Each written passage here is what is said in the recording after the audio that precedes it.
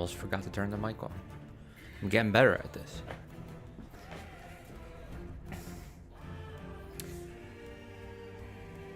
You ever housed 3 bowls of cereal back to back?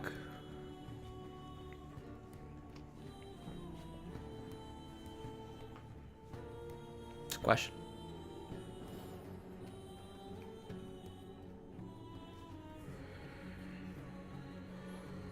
If anyone ever answers that, I will laugh so hard. Anyway. Level 94 now. This is my dude. We don't use a scepter anymore. I thought this was going to be a bone helmet. It's not. This is a skin. But it is a sword. We figured out a bunch. So.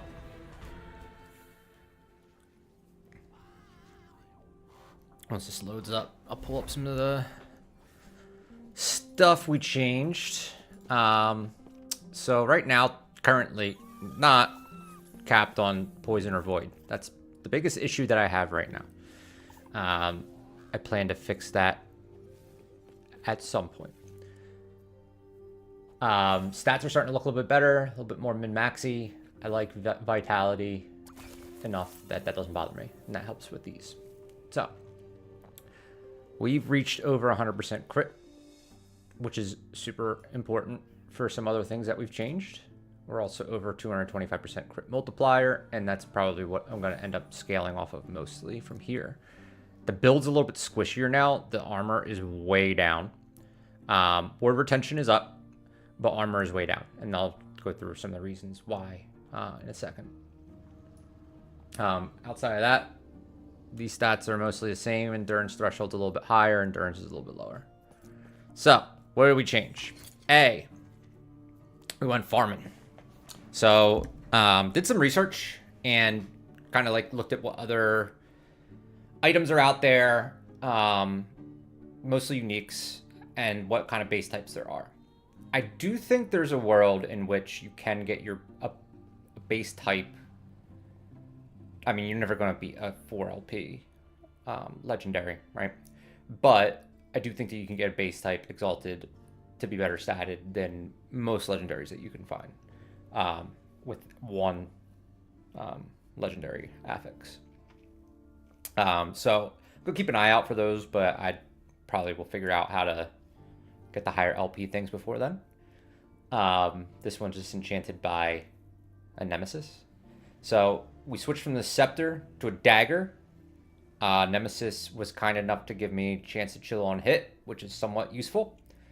Poison, don't really care about. Reason this dagger's nice is because of a few things. A, I love haste. Anything that gives me move speed, I'm all for it. Get through some content a little bit quicker.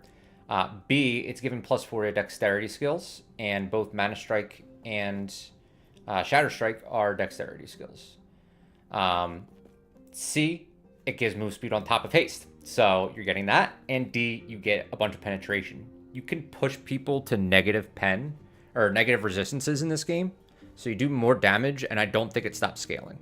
So at a certain point, like one of your best scaling metrics is just to get more and more pen because you're bringing them down to like negative resistances. And I don't think that that has a cap. So that's change number 1. Change number 2 is we farm for this. You get this in the Stolen Lance timeline. And this gives increased melee damage. The fire damage, obviously, don't care about. 20% less damage taken while moving is actually not that bad, especially on top of the haste gain that you get from this. Because you kind of want to be moving a good bit. And I did switch to the Shatterstrike that casts 3 times because I didn't realize that you could cast another Shatterstrike in that. So what this does is you can just Shatterstrike and then you can move. So you do move quite a bit in between attacks. 20% less damage is great. And +2 to cold melee attacks. So that affects both the Shatterstrike, because it's gold, obviously, and it affects Mana Strike because I converted it to gold. So you get 2 extra points on that as well. This is the same sword, same nib. Oh, also Nemesis gave me plus 70 mana, which is sick because that puts me over 300 mana, which your idols get like the double effects over 300 mana. It's a pretty important breakpoint. Outside of that, I got this Siphon of Anguish. It's like a decent roll. I tried to do it in Nemesis. He gave me legendary potential. I haven't really figured out how to take advantage of that yet. I was hoping he'd just give me stats. He did not. But this is a pretty good bring. The Doom on hit's pretty big. The increased movement speed, and obviously the elemental resistances. The leech is kind of like a bonus. Boots are still the same. I need to replace them. Gloves are still the same. I need to replace them. Change the helmet. So don't use the Glacier. Not expecting the Glacier anymore, so that other helmet immediately become less good. This is kind of like, seems like the standard thing to go. In terms of it just gives you dexterity and intelligence, and you're a dexterity and intelligence build. The warp per second's kind of nice. It's pretty, this one's pretty straightforward. And I went back to an old amulet because I can't use the primal amulet while I have this on. So I have to get a new amulet for sure. I also farmed a Strand of Souls, and this gives you a bunch of mana spent gained as ward. Obviously, this is like a super low roll, but it's still basically the best thing I have. The only other competition is probably the Beer Master. But this makes it a little bit feel less scary. You're just not low health, having to press potions quickly all the time. Had this ring for a long time. No changes there. Passives. So actually, let's start with the skills. So before I was running this build where it was like focused on using Shatterstrike to proc other spells. So I would Shatterstrike, it would send out ice spikes. The ice spikes had a chance to proc Glacier. Glacier had a chance to proc vortices. And Frost Claw could be procced through attacks or from retaliation. And that also made ice spirals. And then my helmet was making glaciers as well. So I was spec'd a lot into damage over time stuff. And I wasn't really worried about the damage from Shatterstrike. It was more of an applicator for it. Now, also Surge had Tidal Wave and the Lightning Bolt cold version on it. So I was running that because it was a Blade Conduit build, and you can't cast spells. That all has to be instant. Otherwise, you don't regen mana. Or it has to be cast like indirectly. So you can't use Teleport with that build. You have to use Surge. Now, Surge is actually fine. That build actually, I think there's a place for it. I think it's pretty good for when you just want to clear shit. Where it struggles is bosses. So that build was clearing like off screen. You would just Shatterstrike and it would just, a sea of AoE would proc and things would die and you'd hear tinks from halfway across the map. Sometimes you would run into a tougher enemy. It was a little bit harder to beat. Anything single target, it really struggled with. It was also pretty good with, like, you kind of killed everything while you moved. So you were dodging, making glaciers. That killed a lot of the white mobs. And then if, you know, that wasn't enough, you're probably going to kill them with your Surge when you use that to dash. Problem was, a lot of these AoEs don't stack. So your ice shards don't stack. You can't hit the same target with more than one. Your Frost Claw does the same thing. So really fell off in terms of single target damage. And a lot of this requires that, right? You can clear all you want, but you're going to fight a Nemesis. You're going to fight a Rift Beast. You're going to fight a Mage. You're going to fight a boss, something, right? So that changed things. So I looked at some of what other people were doing, see what they were getting at, and I kind of did my own spin on it. So we'll start with Shatterstrike because that's the obvious part. We moved from being on this side of the tree, and this is kind of like what I would call the support Shatterstrike side of the tree, to this side of the tree. And this is what I would call the damage side. So one thing I would say is my biggest takeaway is whiteout is absolutely mandatory on Shatterstrike, no matter what you're doing. I thought it was going to take the mana, the increased mana of it, and make you pay that on all 3 casts of it. It only takes 1, and increases the mana of that 1 by 160%, and then you recast it twice, and you can move during that. Or you can cast another Shatterstrike. So you can theoretically hit them with 3 Shatterstrikes at a time. So this is basically mandatory. I don't see a reason why you would ever run this build or Shatterstrike without this. Other than, like, even if you aren't making use of these or you don't think these are good, it doesn't matter.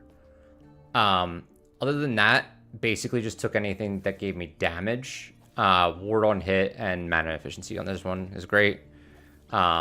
This is pretty standard from what I could see. So DPS on this now is sitting around 100,000 depending on what weapon I swap in or out. And keep in mind, this isn't taking into account freeze rate multipliers and things like that, because I do more damage with those things on. And I also do like frostbite, all this other stuff. You'll see when I kill some bosses. Second thing is enchant weapon. This is actually fucking huge, what I learned on this one. I noticed I would be bleeding from my bloody nib, which is really important because you need to be bleeding for the penetration to go up. But then I couldn't keep it high.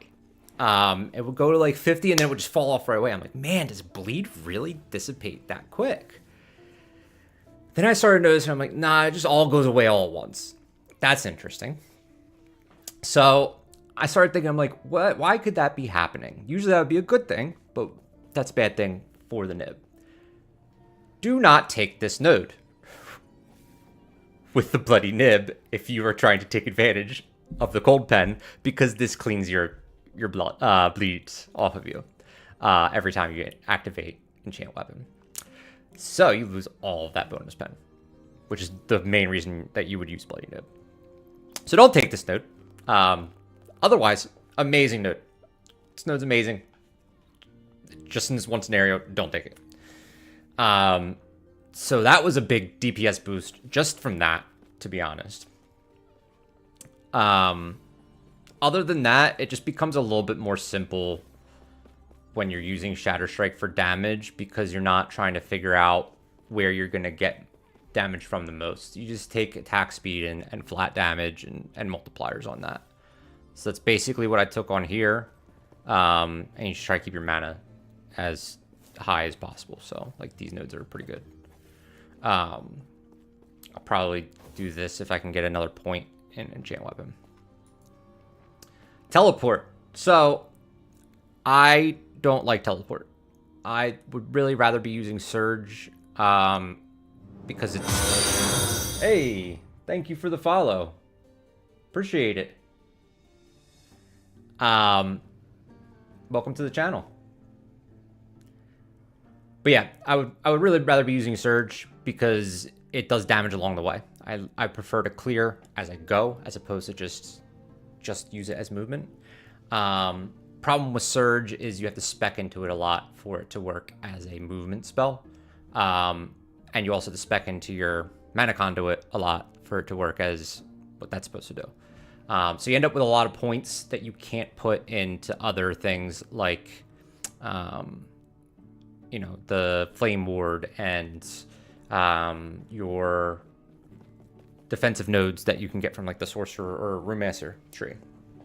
So not a fan of teleport, but it's just, it stops scaling with once you get a certain number of points into it, and like a lot of it just feels pointless, but it just is useful without a lot of points into it, which is why it's good, because you can use it no matter what. So this is, I imagine, as basic of a teleport tree as you can find. Probably the best part of it is you can't be stunned if you've cast teleport recently.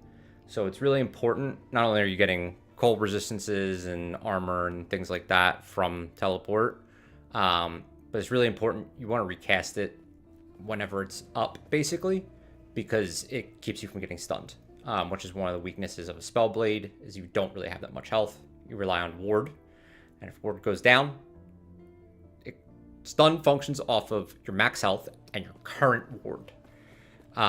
So max health is always good, but you just don't have a lot of it. So if you get a big hit, you're probably getting stunned if you don't have something like this. So this is just basic utility. This was probably the biggest change, and probably the main reason that I went for a build switch is because of Flame Ward. So I had Flame Ward on my bar, but I didn't spec into it in terms of specialization because I had Glacier and Frost Claw on, like, they're being procced. But Flame Ward was just the only other thing that made sense. It was a defensive layer. It was fine. It's really important to spec into this. You get a lot of value from some of these nodes, especially the dual ages. You get an extra charge, which means that you can kind of use Flame Ward proactively to just keep yourself from getting popped. And then if you start getting low, you can be like, oh shit, and you have a no shit button. So you always just kind of keep one up. And this makes give you more ward and duration longer. It also, this is probably the best node on the tree, is you take less damage from hits while Flame Ward is active. These two are probably the best ones, other than dual ages. Outside of that, you just convert it to cold, because might as well. Does help in some things. I went for Frost Guard for more armor, but you could go Infusion if you wanted more damage. Mana Strike. I really didn't want to use Mana Strike. Specialization, specifically. This thing doesn't scale hardly at all. It's not sexy. You don't do much damage with it, even if you upgrade it. But you get a ton more mana when you have it upgraded. You kind of have to do it. If I wasn't over 100% critical strike, it wouldn't be as good. But with nodes like critical mana, you basically just mana strike them twice and you're like full mana. So it's important to spec into it and take advantage of it if you're having mana issues. If you find that you're using mana strike, you might as well be spec'd into it. Is basically what I've found. The thing that I did that I didn't see really anyone else doing on this tree was this. So Arcanist Blade and Frigid Grasp, I don't think they're great, but they're kind of like a why not, because on your armor you have +2 to melee cold skills and fire. Mana Strike at base is lightning, so it doesn't take advantage of that. This node converts it to cold. It also increases your DPS by like 5% on this skill, which is like 1,000 or so, because you're moving from lightning to cold. You get all your multipliers, but that's not, I mean, that's fine. You get 6 more mana every time you use it. The real reason this is nice is because you get +2 cold skill as soon as you spec this. So you put this in, you get 2 more points to put in, and it only costs 3 to go there. So it's like 1 point for 5% damage boost, cold conversion, frostbite chance, freeze rate, and 6 mana more from your orbs. It seems worth it to me, because otherwise you're just making the area of effect of the weapon bigger, and that's it. So those are the big changes I made there. By the way, feel free to ask questions if you have any in the chat. I'm still learning myself, so. Last thing I did was I did the skill trees, because I actually did my skills first, and then I was like, well, now a lot of stuff I did doesn't make sense. So we'll actually come back to the mage one later, because that part is more just like dumping points at the end. This is pretty standard from what I've seen of other people playing Shatterstrike, and I'll point out the things that I've done differently, and also like some of the basics. So this I was already spec'd into. A lot of this stuff is pretty self-explanatory, I would say. It's kind of like there's nothing else. If you're going Spellblade, like, and you're using Shatterstrike, this doesn't do anything for you. This doesn't really do anything for you. Just pick the things that work. So I came out of these trees, these nodes in the bottom. I also played around with going Blade Weaver.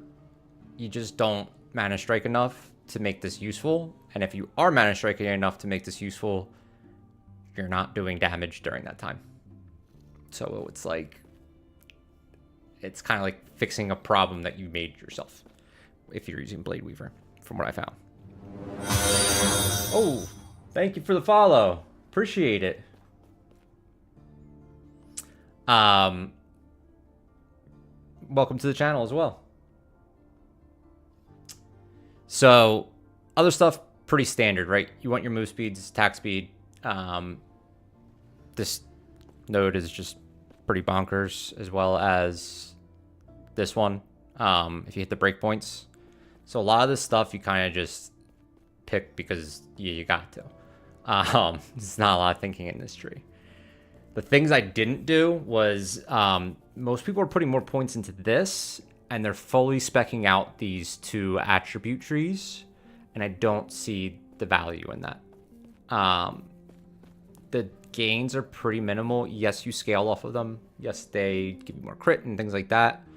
But I was like, I don't see how you can't find a better place to put 5 points, because that's what they're doing. 3 in here and 2 in here. Initially played around with the thought of doing Frost Claw chance on hit for some AoE clear. But this build already has some mana issues. So instead, this was the first thing I did.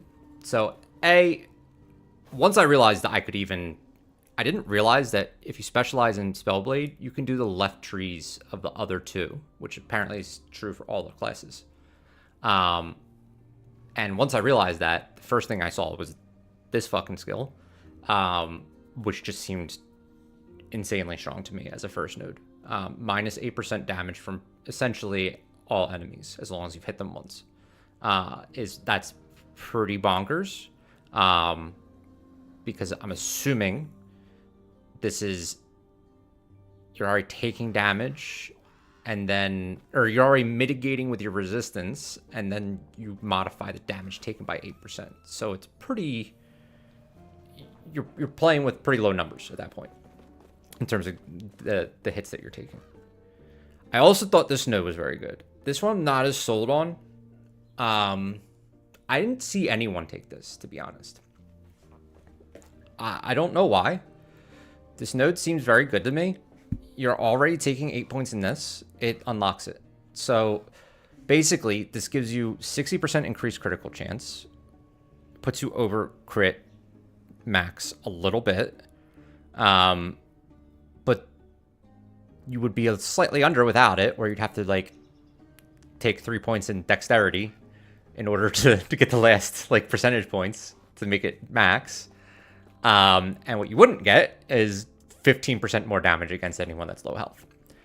But you already do more damage against high health enemies with Shatterstrike from one of the nodes. So now you're just doing more damage all the time. I don't see why people aren't taking this node. I'm sure there are like Rune Masters that take it, but I didn't see any Shatterstrikes that take it. And pretty much all of them take this. So maybe I'll find out that this isn't good, but we'll see. It seems pretty fucking good to me since I've used it. Last thing was I just put 5 points in Mana Shell. Or the second last thing. 5 points in Mana Shell just to hit that break point. Mana's nice. I don't know. Word per second. I didn't really have better places to put these points. And I'm going to max this out when I get to 95. Because word retention helps you keep it higher. This is basically, I mean, most of this is self-explanatory. You're going to level this first you just want the intelligence. The resistances are phenomenal for what this is. You have to put points in here anyway. Might as well get resistances, health, and mana. Just get your basics on with this. I've played around with possibly doing more here, but this also helps this, because if you get ward from this keeps it longer if you're not, you know, getting hit or anything like that to begin with. And then you might as well get the increased cooldown recovery and some attack speed. So yeah, that's the changes that I made. And with that, I've been able to push to 200 plus corruption. So now 5 harbingers down, and basically the same equipment, really not a lot more time investment or anything like that. So it seems pretty strong, and I'm not even capped on resistances. So once I fix these 2 items and I get an Omnis, which is what I want for the amulet, my resistances should be good. I also want to get that red something ring that you get from the Shades of Orbis instead of this ring, because that will fix the rest of the resistances and reduce damage taken even further. From there, it's just about getting higher spec things and putting more legendaries on, from what I can tell. So all that being said, let's run some maps so you guys can see how this works now. Which one was I running? I think I was running... Well, these should be 224. Oh, it's this one. I was 1 corruption away from being able to do the Harbinger on this one. I'm pissed.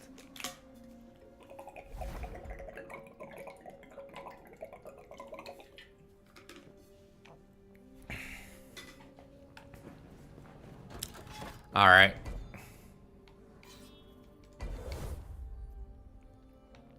So pretty much kept my Weaver tree the same, although there's changes I want to make there. I just don't feel like doing it right now. Basically what we can do here is we're going to get our corruption up. So we have to start moving outside the tree a little bit here. So we'll just clear through some of these chains. Should be pretty fast.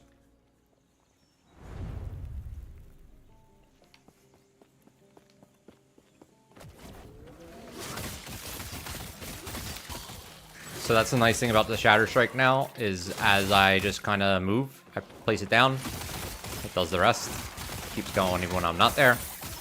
Downside is I'm not, like, none of this I would even be seeing how I was running it before, because my surge would be setting a tidal wave, killing most of it.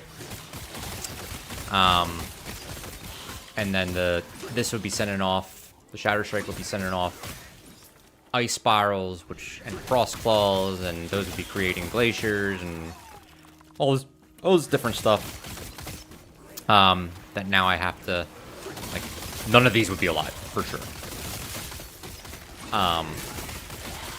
But the advantage is that when I fight something tough, like this champion, it just explodes. Which that would have taken me probably 8 to 10 seconds more. So you lose a little bit of clear, but to be honest, once you're at this point, you don't really give a shit about clearing all those little mobs. You kind of just want to get that objective done and go fight a boss. So you get more experience the higher your corruption is. You get more rarity. Really what you want to do is you don't want to kill everything and do all the shit. You want to push your corruption as much as you possibly can to get the stats all up, and then you just want to try to clear it. And if you can't, that's when you farm. That's when you go, okay, how can I improve my build? What do I need to do for that? Do I need levels? Should I do some arenas for levels? Do I need to change my items, my passives? Then you make the changes. But I don't recommend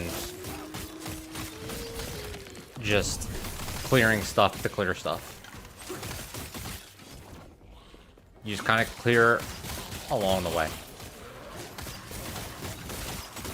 At least that's how I'm playing it. Now, you can see that there are some mana issues here. So, like, I'll go low on mana. I'll just miss to... Oh, I can't miss. I'll miss to demonstrate it. So I'm low mana, but... I mean, that's how fast you get it up with Mana Strike. So...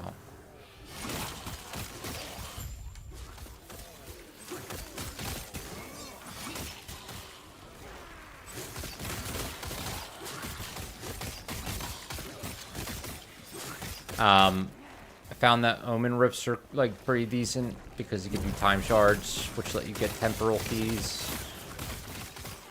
Then you can just complete timelines stability with that. I took all the timeline stability nodes that I could find. Because that's one of the things stopping you from clearing shit.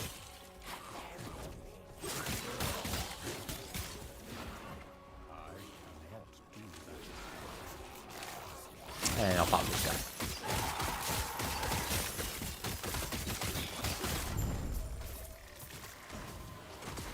That's it. Then you book it. Probably should have picked up those items, but I didn't know they were dropping.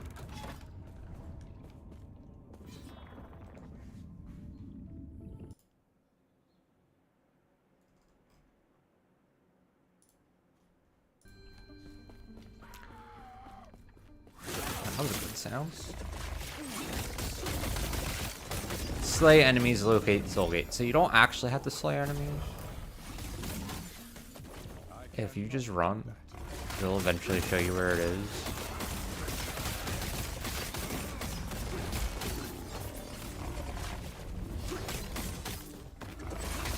But you might as well slay enemies if you're gonna be running through enemies.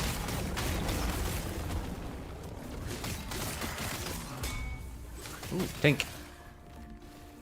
That's from, I did change my item filter quite a bit. So that is a weapon, that sound means that that weapon is a good base type for crafting for me. I have that for belt, the amulets, all the item types. And I also went through and selected all the like uniques that I would be interested in and gave them a sound best I could.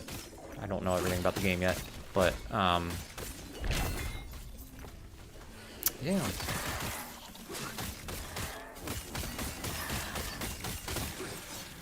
But that's what that is.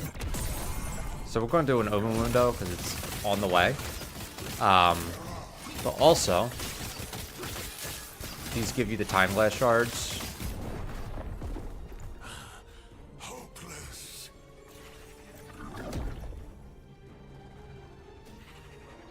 That's the highest number I've seen on this screen. That was a true one shot. Holy fuck. Bro, that did... That means I had like 3,200 ward. Because it did 9,412 damage. And the overkill was only 4,484. So I was like max health, 3,200 ward. 3,300 ward. And just got fucking popped.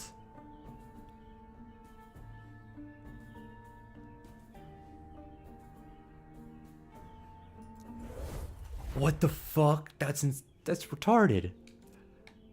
I need to get this up higher, clearly. I used to have an amulet that made poison, necrotic, and void use my physical resistances. Which is why these are lower, and I haven't fixed them yet. I was still debating whether I was going to use that amulet or not. I'm pretty sure this build's better. But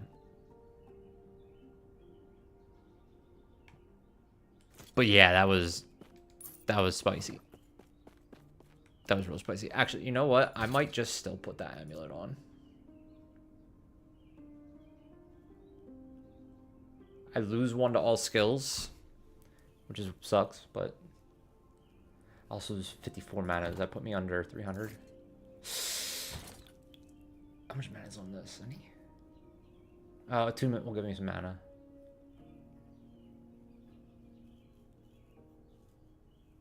Yeah.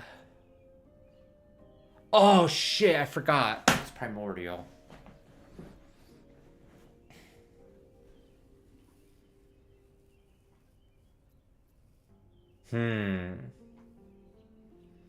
How do we fix this issue? Because I need void resistance and I need poison resistance. The best candidate would be this.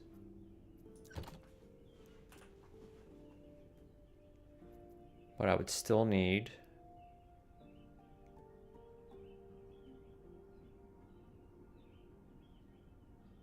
8% of that physical resistance.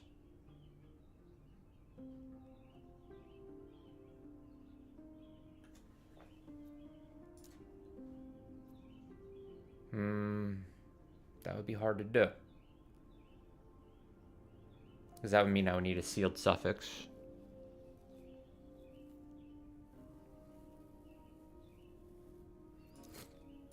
I have an idea. Well, actually, this amulet is fairly useless other than the plus skills and the mana. So it'd be easier.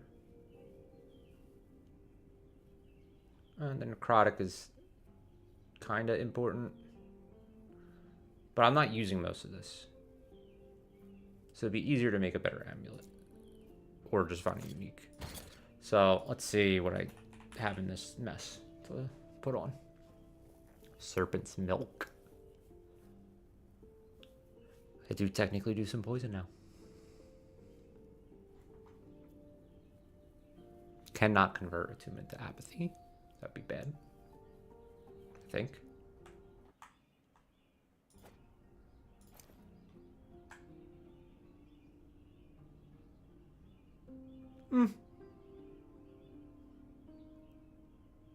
Oh, we directly use a skill, including...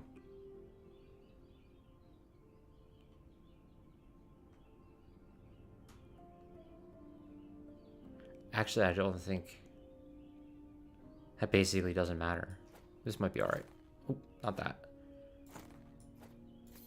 That might actually be okay. Because I have leech. We cannot do madness, though.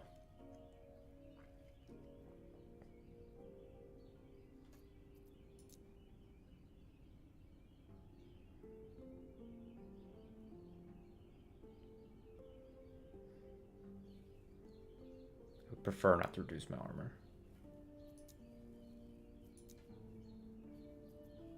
I mean, we could just do one of these bullshit things, but then we don't get necrotic resistance.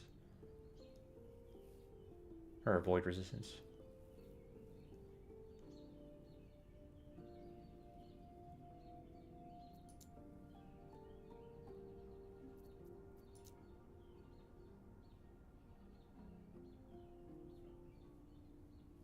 It's actually could be pretty good.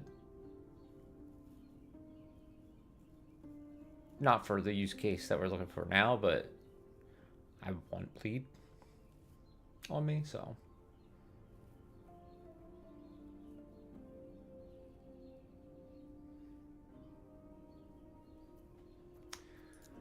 All right, so we don't have any amulets that are good for this. What about this one? Oh, while we're here.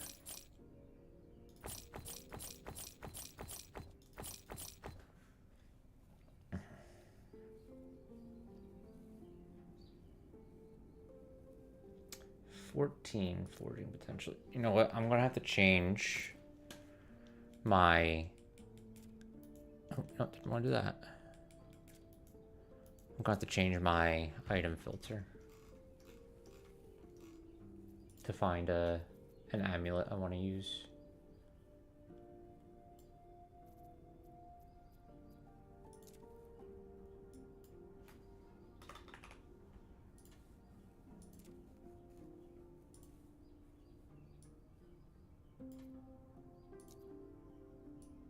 The loot filters in this game are fucking amazing. So we're clicking on Bone Amulet because I don't think they all do madness. If they do, I can't use it, but necrotic and physical. And then we would just need void on the suffix. Void and poison. It's technically probably the best one, actually.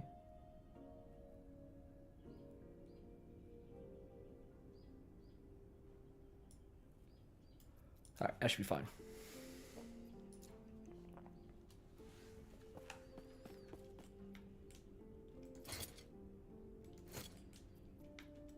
Okay, well, is this one better now?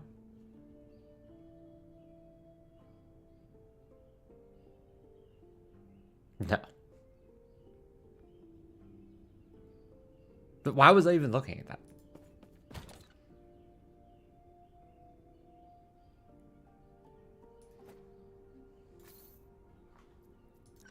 What the hell? What was wrong with me?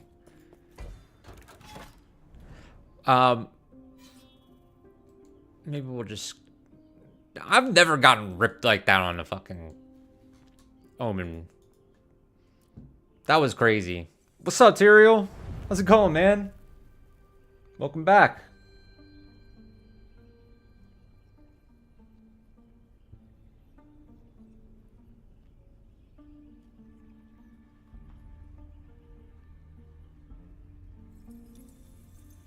Were you here to see me get one shot with a 10,000 damage crit from the Omen? No? Too many people in Berserk. Can you just play your main hero, bro? Really? They're hard.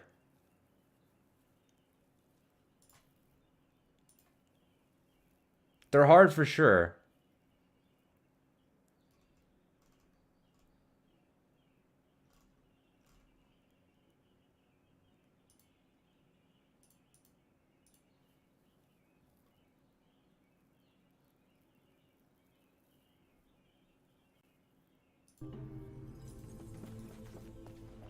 What's you,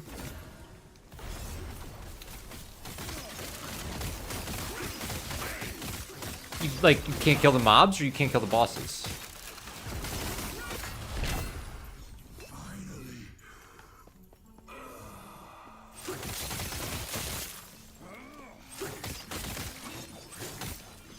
Because my problem was I couldn't kill bosses for a while, which you know very well.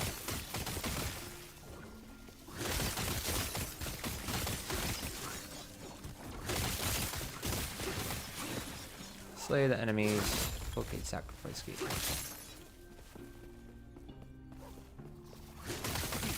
Oh, your resistance is capped?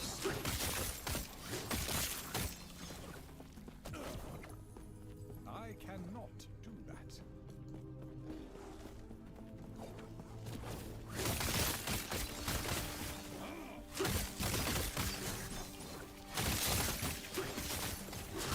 I'll be honest, there are some times... Okay. Dude, craft your shit. You gotta have some, like... You gotta have some items that you can just pick up and, like... Just look for something that has open suffixes that you can craft. It's better to have kind of shitty gear with fixed resistances and just take a while to kill stuff than it is to have a lot of damage and not have your resistance. Why is he running?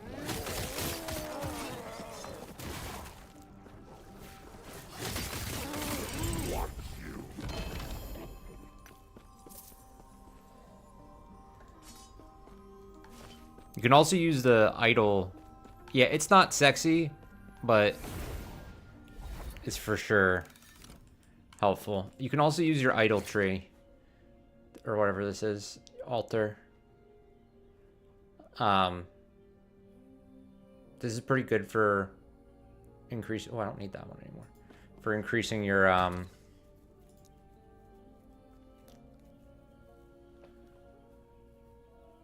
survivability in general. Ooh.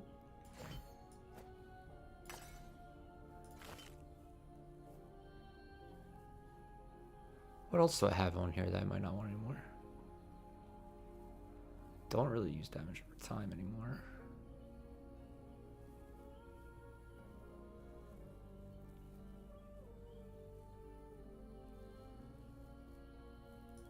Not really casting spells.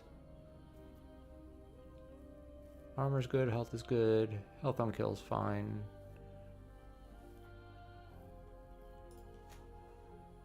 Do I have any that give me void resistance?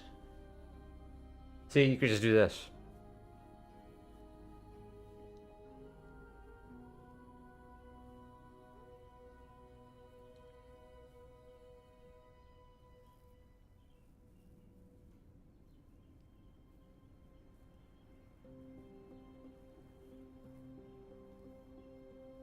So either this one or this one.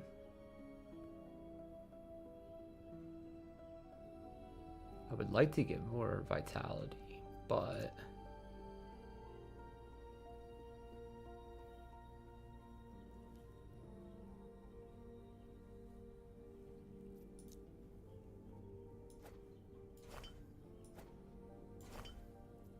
I think this one will be better if I can upgrade it at a Weaver altar. But also I gotta see. Okay, so I have 16. It's actually poison is worse than my void. So vitality is important.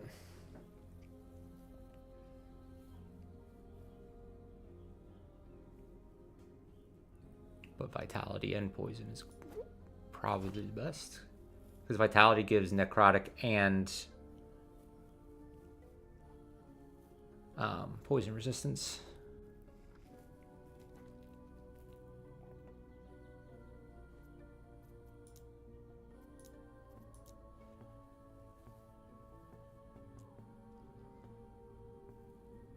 So this would be 4 poison and 15 void. This would be 10 poison, 10 void, 16 poison. I think this one's the best.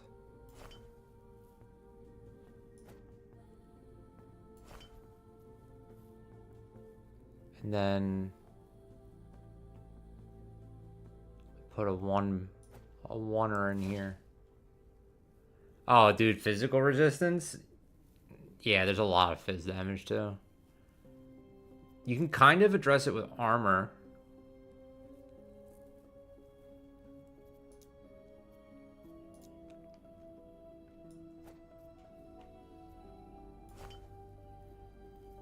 All right, let's see what we're looking at now.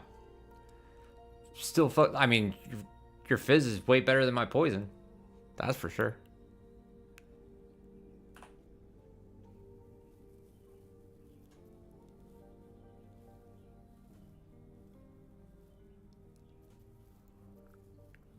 I didn't do amulet bad. Because, man, no one looks at their resistances. Not until you die, and then you're like, I need an excuse for why I died.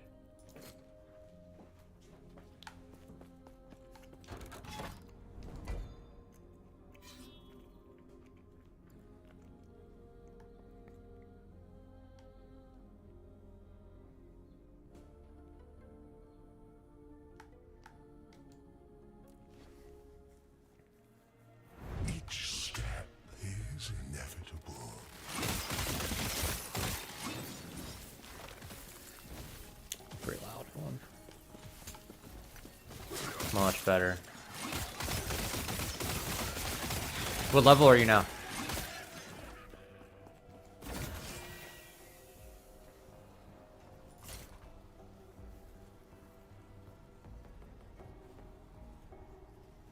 What's this?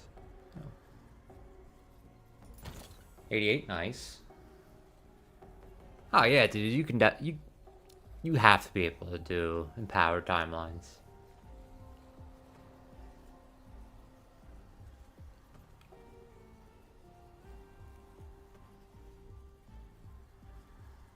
Is there like a way I could look at your build or something? I don't know if there's a POB or something.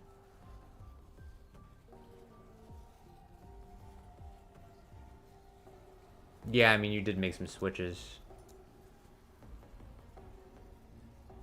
I mean, I'm still not at the point where I can get some of the items that you were, like, your build required before. I got these. I have 3 of these. If I could trade them to you, I would.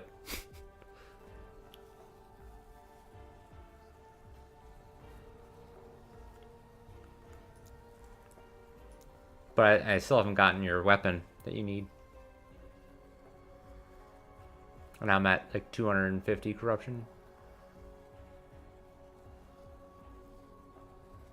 Okay.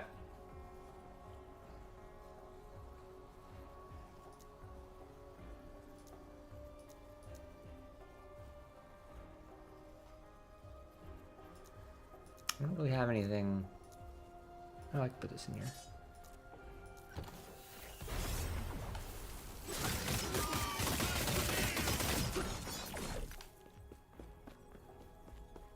See, I went the opposite way. I was hella tanky, but just didn't do any damage.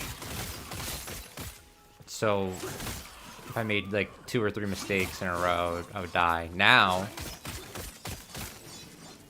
damage is high. I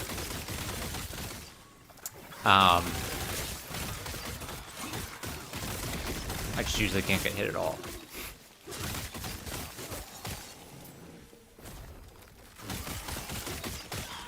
I mean, I can get hit. It's not that bad.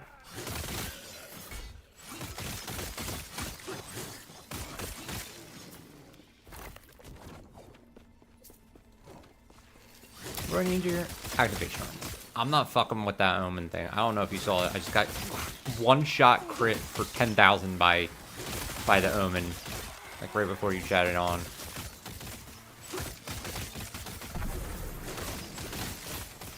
I was full health with 3,500 ward, and he killed me. Yeah, it was right before you got on. Because it said the hit did 9,400 damage, and I had... Oh, and the overkill was 4,000. So... Alright, there's...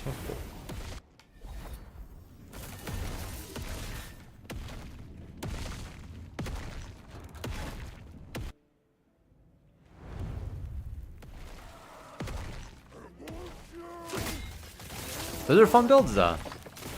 Blood Mage type shit. Oh, yeah. You probably would like Chaos Inoculation and Path of Exile. 170 life, Jesus Christ, man. That's like sketchy in this game, though, because you don't start with max ward, really. That shit's going up and down constantly. Why is this doing so much damage?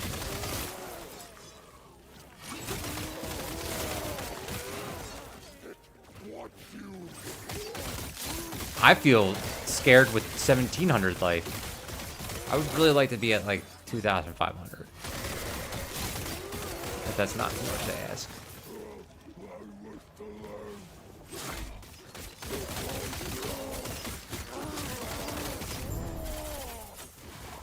Dagger. Kind of dagger.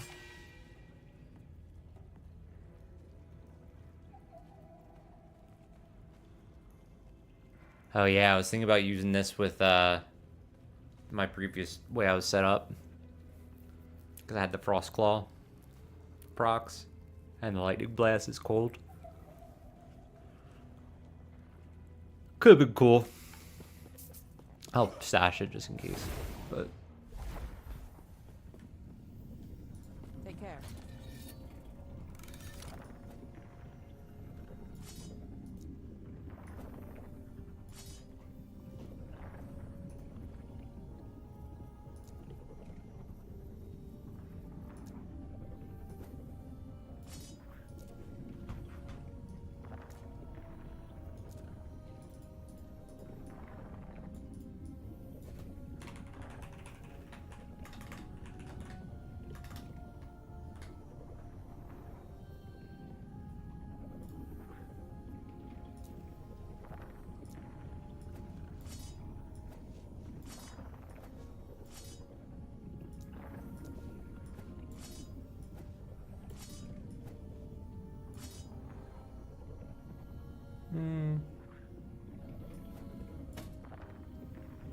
I also made my loot filter like way more aggressive now.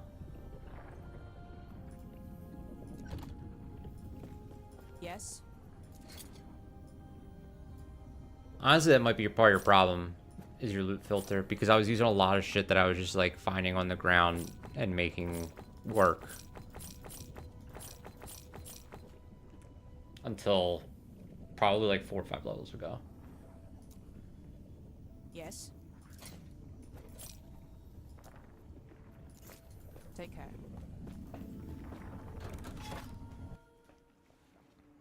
The reflection stars.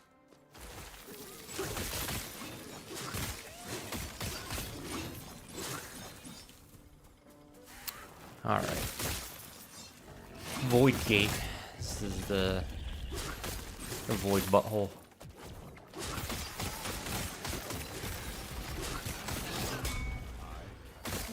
Think, kinda.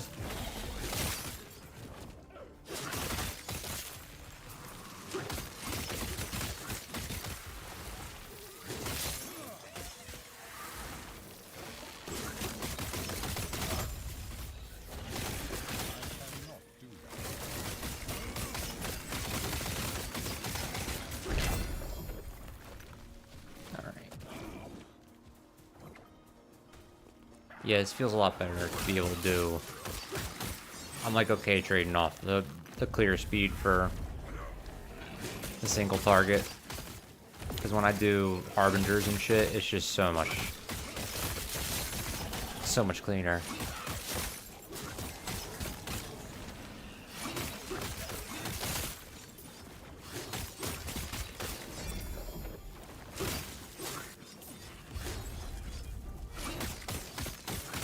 How are you avoiding stuns if you only have 170 health?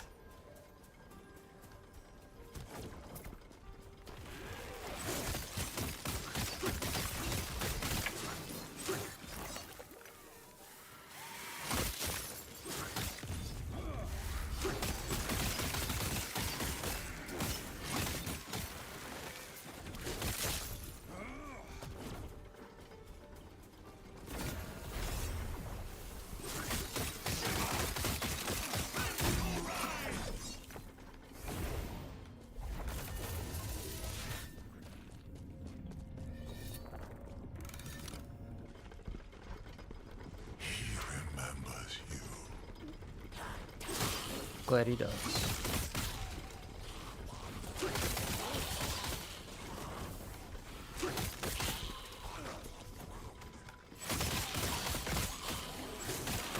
It'd be hard for him not to have been playing this game way too fucking much. Play enemies to like coon item drops.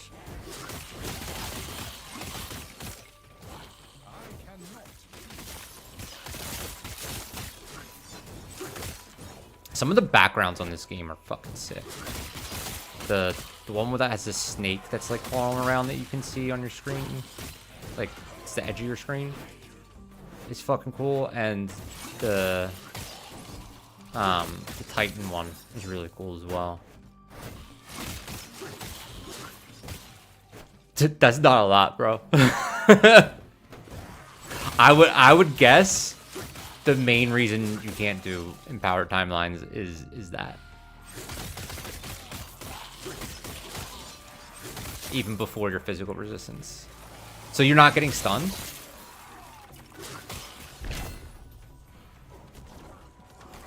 Really? Okay.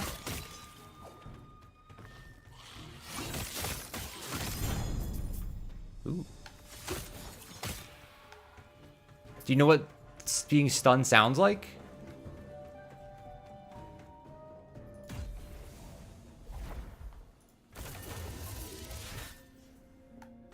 Because it's not a visual effect you can see, really.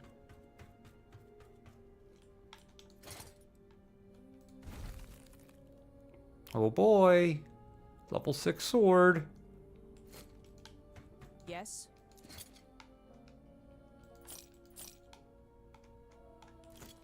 Take care.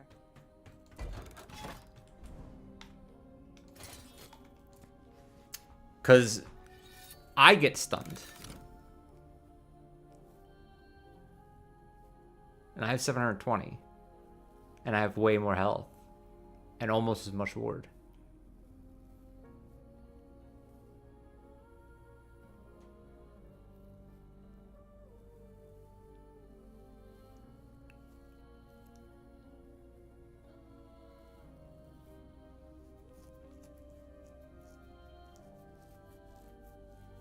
Because the problem with relying on ward is ward's really good. But it only blocks the current ward against... Okay. Yeah, you might have something that says you can't be stunned.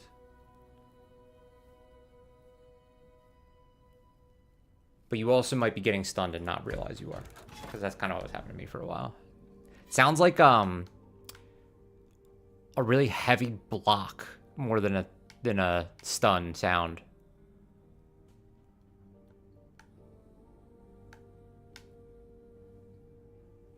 Let's do this.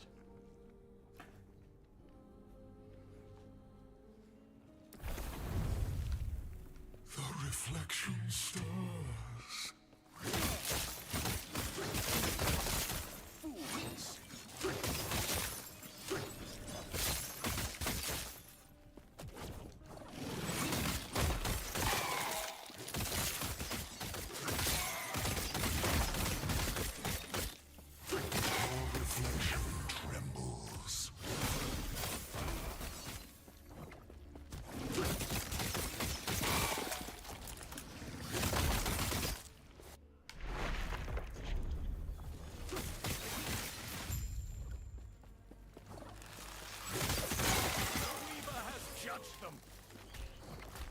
I wish these guys that came along with you would come along, but not talk. If they had good voice lines, I'd be down with it.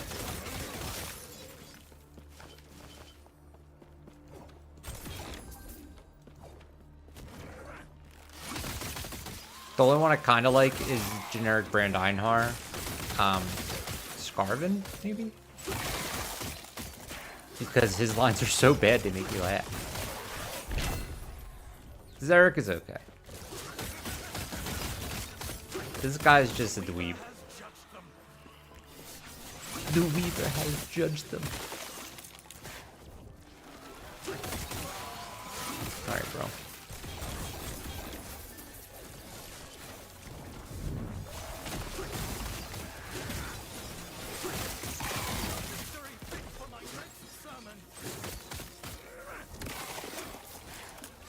Well, if you're not able to do the empowered maps, yeah, that might be why you didn't notice before, but if you're dying, that means you're also getting hit. I can't imagine it's not stunning you.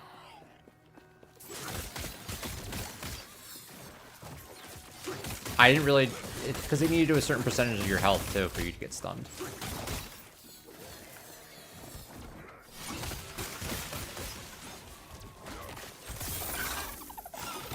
So I didn't really get stunned until much later. And it took a while until I figured out that it was even a stun that was happening.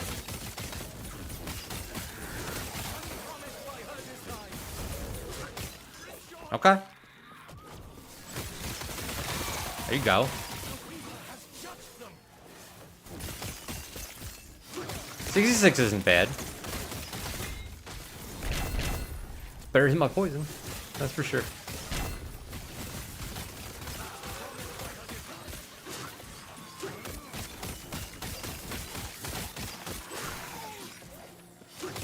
I think that amulet that I was using with the armor and that type of shit, I think that is still an insanely good item. I just don't think it's good for Spellblade. I think you need, like, if I was a warrior or whatever that class is, that could stack armor pretty easily and other things like that, I have a feeling that would be an insanely good item.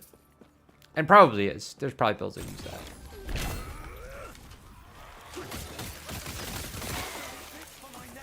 Unless they don't, because it's not...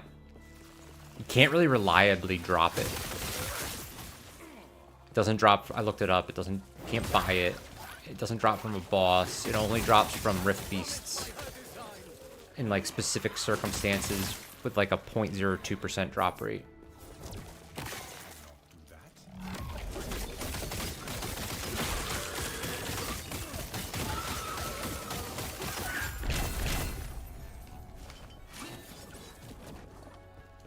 cannot do that. I must return. My sermons are waiting. Okay, buddy. You do that.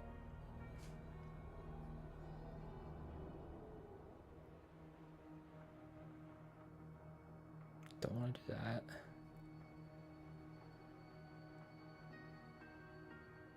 Is this at 300 corruption? No.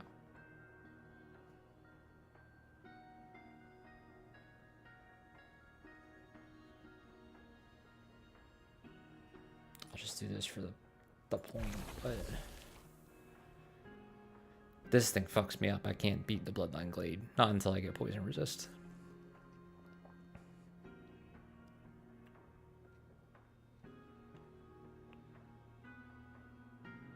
The Sacrificial Altar.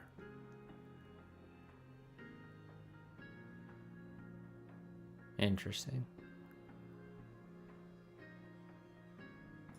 I don't really want to do that, but I want the point, so.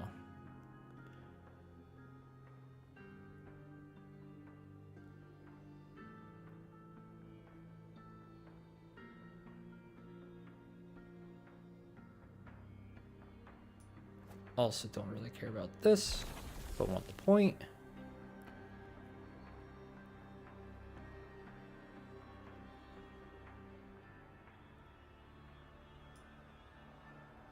Same with that.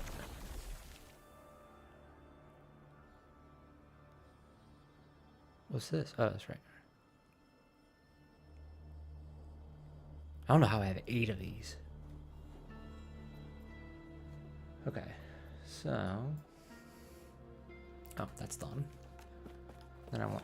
Oh shit, I thought he was an enemy. Let's see what we get with this. What? Oh.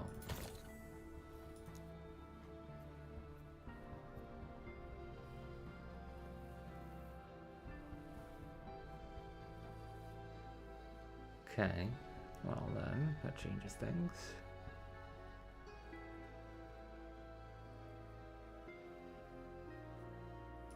Never gonna use that.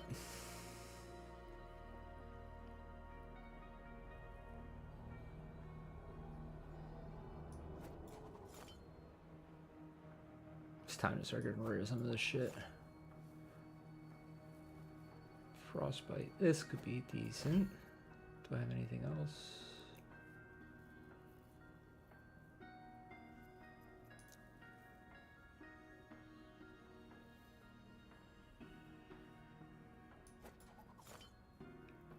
Never gonna use it.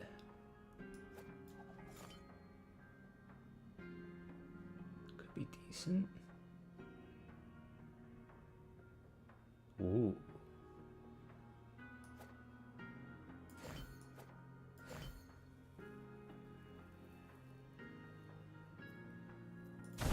What we get? That could actually be bad.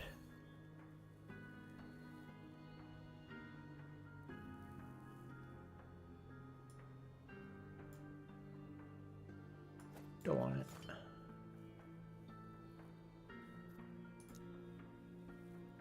Okay, see, now I want more of these things. Not even use it on any of the ones I have, but that kind of changed my build. This could be pretty good though. I should probably put that on.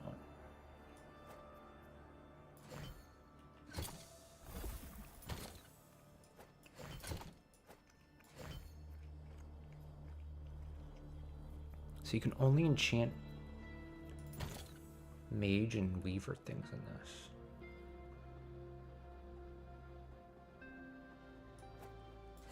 Let's see what we get.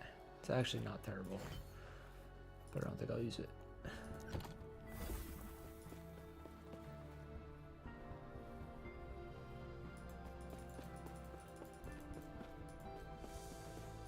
All right. Oh shit. Jesus Christ. As soon as I got out. Oh, does he stay with me now? Even after the Weaver thing. That's nice. I wish she would shut up.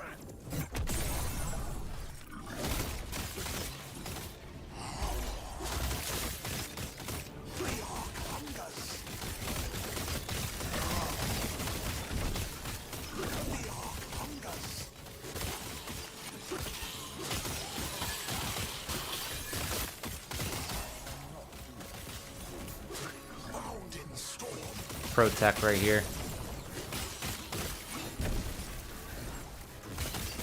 Die the Omen. Just don't fight the Omen anymore in the Omen windows.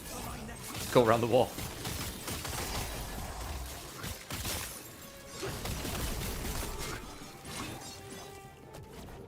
Now I'll fight him. Hey. What am I taking damage from? Poison, go figure. Ooh.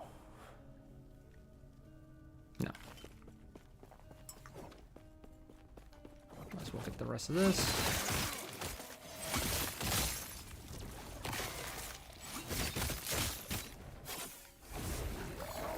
And we outie.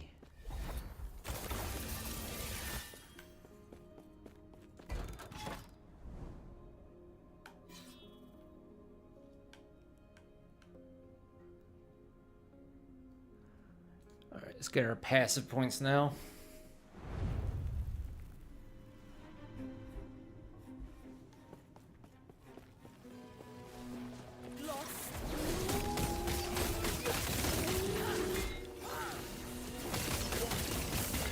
Hey, these guys are ripping.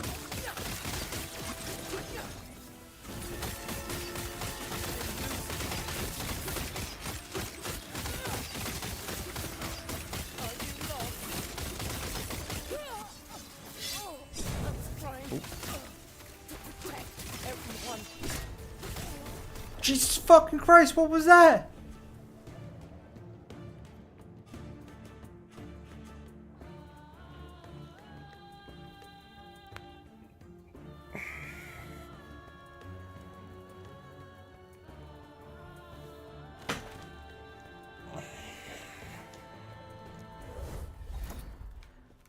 I'm overcapped on lightning.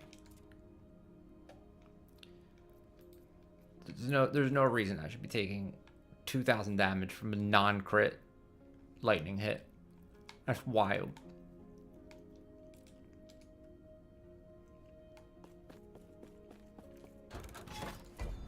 Let's try it again.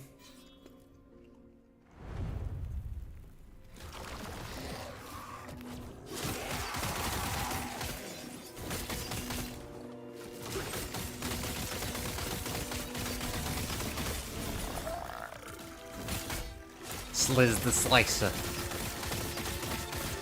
from New Jersey.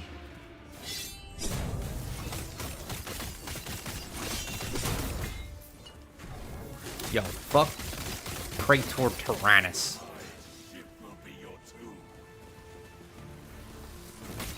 He does way too much damage for no reason.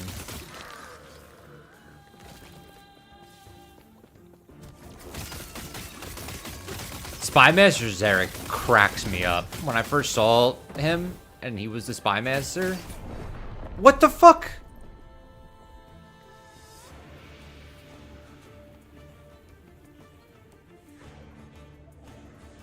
$4,000 damage. One hit. Not a crit. This one makes a little bit of sense because I'm not capped on Void, but still. Anyway, Spymaster Zarek cracked me up that he was a spy. Like, how is he a spy master? He looks like an uncircumcised penis worm.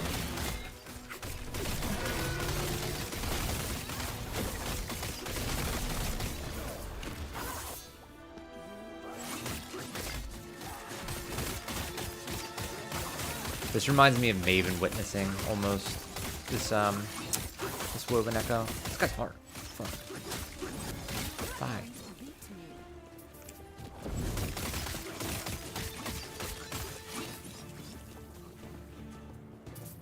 This guy. This uncircumcised penis. He pops his head out. Can't damage him when it's in. Dude! Two hits. I was stunned by the first, and the second did 2,500 damage.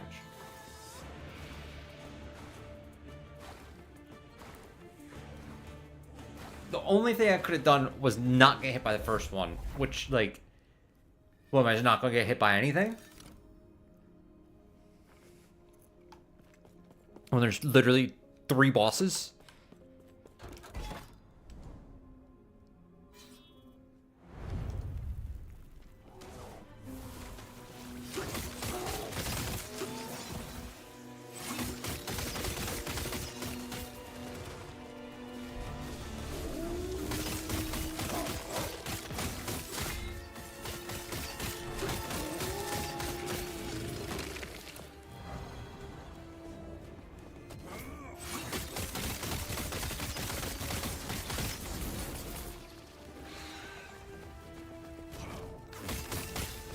Okay, this guy hurts, I know that.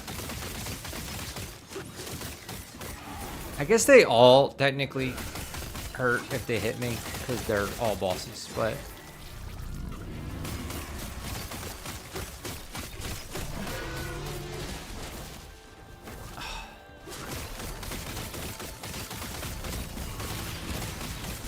Oh god, no, don't kill me.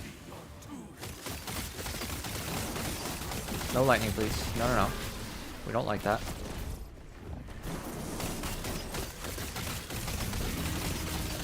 I don't like that he heals either.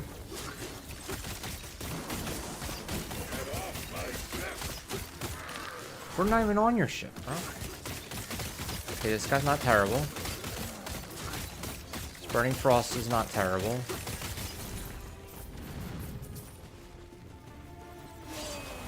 I don't even know what boss this is I'm fighting. Ashman. Okay, so Ashman one-shots me.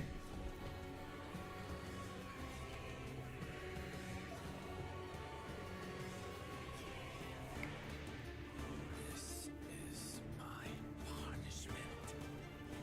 This shall be yours as well. What am I supposed to do about that?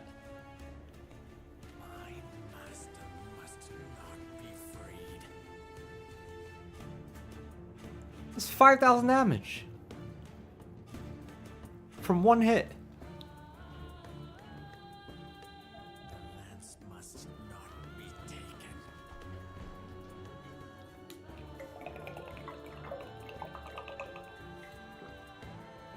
That was a big ass AoE. That was the last boss too. See, slay all 7 bosses and their champions. A new champion spawns each time you defeat a boss. Okay, and I was at 9 out of 10. God damn it. But,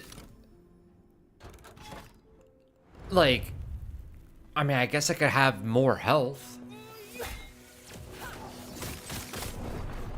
Now I'm tilted, so I just died immediately on that one. That was my fault.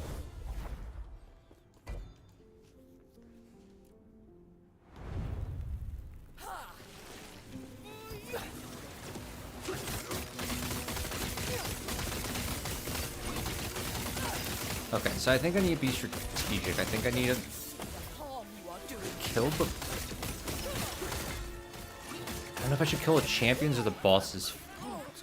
Probably the champions first.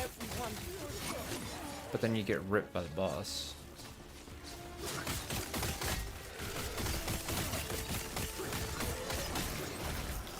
Okay, so this is the champion. Okay, I think I'm getting it. Now I only have 1 on the screen. Boss.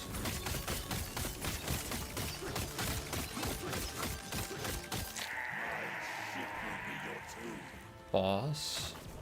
Champion. Okay.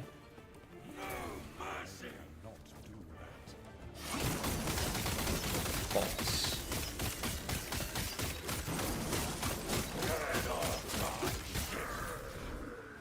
Champion.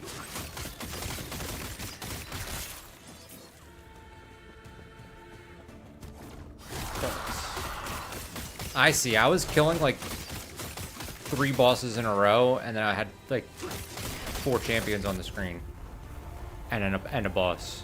You get to kill a champion, then the boss. Or you should.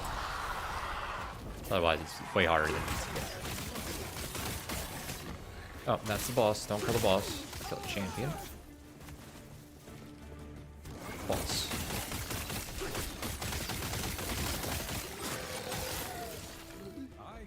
Champion.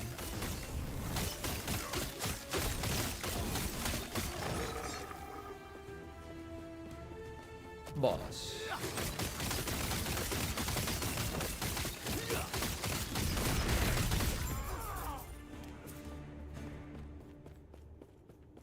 Hey, I did it. Okay. That felt way easier once I used my brain. Good to know. Use your brain. Hardcore strat.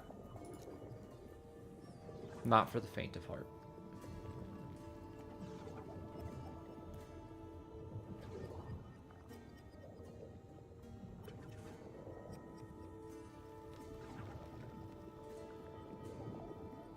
Interesting. Okay. So what if I did...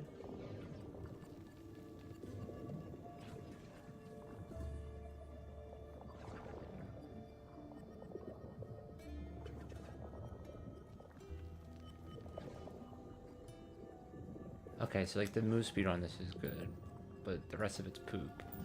So, and I don't care about leech. What if...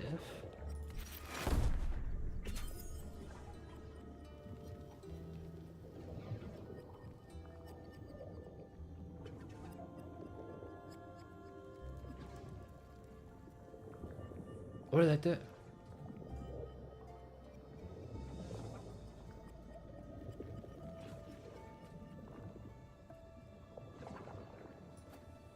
It seems pointless.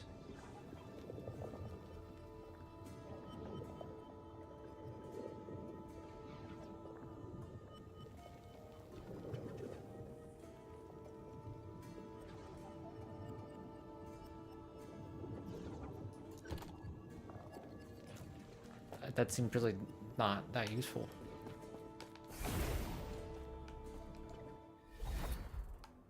Unless you guys sit there with like 40 uniques and re-roll them. I guess it's like your Rune of Refinement, but for uniques, but...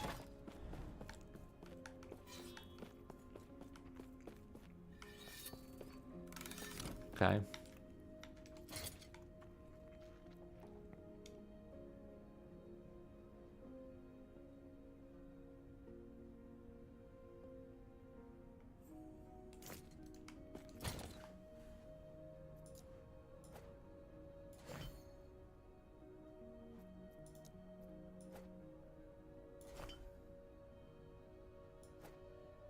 Oops, don't want to do that.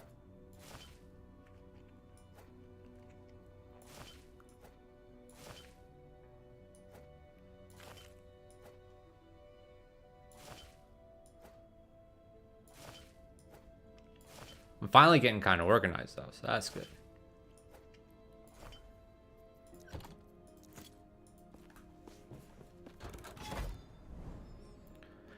Okay, that was a Weaver point. Let's put our Weaver point in.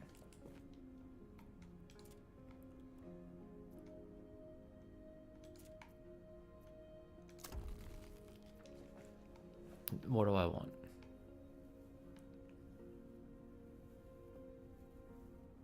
I don't care about most of this, to be honest. I don't feel like figuring out the item slots yet. I can't take any. I'm still increasing corruption, so I can't take that one.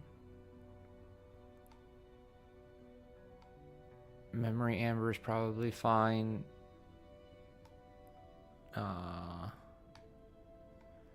Yeah, I'm pretty much boxed in, unless I just want to take more of this, which I think I do. Should be fine.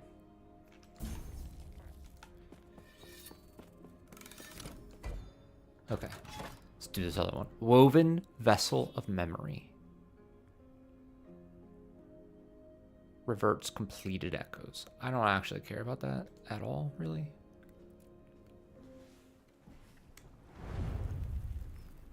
I just want the point.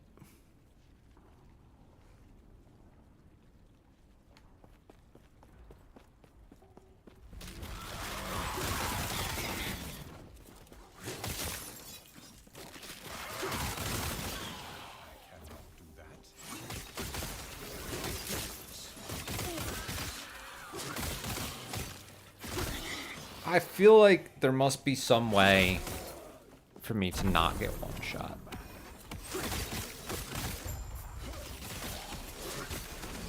But in order to do that, it seems like I need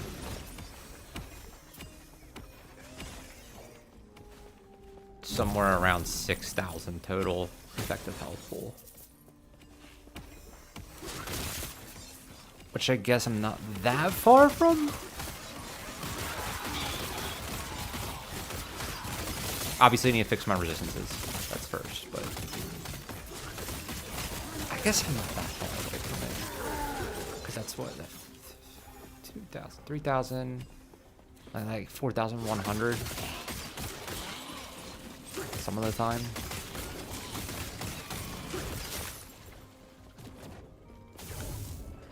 Ward feels a lot stronger early game than late.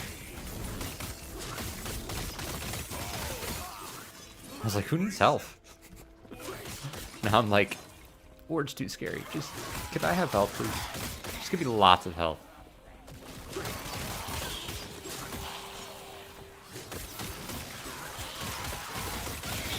In fact, I think I would trade all of my Ward for health if I had the option.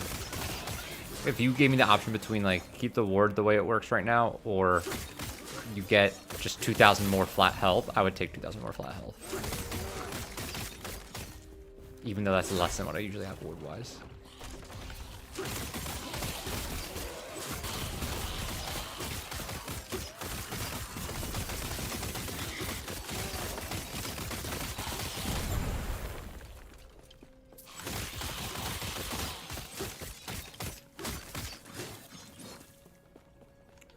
Travel onward. Yes, sir. Okay, we got another point. Let's put that in. Let's cap this one. Damn, I have 16 more points in this tree to get. I don't even know what I want.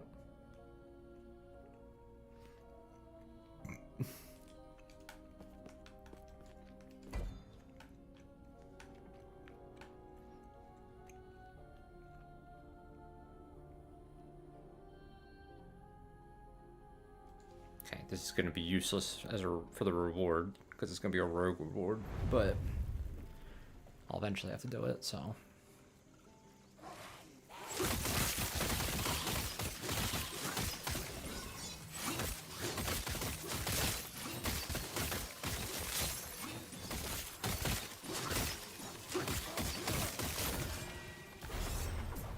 Yeah, man, give me my item back. Had it long enough. Thank you.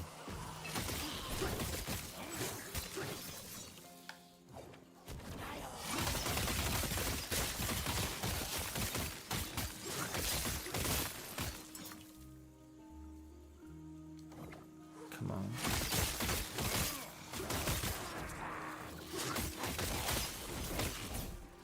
Where's, oh, there they are.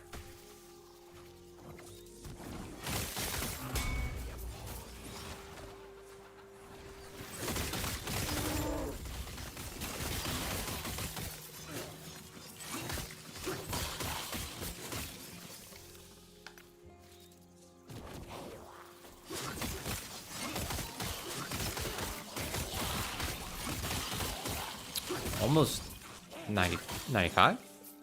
Either 95 or 96.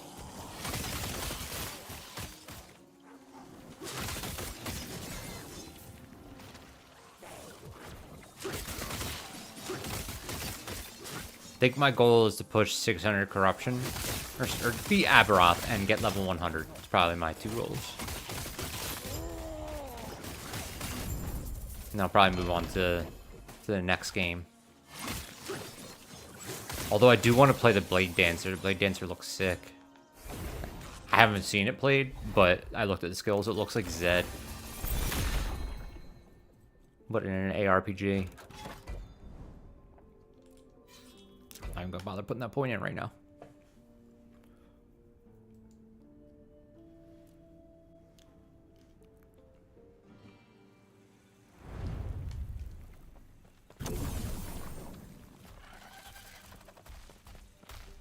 Have you been able to do, now your Fizz resistance is up, are you able to do an empowered timeline, or?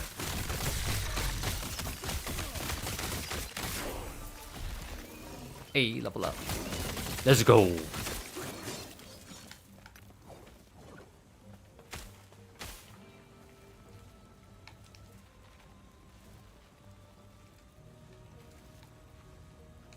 What was I putting points in? Oh. Ward retention. Not the sexiest passive point this bad, but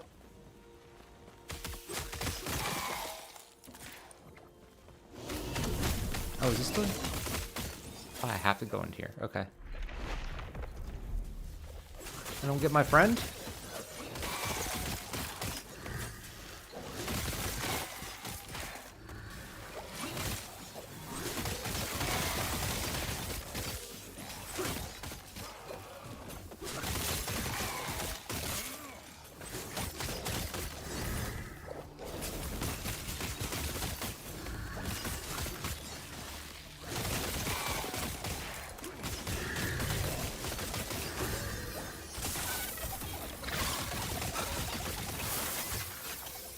Okay, so that gives you all the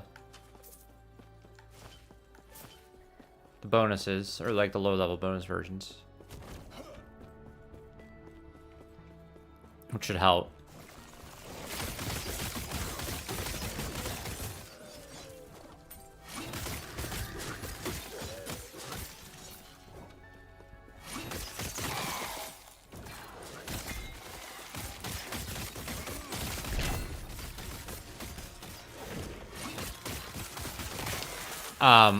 Now that I've gone through them, one thing I can say, if you're like, if you wanted to, I don't necessarily, I wouldn't do this, but if you want, you can look up, like what bonuses all the bosses give, and choose the ones, and choose the ones that, give actual like combat bonuses, so like health, armor, shit like that, and just go beat them, because that'll make you stronger. Because I mean, especially for you, like 50 health is a lot. Armor, you get like 30% more armor or something. You can get like 70% increased crit strike chance. So that type of stuff can like level you up pretty good. You can also get like resistances, and they're pretty strong.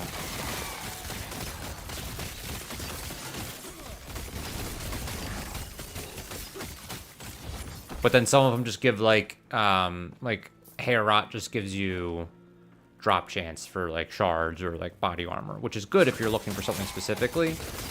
Like I was looking for his body armor, so I just took the increased body armor chance, and then farmed him. But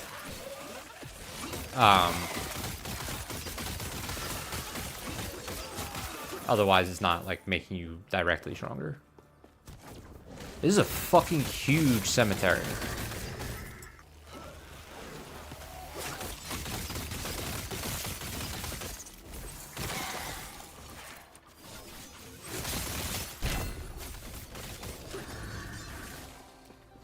Holy crap. Is there? I think I might have seen that one. It's like lower rolled though. Yeah, that could help.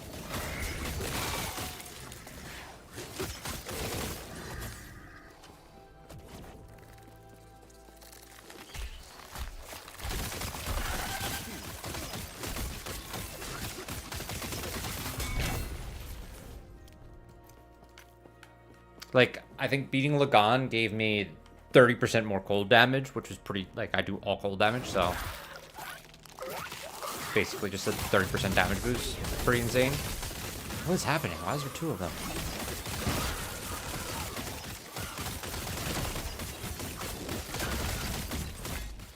No, don't die. We're not gonna die. We're not gonna do that. We're not gonna do that. This map is too fucking long.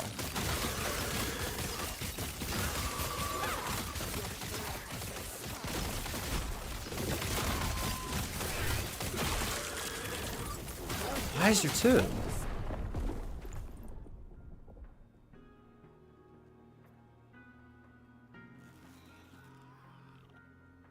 What am I supposed to do?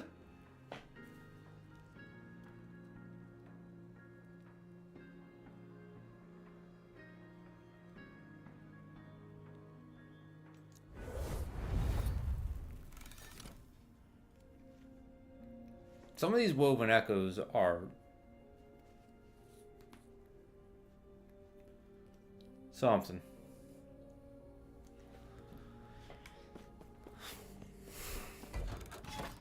Something for sure.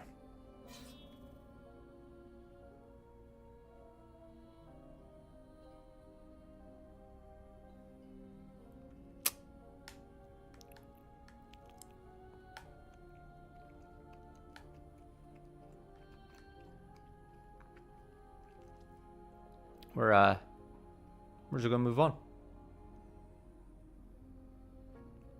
You know what? Let's fight the boss.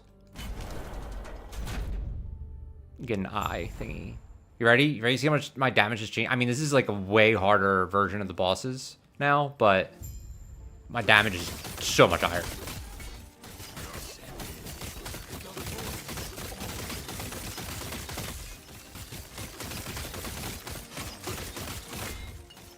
Don't want to stay in that.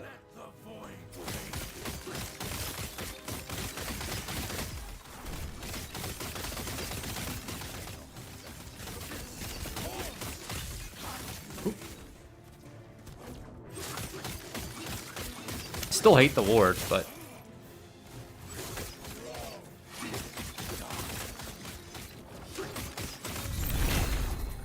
done. That would take me forever.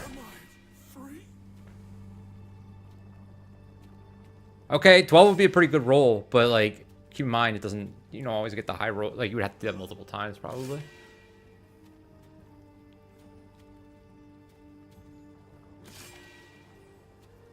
That's not bad.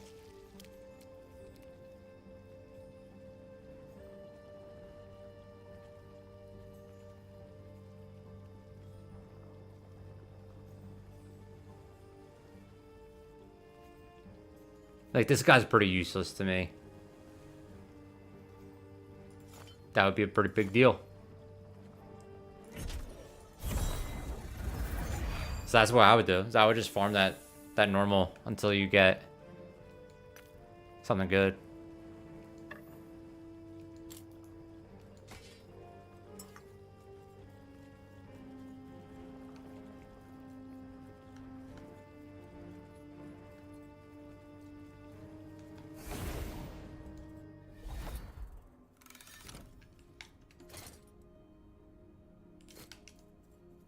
Yes. Sell some of these uniques. Ooh, where's the shattering? Don't mind if I do. Keeper's gloves. Oh, these are garbage. How much budget? Oh, one.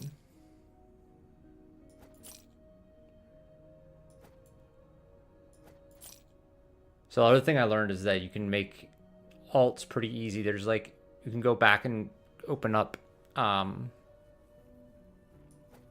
alternative leveling routes that let you skip a bunch of shit on your alts.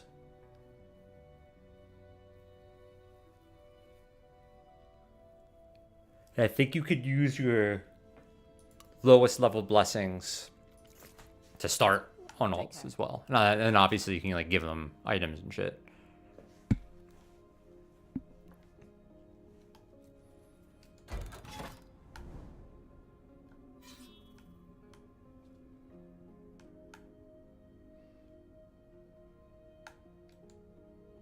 See if I can get this freaking Shade of Robus to show up.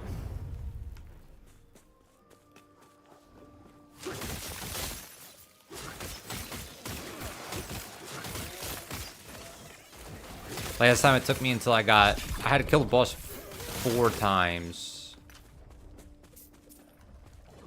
I think.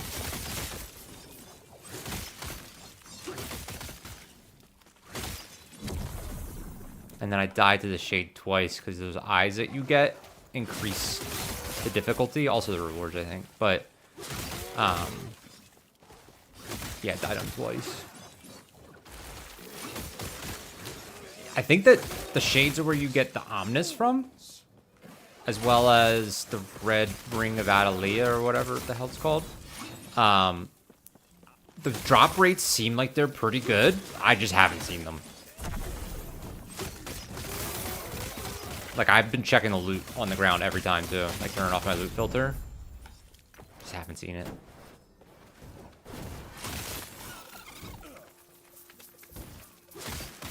I've gotten a bunch of the rings of siphoning, but...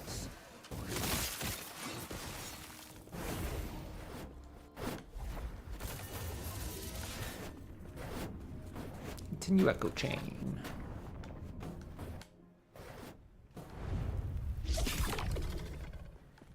Find the rune prisons. Slay the exiled mages.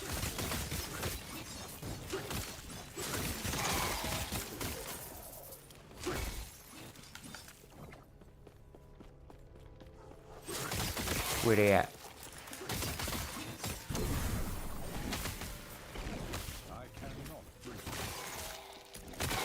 Oh, up this way? Okay. 2. Take a Rune of Ascendance.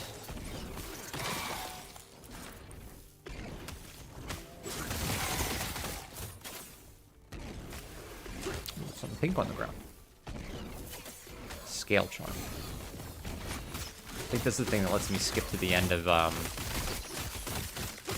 dungeon. Either that or it puts loot blizzards in it.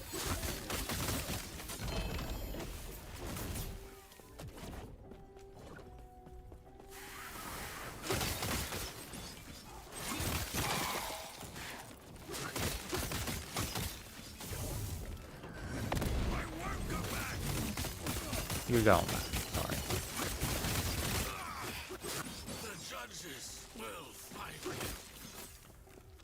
I feel like there's a whole bit of story missing about these exiled mages, like, that just isn't in the game. They don't really make a whole lot of sense. I haven't seen any judges.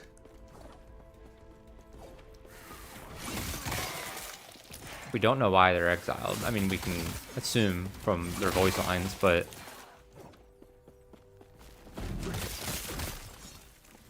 they don't really fit in anywhere. Whereas, like, the Nemesises are, like, they've been killed by Harbingers and shit like that. I also love their voice line when they go... when you kill them and they go... out of mana!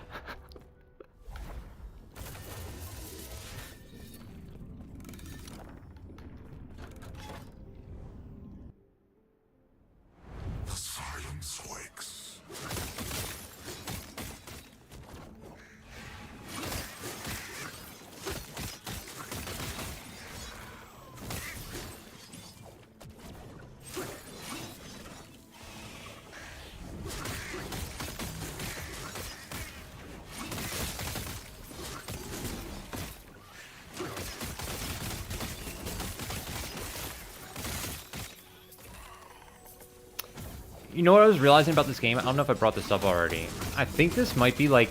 I mean, it's pretty obvious this is like... an Asian studio, I think. Just based on... quite a few things. But, I was looking at, like, when most people are watching it, and it seems like 5 a.m. my time is, like, the peak. Which would be, like, across the world, probably. Nighttime. For China and stuff. So I think most of the people playing this game are East Asian.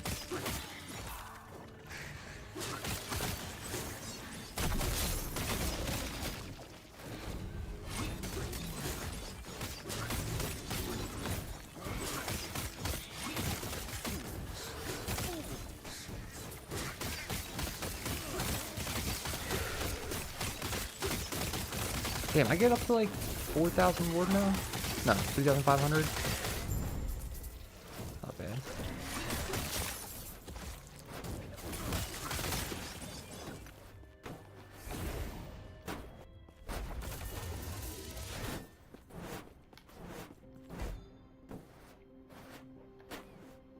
Did I get a shade? Did I get a shade? Any shades? No? Okay. Fine. I'll just do more maps then.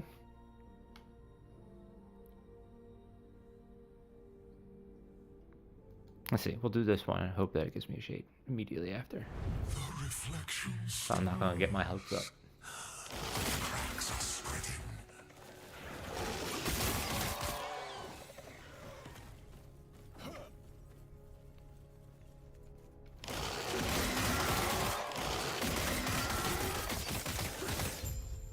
I cannot.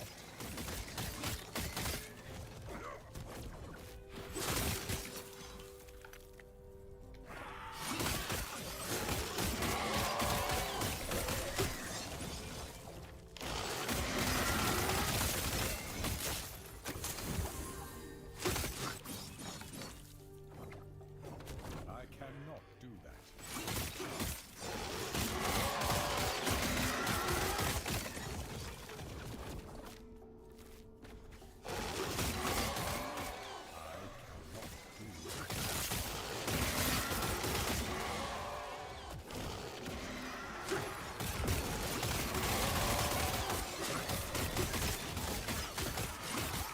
By the way, you being level 88 is a pretty big, or 86, 88, doesn't matter. Pretty big deal. I think, like, you can look at the ladders. I don't know if you've done that yet. But you can look at them. You can go into level and see where you rank in the world. I bet you're like 40,000 or something. 45,000 maybe. And that's what people that have been playing since day one. Like, of the league, but also the game in general. So, if you go to your radial and then the second version of it, it brings you here. Okay, yeah. So, you have, like, a few different... Yeah, but, like... It's good to know. I bet you're higher than top. Like, you're gonna be pretty high up there if you're already at 40,000. You've only been playing this for, like, not too long. So, well, let's see. So, like, level 95 is 22,000. Corruption. 230 corruption puts me at 24,000. And the arena, which I haven't really tried too much. Oh, okay. Apparently, doesn't matter. I'm 2,425 in arena. So yeah, it's cool to like know where you rank because it feels like I'm moving slow to me, but in reality, it's like it's pretty fast.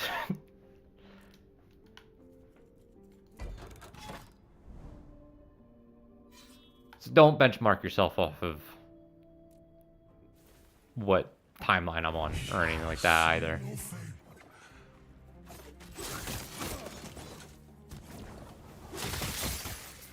This is also basically all I'm doing. Basically.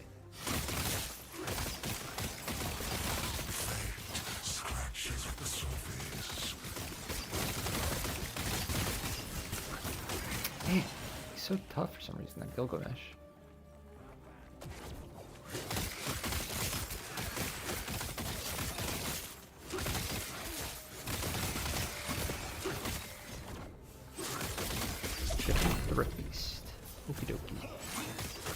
I think the resurrection mechanic, the guys that revive after you kill them, like 2 seconds after you kill them, I think this is the dumbest thing ever. I don't think it adds anything to the game. I think it's so fucking annoying. I wish they would get rid of it. I don't know if other people like it, maybe, but it just doesn't work for me.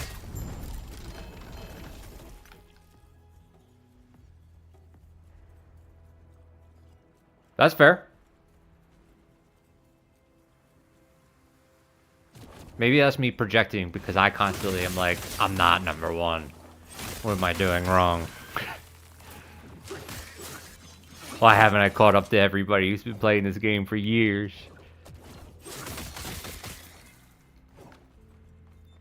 I must be mentally challenged. That's the voice that goes on in my head.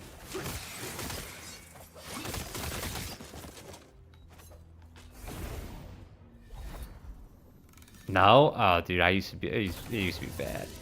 Now I just kind of look at it and I'm like, I either get a jolt of dopamine or I'm like, ah, damn.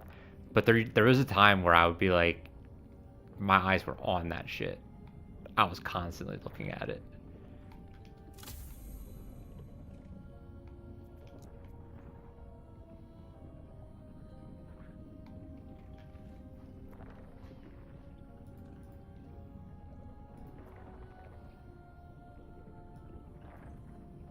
Ah, man. See, I was hoping I was going to get to 100 before they filled a page of it. I wanted to be on the first page. For the mages, at least. Well, it's mostly Ringmasters and Sorcerers at the top.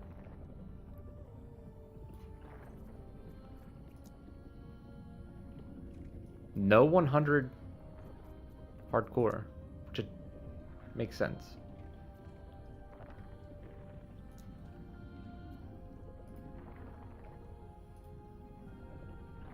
It's the difference between solo is like you can't buy anything.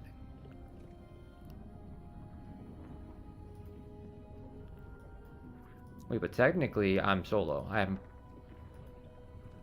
doing COF or whatever, and I haven't bought anything or whatever.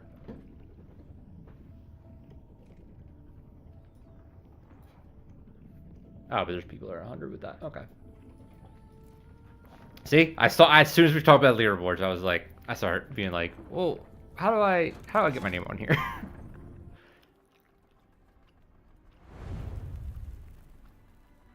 Yeah, competitive, dude. Yeah.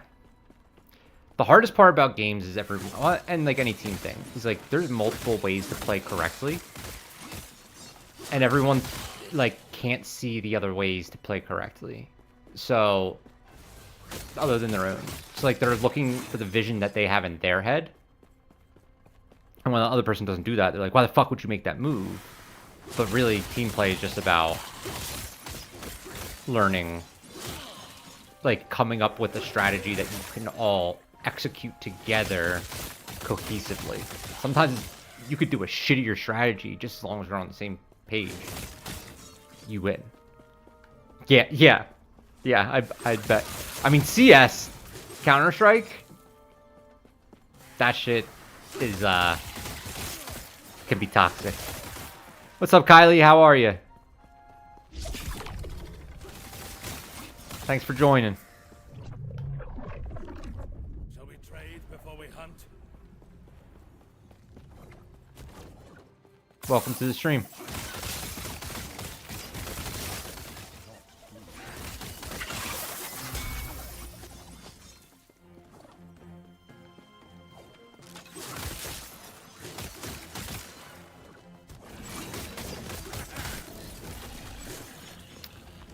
Gotta kill this Rift Beast for the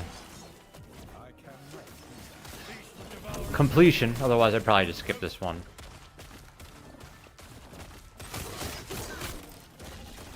Because right now I already bought the weapon. The next thing I would need from this is like,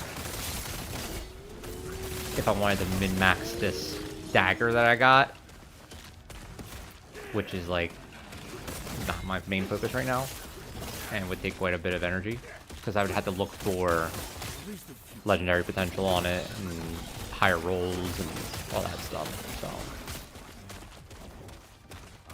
this is just keep moving.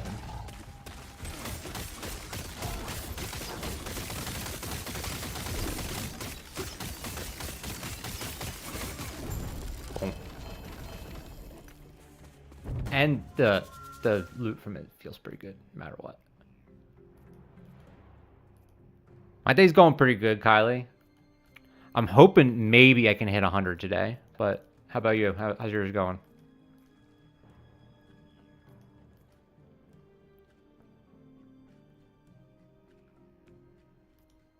Exalted jewelry or skill affix shards? I don't think it matters enough to debate over.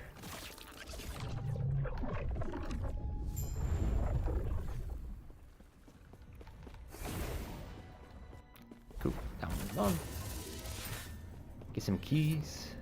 Finish up this chain and hope that I spawn her Shade of Orbis.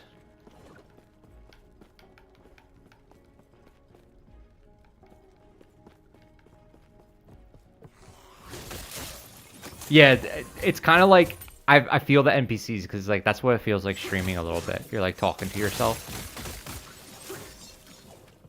It's kind of funny, but yeah, they try their best. I like in the games where they play on that, where like they'll start talking and if you walk away from them, they're like, oh well, all right then.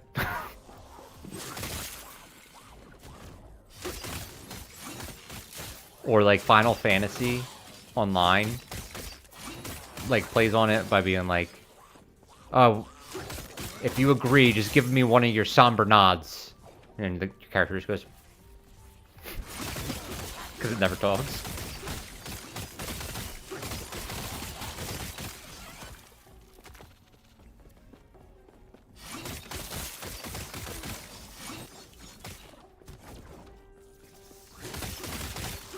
That's good to hear, Kylie.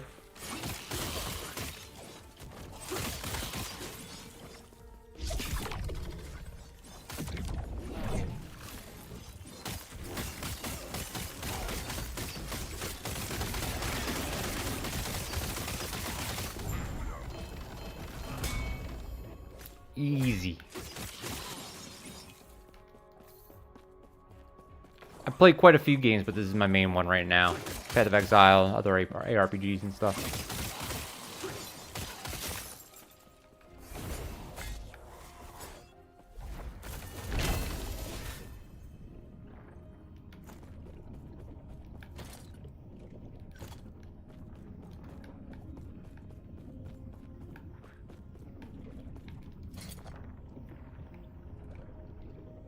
Oh, I haven't seen these boots before. Here you go, Tyrael. This will fix your physical resistance. You want these?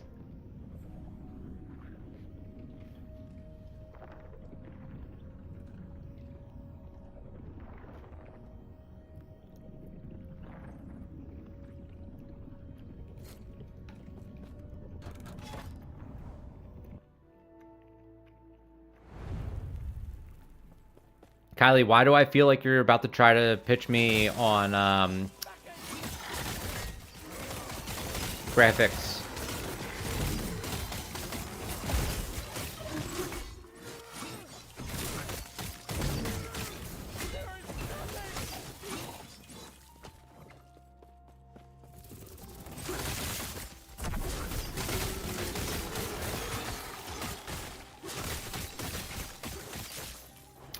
Oh, Tyrael, I was kidding. It's minus 75% physical resistance.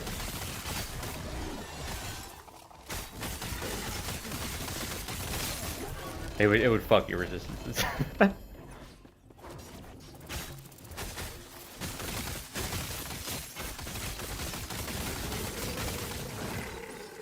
I wonder how many people get confused by something like that. They're like, oh, it's plus 75. Put it on. Why am I dying? To everything. There are some builds that like that's a a positive, like you want to take advantage of it, but I don't know in this game, but.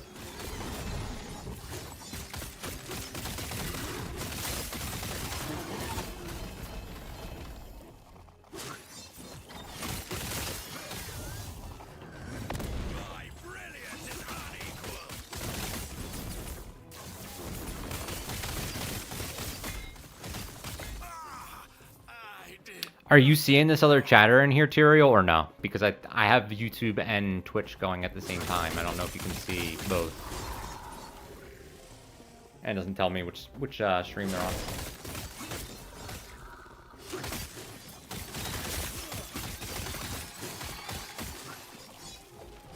Whether or not you can, this is like a spiel that I've heard like 6 or 7 times.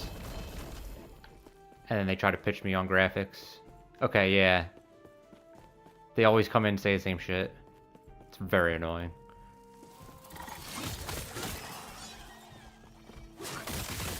No! I thought you said you... Oh, wait. There was the other guy. Dude, you got the... Oh my... I would be so upset.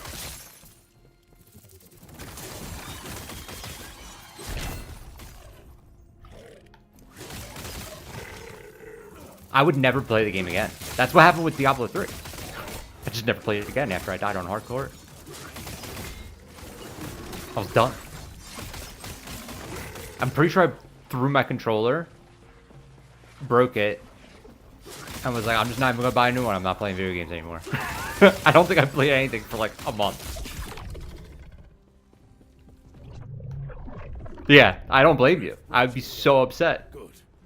Good. Like, that's why I like about Path of Exile is they'll go hardcore, you die, you just get moved to the regular league.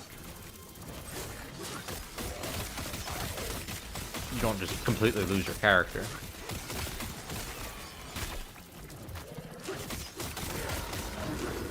Really? Well, I don't know what I'm doing, but for me it was an achievement because that was like when Diablo 3 first came out or so, and I was full-time in college with a full-time job, so there's no way I was looking up guides. But that's good to know because I might do a speedrun on it. I have a feeling I'm not going to be a fan of Diablo 4, so that might be one that if I play it, I just like look up what to do build-wise and just see how fast I can do it on my first play. Just to see if I even like it.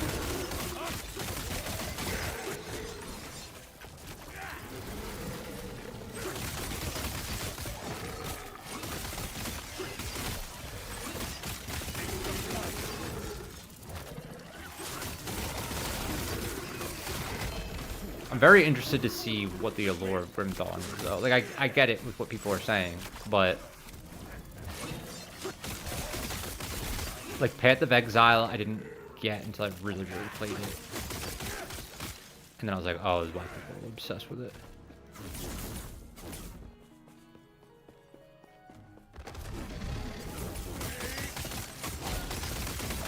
What do you mean set? Oh, right, because it's like, there isn't like, you're not like choosing builds. It's like, are you a bowman or are you a short bowman?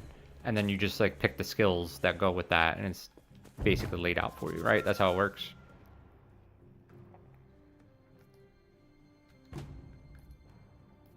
Even worse than that? How? I can't even imagine how it could be worse than that. Welcome to viewer number 2, by the way. On Twitch, I think we got one on YouTube, I don't know. Right now, just trying to grind out some of these maps until I get to a Shade of Erebus. So, that ups my corruption. I don't know how new everyone is to this, but, yeah, just trying to get my corruption up because I need one more for these bosses to spawn Harbingers. I don't know if I did that accidentally, and I got unlucky, or if the game does that intentionally so you have to grind it before you get the next Harbinger in the timeline, but yeah, it feels pretty shitty. I'm at 224 out of 225. And usually your corruption goes up at like 40 at a time, at least. I do the bosses because they give you the eyes. Makes the robust guy harder, but then you get better rewards, apparently. And more corruption. Which more corruption is good, because more experience, more rarity. You have like 6 class set pieces per character, which consists of at least 6 items that boosts your... Oh, so you basically like, there's just like a very clear best in slot for every character. You just get these items and then you're set. That's some bullshit. I'm not gonna lie, this game's kind of close to that, to me. I mean, I'm sure Diablo, what you're describing is like more pronounced. But like, they're very clearly making items that are like, this item is a Shatterstrike item. This item is for Falconer. But it's not so bad that like, you don't have any agency within that. What do I have right now? Rings. I just don't care.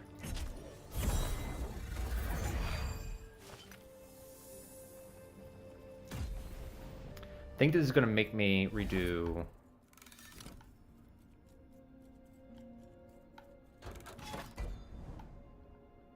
the boss probably 4 times I have to kill this boss.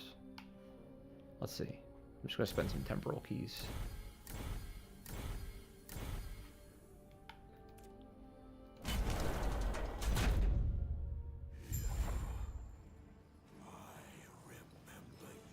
Yeah, but it's like just better rolls.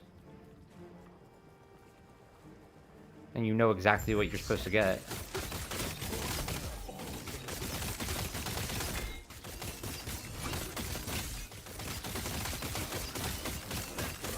Yeah, that's no bueno for me.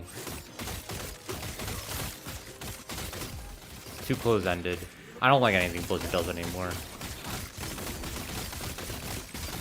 They're just trying to milk the cash cows.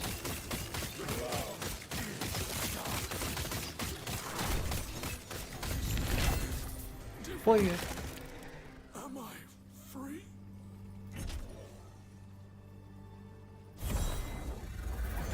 Nope, gotta come kill you again soon. Sorry, buddy.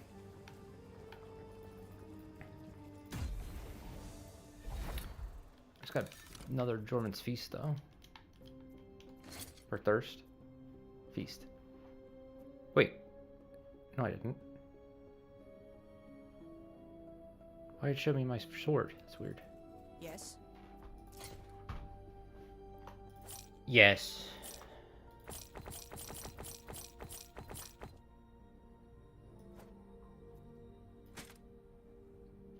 Carrying a creation. I don't want this, right? I'll stash it because I just don't know what it is. Look at it later.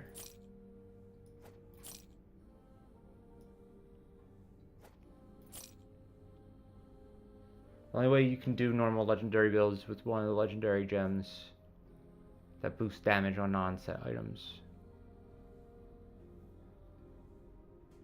Huh.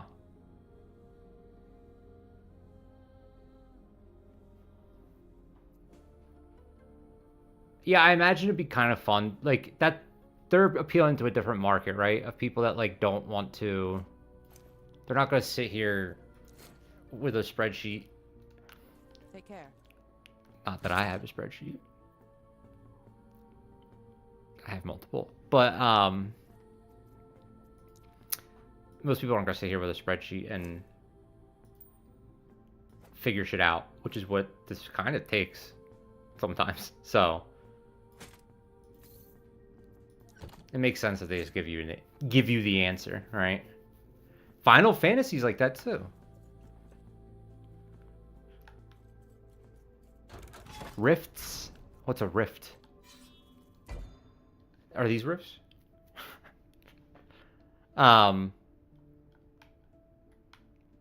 Final Fantasy is very soft. That's why I wasn't a fan of it. It was like every class was like had a name for the types of items that were good for them, and you just got those items and put them on.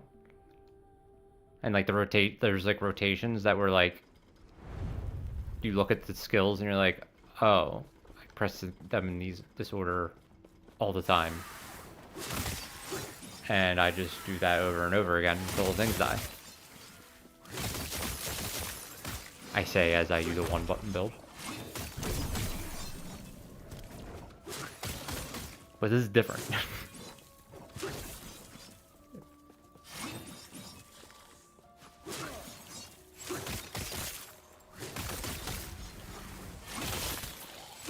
Welcome back, Kylie. Rift is the equivalent of the monolith, except that it's just kill trash mobs until the bar is filled, then the boss comes. Isn't that like Arena?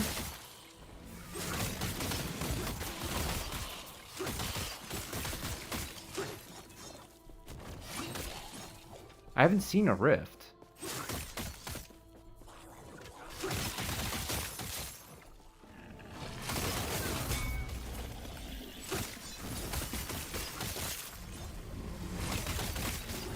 Oh, okay. Gaia.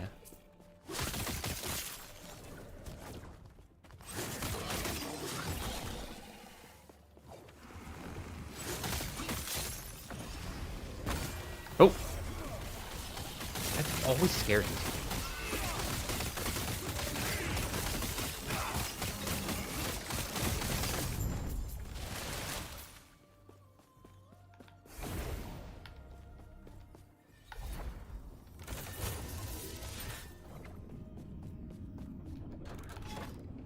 Go down this chain until it's finished, and I think I might have a Omen. Or not Omen. Shade of Arogus spawn after that.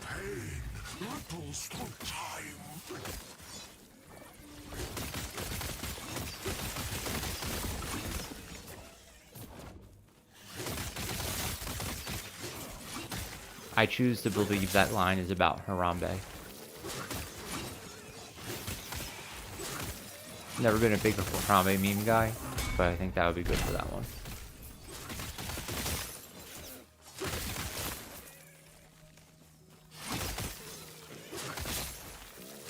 Come real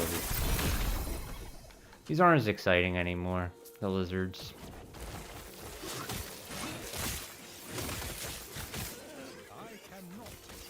You really need to see a bunch of them at once for it to be exciting.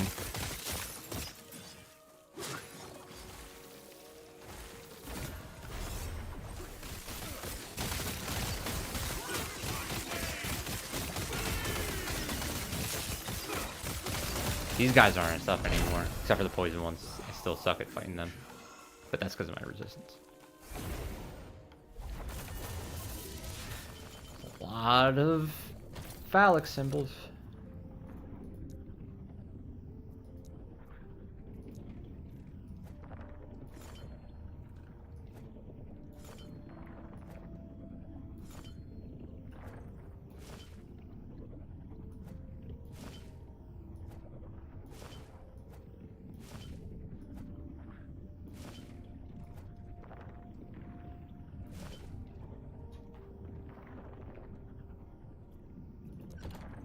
Yes.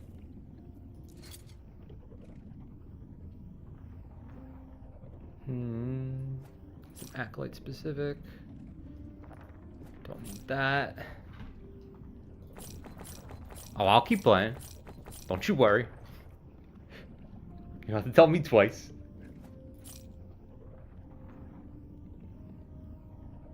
You gotta tell my parents that I have to keep playing.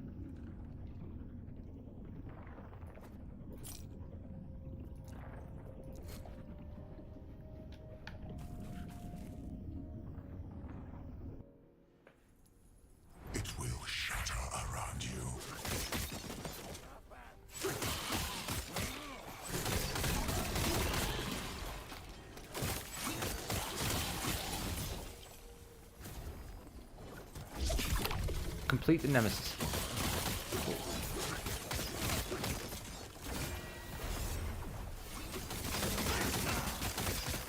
Boom.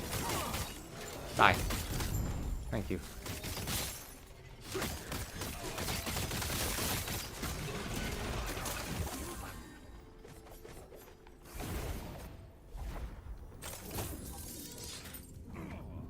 Alright, once I finish this one, hopefully I have the shade. Defeat or banish the nemesis on each floor. Okay.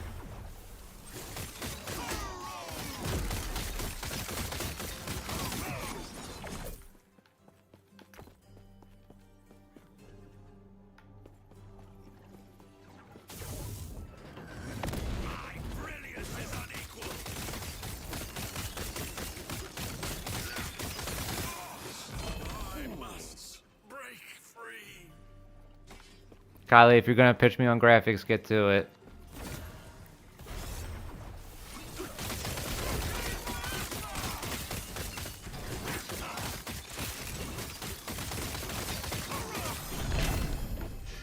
Ooh, shiny.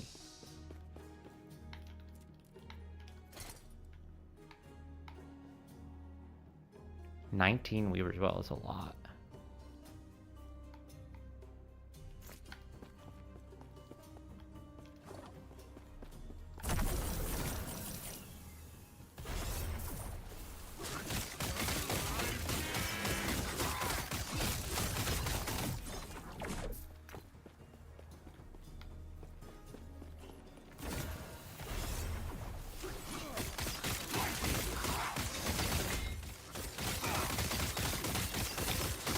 Tyrael, are you following a build guide for the Warlock?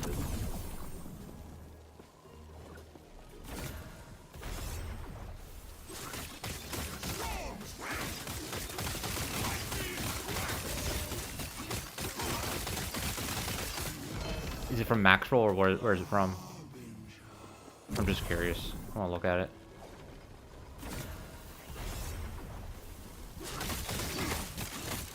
I think that might be your fatal flaw in this game, my friend. That seems to be your Achilles heel.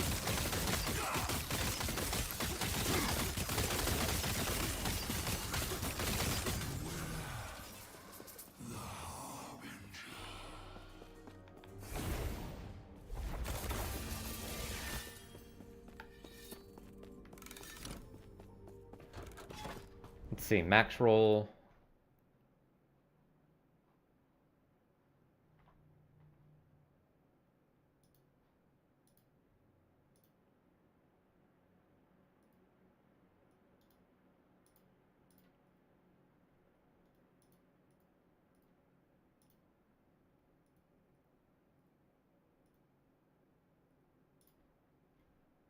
I just blocked the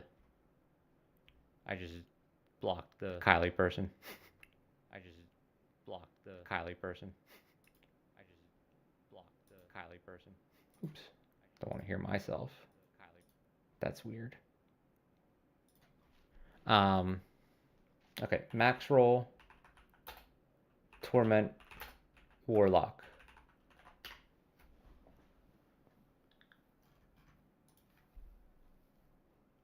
By Volca. Okay, so I mean,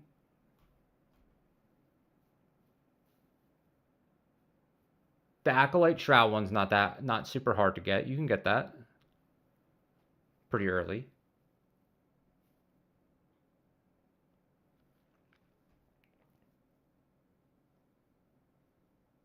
Oh, you have them. Okay. Well, then you should be fine. Oh, you have the freaking silver rings?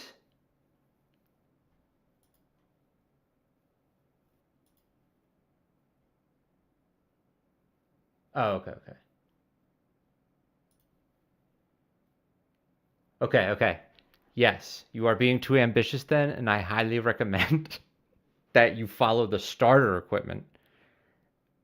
Because you need, like, the elemental resistances on the things. Like, they have it set up that way. Like, those rings are very specific, most likely, to, like, cover your blind spots. Okay. All right. Like that'll just make it easier. And then when you can switch all the equipment, or you have the exact right equipment, that there's no trade-offs, like that's when you can switch. Because I'm looking at this thing with the eviscerating scales of Eterra. Like if you don't have a good roll on that, like you're fucked.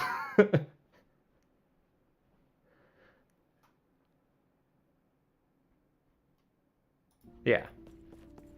I never thought anyone was going to use those pig amulets, though. Oh, look at that. 2 echoes. Haven't had that happen yet. Which one's going to be the best? Same fucking thing. All right.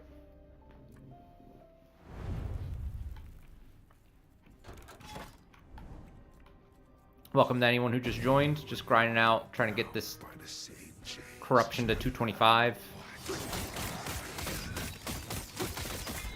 This guy can hit pretty hard. Especially when you have more eye things. Like that 10 one-shot me. Most likely. Not a one-shot, but... So here's a problem right now. This, for this battle, is not good. I just recently switched off another build that fixed these resistances to this version of it, and I haven't fixed the Void and Poison yet. But we're just gonna dodge everything. Not off to a good start.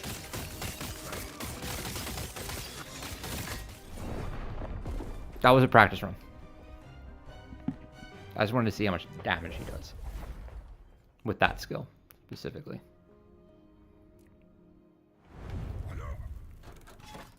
Luckily, we only need 1 corruption to get to the next Harbinger. Otherwise, it would suck that I'm losing these eyes.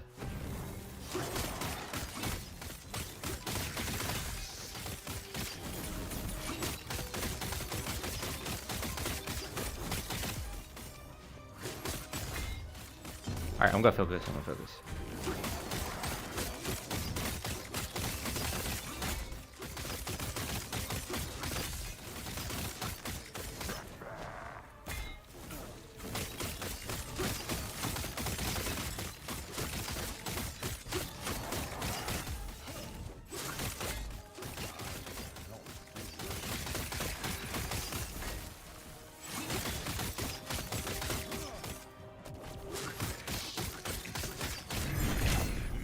Boom.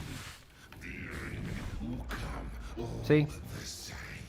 All my problems get fixed when I stop talking. That has been consistent for most of my life, actually. See, I keep on getting these siphons of anguish, which, not bad. Fine with that. But I'm supposed to get the Omnis from this guy, I'm pretty sure. I just have not gotten it. It's like a 40% drop rate or something. Omnis and those red rings. I thought they were both 40%. I've killed like 12 of these. Yes.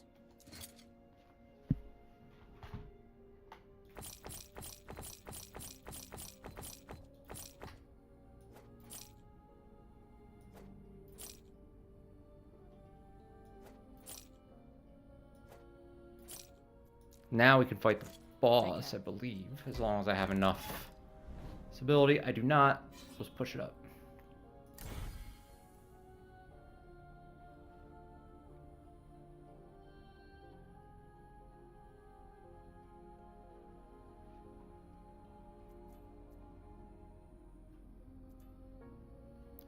Alright, you ready? Now you're gonna see me go up against a Harbinger with this new build, and it's way better, but it's probably still sketchy.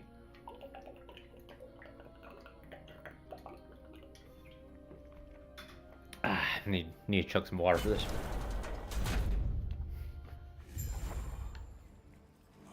This guy is actually like a little annoying to fight to begin with, so I'm not looking forward to throwing this one, but gotta fight them all eventually.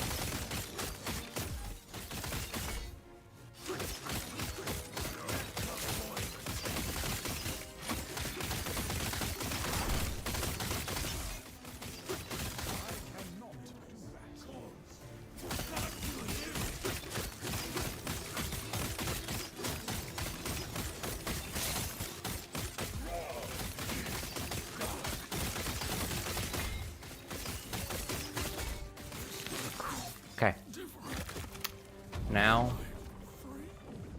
Do we get the fat one or do we get the skinny one? Got the skinny one. I show no. I know you don't. You scare me. Fucking Christ. Why is there have to be so much on the screen? Oh wait, can I kill these? Not really. Okay. I could try.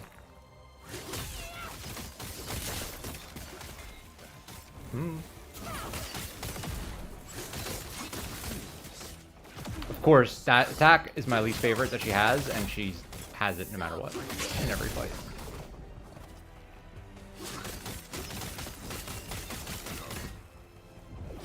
I'm not sure what to do about these big worms.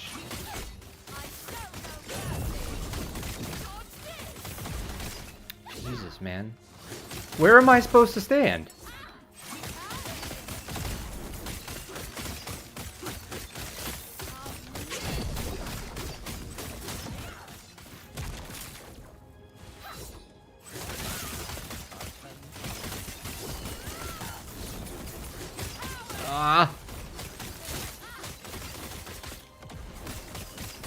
You gotta be kidding me. How many more times should she go get warded?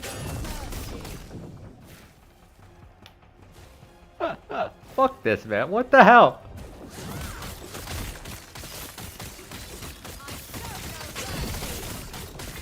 Die, die, die, die, die, die. Okay.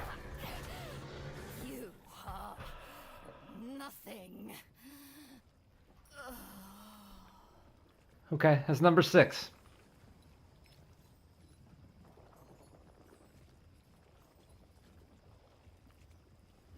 Right now I have rings. Oh yeah, that's right. Which is a higher roll. 6% off versus 8% off. Yeah, I've been doing the rings for a while. We'll replace it.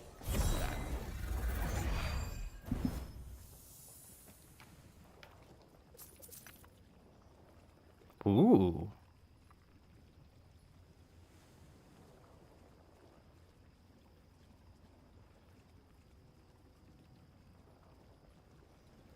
I don't know that I'm ready to be using that, but I like that I have it. This is one of the body armors that I put on as a potential option. It's a little bit of a low roll. Like the bottom 2 ones are pretty good, top one's perfect, but the other ones are pretty low rolled. I'm not sure if I should put this on or not.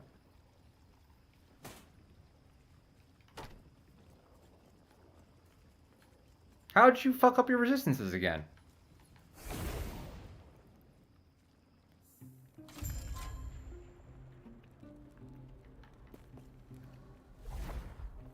Wasn't the point to not do that?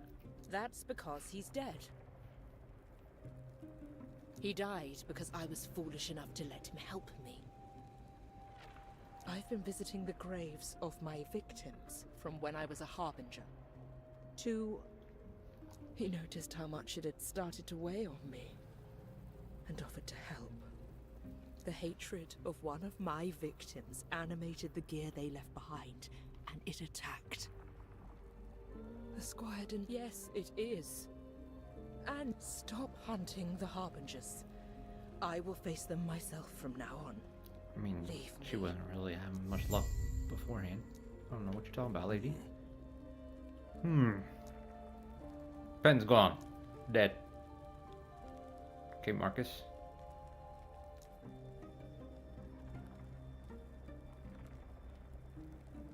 Okay. Interesting guy.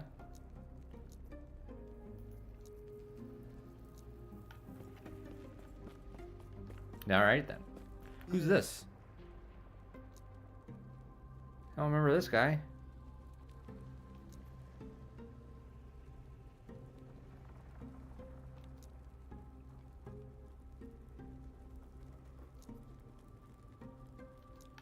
I will do that.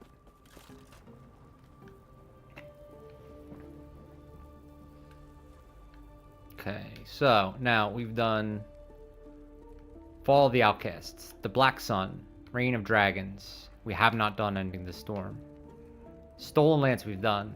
Fall of the Empire we've done. Have not done Blood, Frost, and Death. Age of Winter is done. Spirits of Fire. Somehow I beat the Harbinger, but not the Empowered timeline. Maybe that was the first one I did. I don't know. That doesn't make sense to me, but I should just go do that. So we need to do Ending the Storm.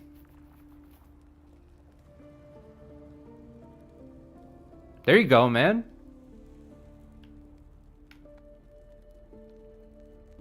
Sometimes you just gotta give up on the one and just do a different map.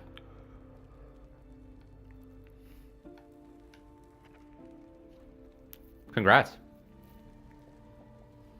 One.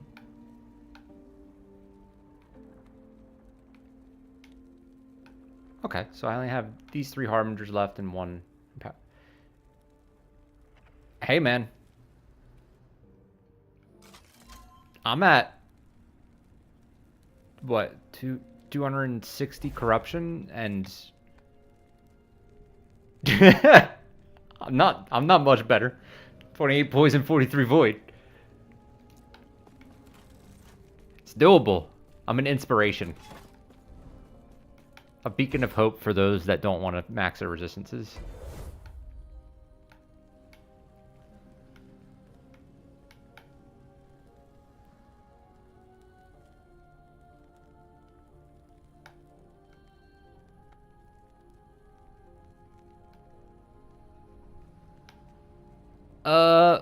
I don't know which one I'm gonna do. Doesn't really matter. I just gotta kill the boss. I don't even have to do the corruption. I mean, I will corrupt this just because it gives better rewards in XP, but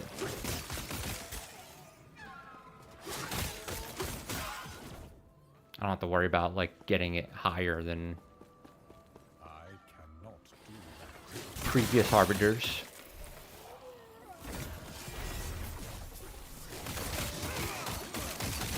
Now, the one thing I do need to figure out is I've been trying to get these legendary unique things, legendary potential things. I've been trying to figure that out. I went to the Temporal Sanctum, I think, which I think is where you do it. And every time I go to the Eternal Case, whatever that is, it tells me I need to be in the Divine Era, and I don't know how to go there in the Divine Era. I tried clicking on it in the Divine Era. He says it connects them. I've done level 1 and level 2 tiers of it. Never been able to put anything in that thing. Pretty sure you have to in order to level your shit up, which I have a feeling I will need to do in order to beat harder things. I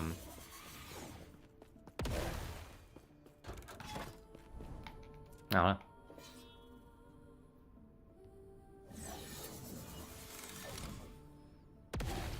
What has happened? Why is it blowing up? Oh, Shrine of Souls.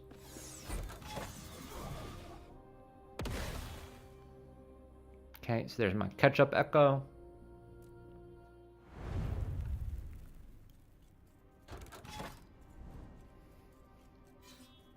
Come on, drop something good, bud.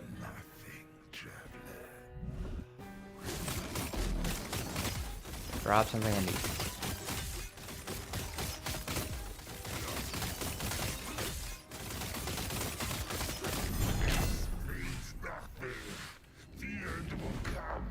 Really? Are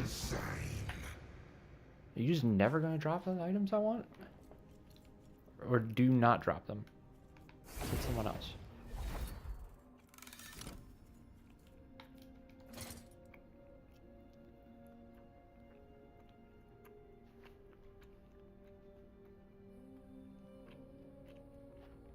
So what do? You do self curses in that build?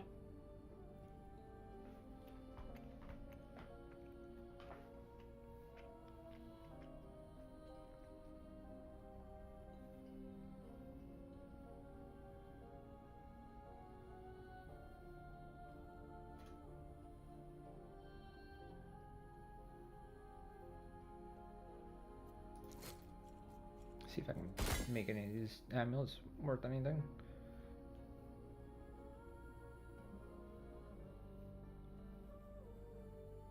I mean, I could put this on. It would fix my poison resist.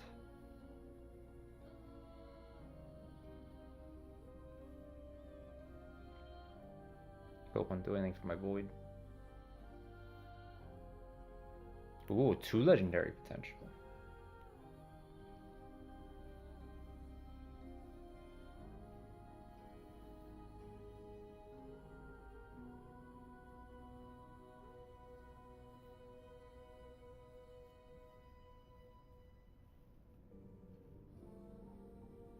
I think this is pretty good.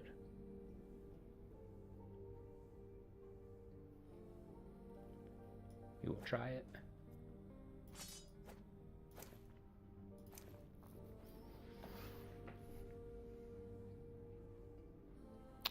Okay, so what could I do with, like, this? I can't put resistance on the prefix.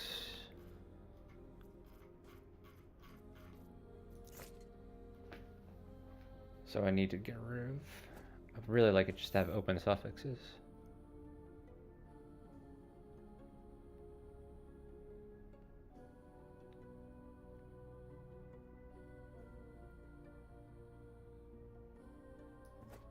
See what I can do. Oh, not that.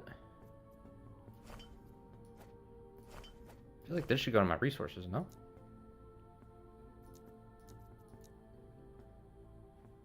Oh, it's an idol.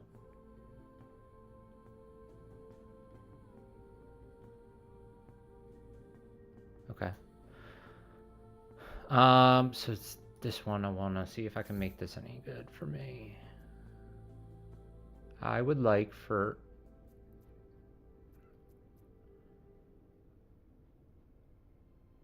Okay, so the health is sealed, which means I can hit this with a rune of removal. I hope it doesn't take off the elemental damage. I have a 67% chance. Wait, what? It took off the sealed affix? I didn't know it could take off the sealed affix. I assumed that... What's the point of it being sealed?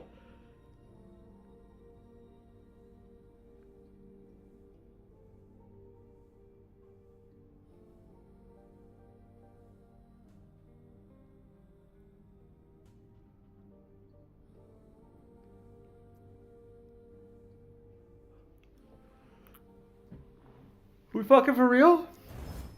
It took the 2 affixes I didn't want to lose. Fuck that amulet.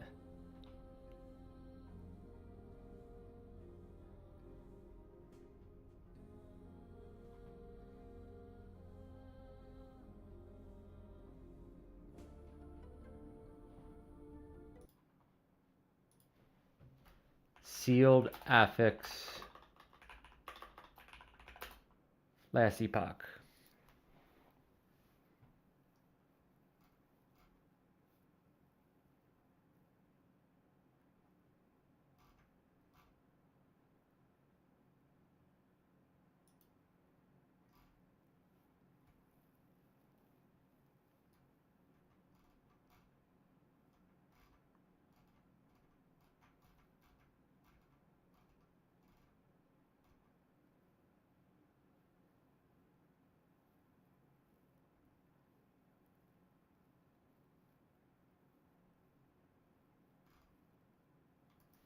It doesn't...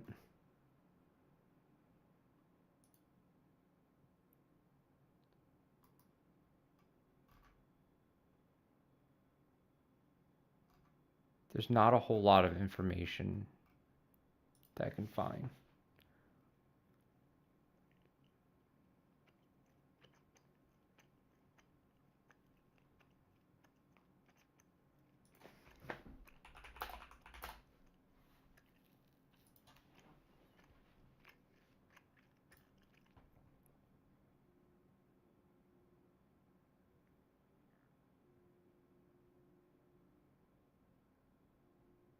Yeah, so it says Sealed affixes in last epoch are a permanent addition to an item, allowing for the addition of a new affix to the item's previous slot. This feature is particularly useful for players who want to add a new affix to an item without the risk of losing the original affix.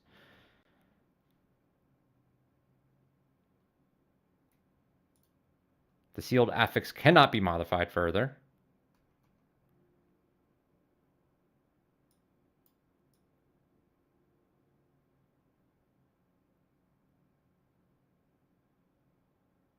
And an item can only have one sealed affix. So, can't be modified further doesn't mean it can't be removed.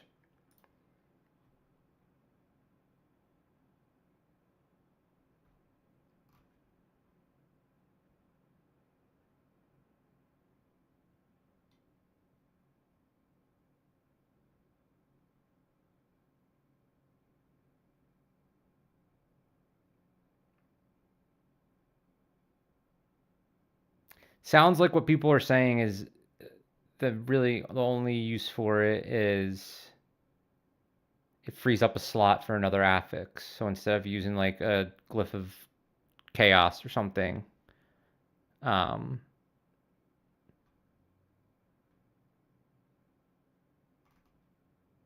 basically move something that you don't really want to its own slot so that you could put something you do want on instead without losing it. It could be useful for things that are like don't matter what the roll is. Like despair on hit or something. Or doom on hit. Doom on hit.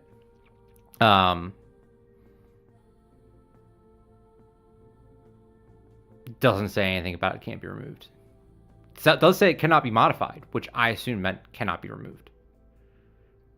Because I can't do anything to the amulet that I'm looking at right now. The gold amulet. I can't use a removal on that at all. It's unmodifiable. Is unmodifiable different than cannot be modified? Seems it. Sounds like it.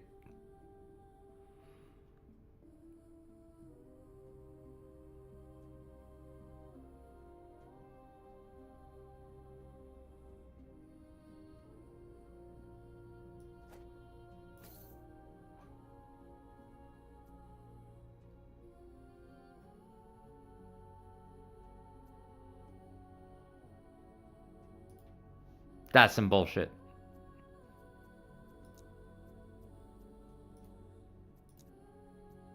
That was not explained well in this game at all.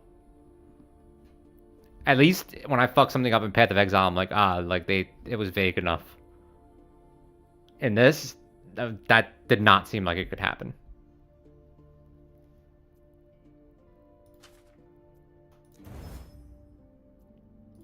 That's garbage. Right back to cold resistance. Fire res. Back to cold resistance.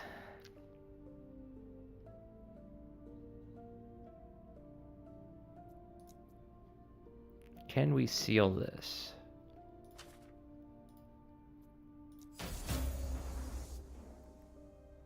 At least we got something there. Now I can add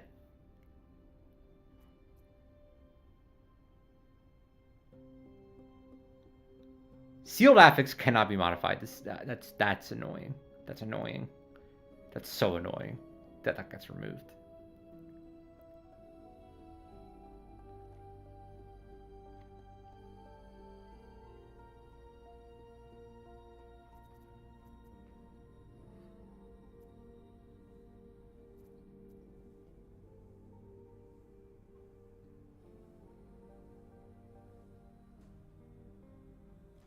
All right, I need necrotic poison resistance primarily.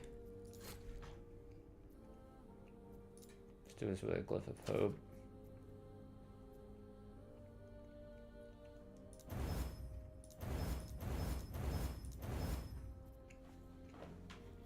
And then on the prefix, we'll do... I don't need crit strike chance anymore. Or do I? Does this have a lot for me? No.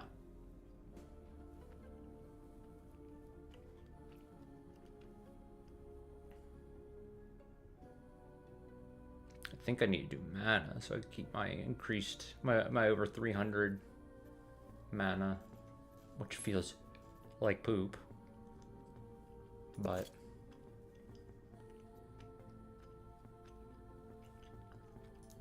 I think you can only have one sealed affix.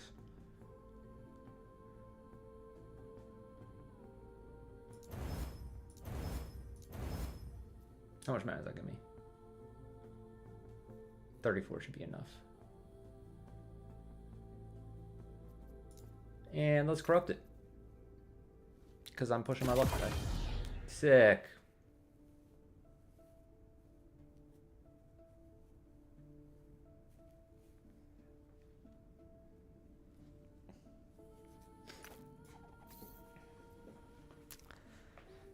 Well, that's another amulet bricked.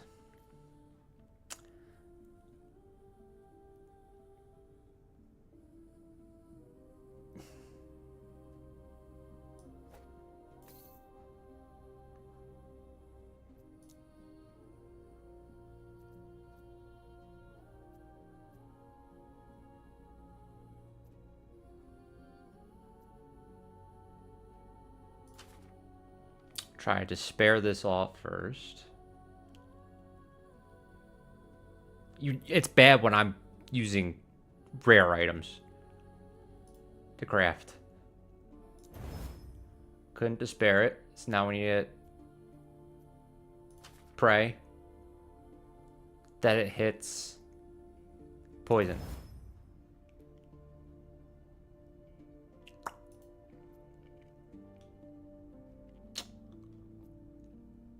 Poison.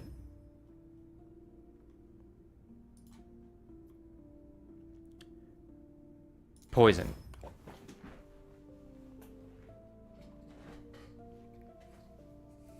There we go.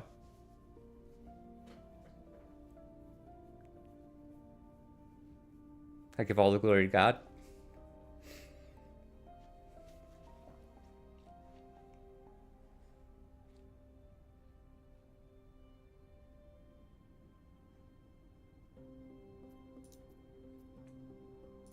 See if I can roll physical pen off into something useful.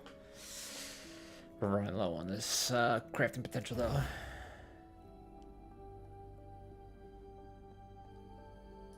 Lightning damage not great.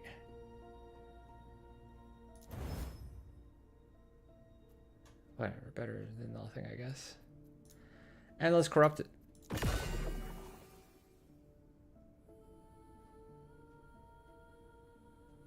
I think I bricked it.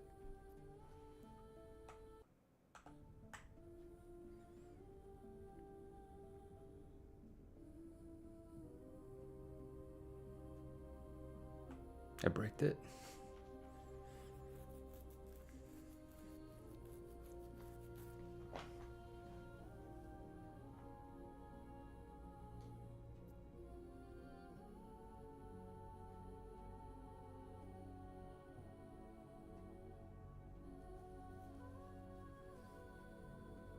No, we got another chance. It's worth 830 gold too, so.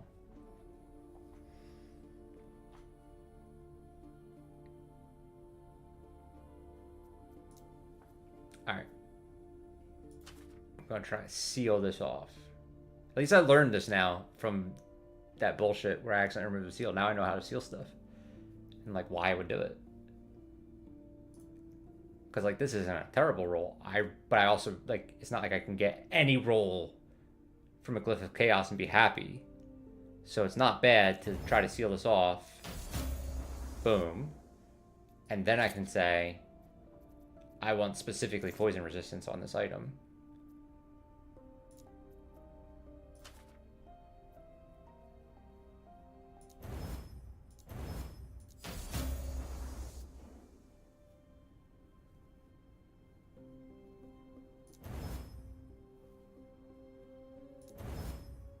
I don't really care about the necrotic, so I'm going to use his last forging potential. Try to glyph off the chaos, the healing effectiveness, and something better. That is not better.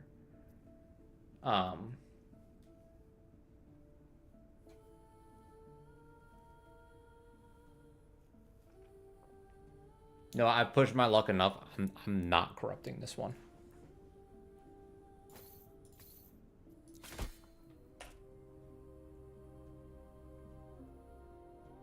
We're just gonna sit on that one until I find another amulet to fuck up. Because I don't feel like living with 20% poison resistance anymore.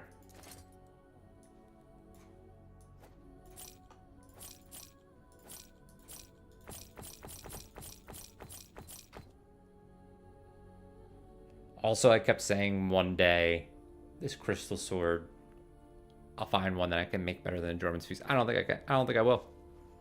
I don't think I will. I actually think that I'll end up getting the other belt from this set and getting 20% more damage from it. And that's like, I don't know that you're going to beat that. So, this has been best in slot for I've had this since, I think since level 42 I've had this equipped. Which is pretty insane. That it's going to be best in slot into endgame. Wild.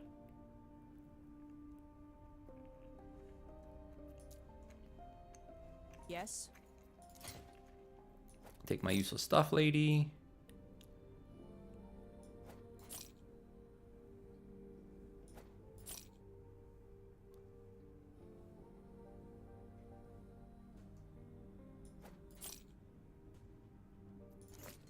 Take care.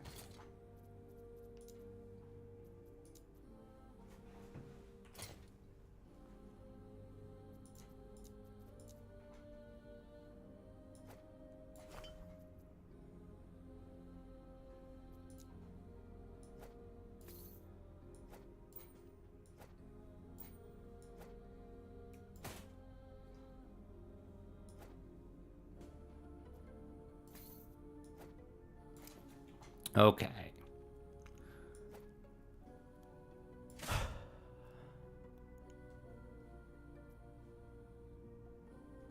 These are craftables.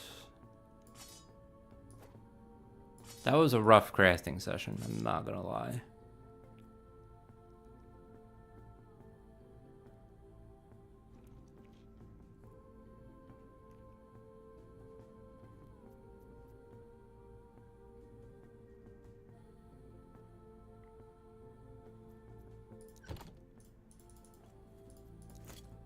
Yes.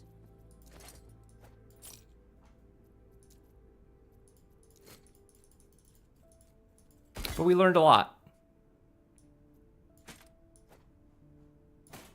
And that's what's most important, I've been told.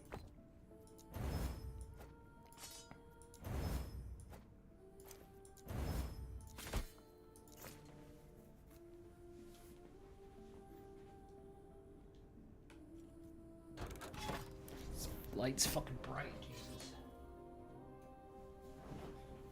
There, that's much better.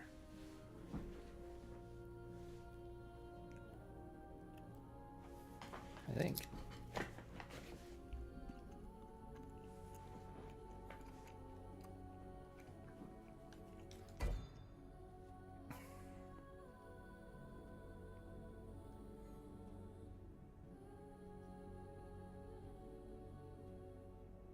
Just need to fight this boss now, right? Or did I just fight the boss? No, I just put the corruption on. You have to conquer the empowered timeline. We're just gonna cheat our way to it. I'm not spending a whole key for like 17 points if that's bullshit. Okay.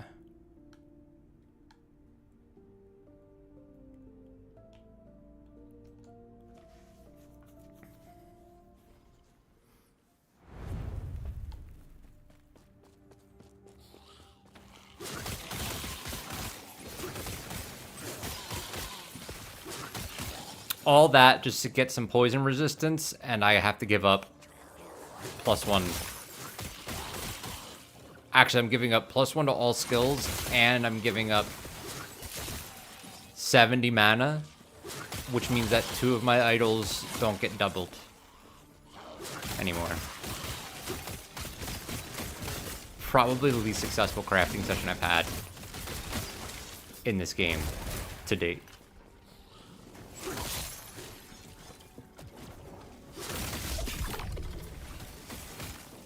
I'm pretty sure that other amulet was doing so little for me, though, that this is, like, actually better. Because it was only giving me the mana, and, like, those are the 2 things I was doing. And those are sexy. But resistances are... I just died to void and poison.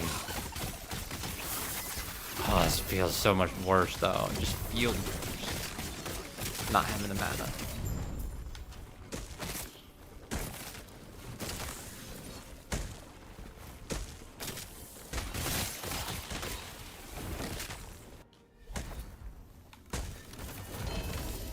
Can't win them all, though. Wait.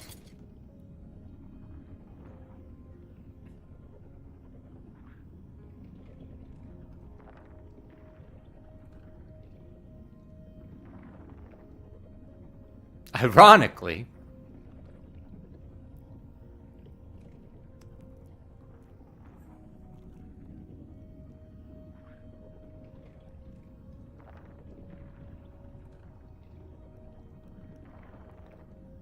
this is actually good, I think.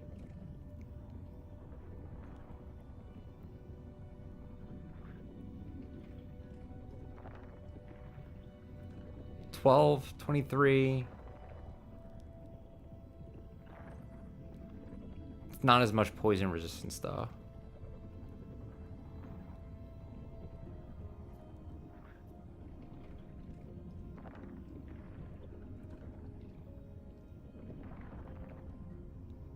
Okay, alright, alright. We're not gonna fuck with it right now. We're gonna kill this boss. We're gonna be done with the boss. That's gonna be this empowered timeline done. I don't remember these bosses at all, actually. I must have fought them before, but...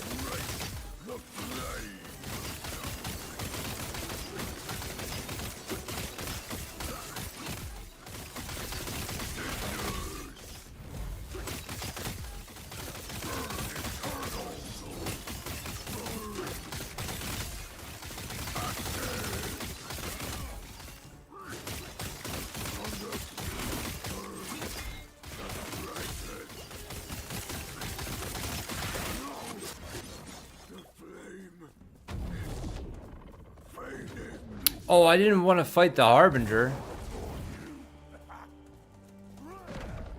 Fuck.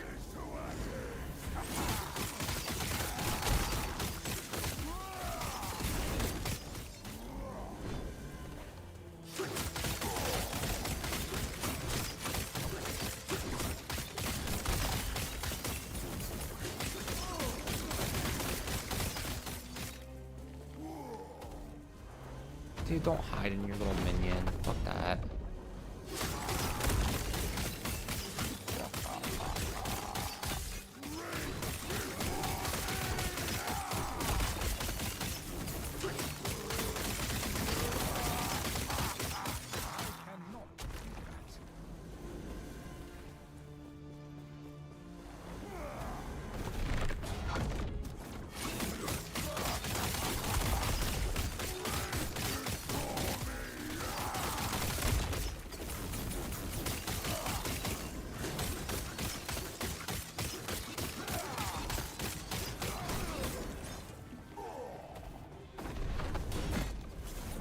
What?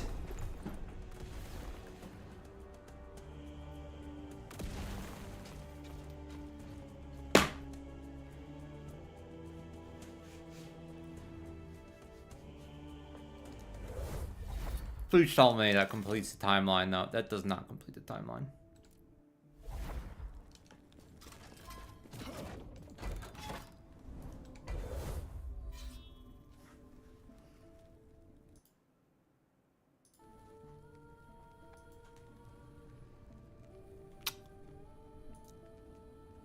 Next time I have to remember not to turn the Harbinger on.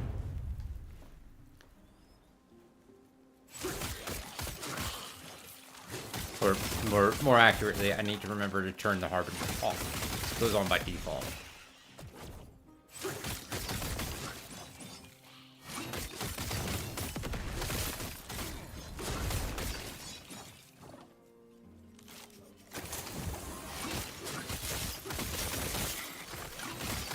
I think my heart just wasn't in that one because I wasn't expecting to fight the Harbinger. But also, that's kind of bullshit. Like, I didn't get one shot, but I got hit. It stunned me.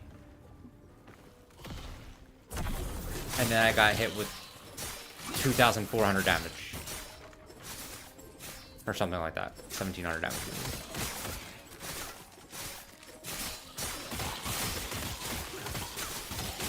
So I probably got hit once for 1,700. But the problem is that it stunned me. And then I got hit again for 1,700.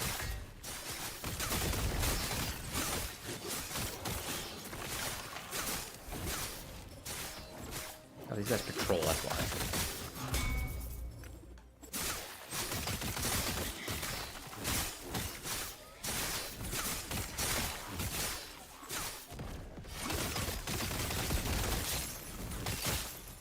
Let's see the patrol. Do that? I cannot do that.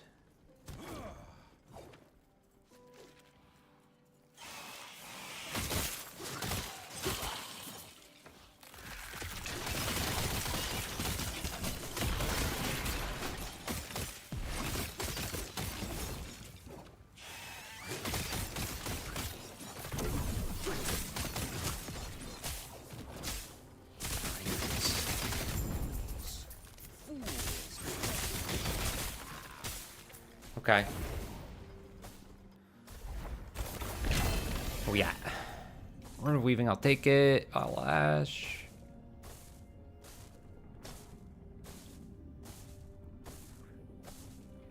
I don't need that. Okay, I should be able to do the boss again. Boss. Harbinger crest? No. Okay. Did it just kick me out?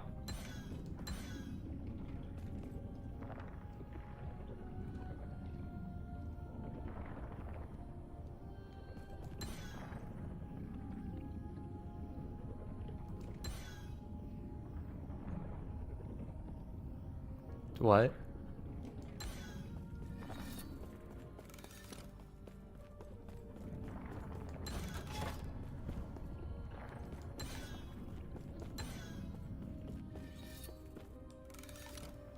What?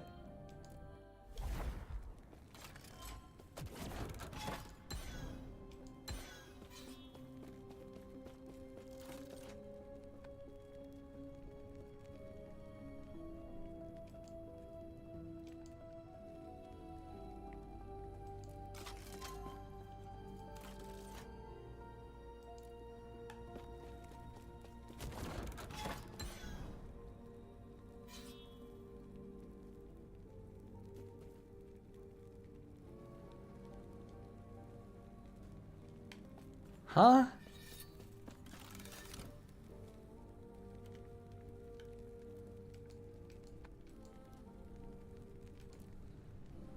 Let's try rezone, see if it does anything.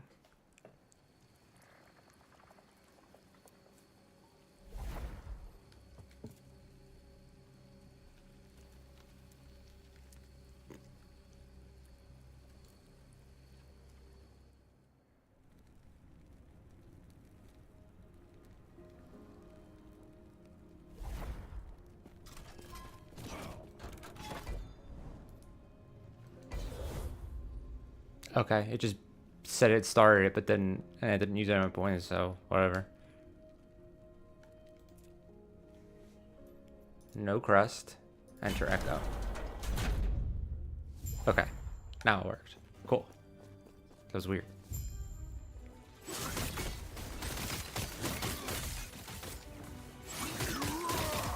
It just like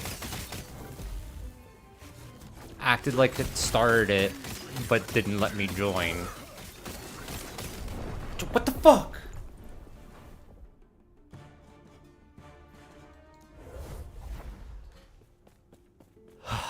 Today's not my lucky day.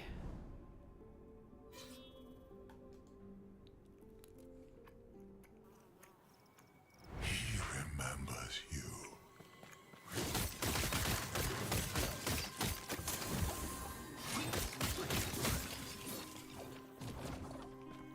I don't think I'm hitting 100 tonight. Not if I keep dying to... Boss, no Harbinger. This is what I think is sick. The snake as the wall. This is so fucking cool to me. Look at how it moves.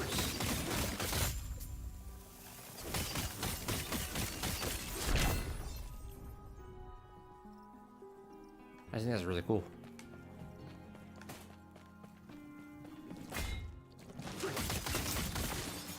Okay, so that was poison.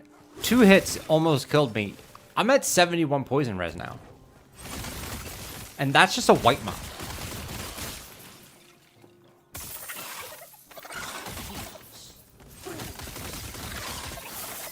How much increased damage are people getting from this being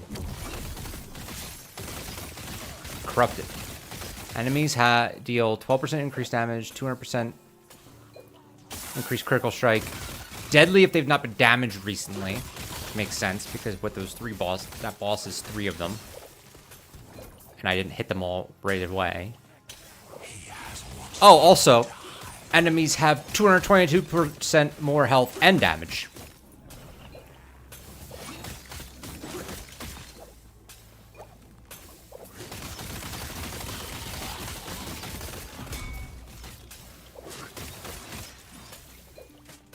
Fuck me, right?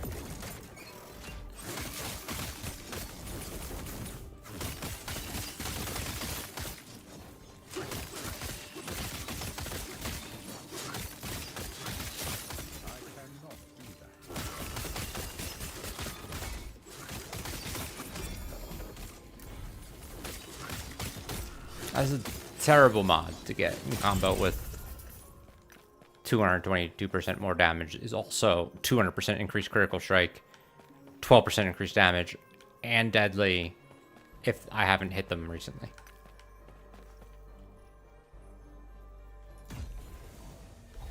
No wonder I'm struggling with this one. And then of course they put it on the one that has 3 fucking bosses in one.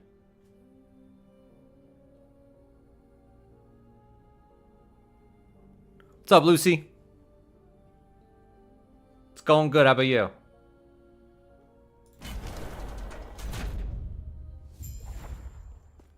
All right, let's try not to let's just hit these all 3 of them right away. We're just gonna tap them all in succession.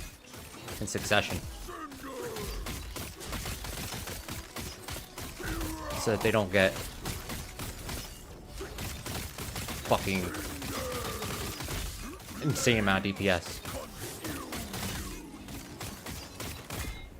It's gonna be hard if you do that to me, man. Okay. Interesting that this is being called beer, that health potion. I do not have the brewmaster thing on right now.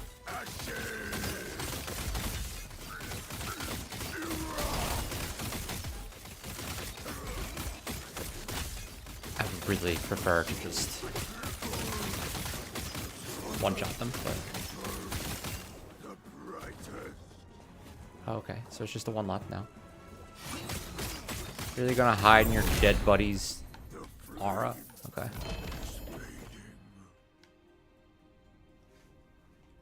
Hey Lucy, I know that this is gonna be the graphics pitch.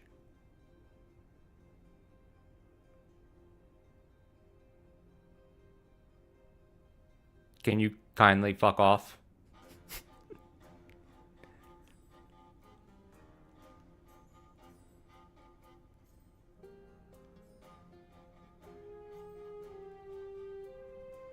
Okay. Well, might as well upgrade frailty.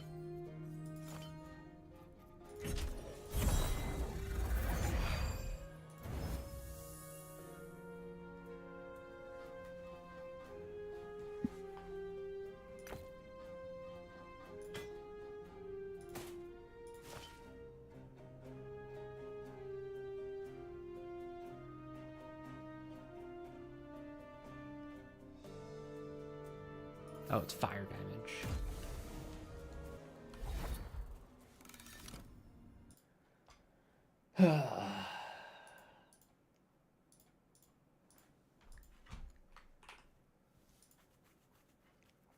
He's a shooter.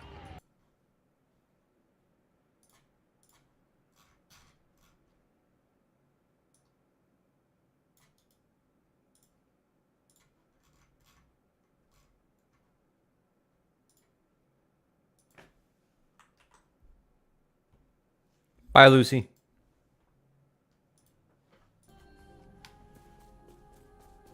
I'm not playing around with it anymore.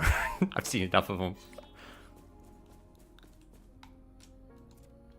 I'd feel really bad if that wasn't actually someone that was going to pitch me something, but they all just do that message like, how you doing? Do you stream daily? What kind of games do you stream? And I haven't even answered 2 of the questions that they asked yet.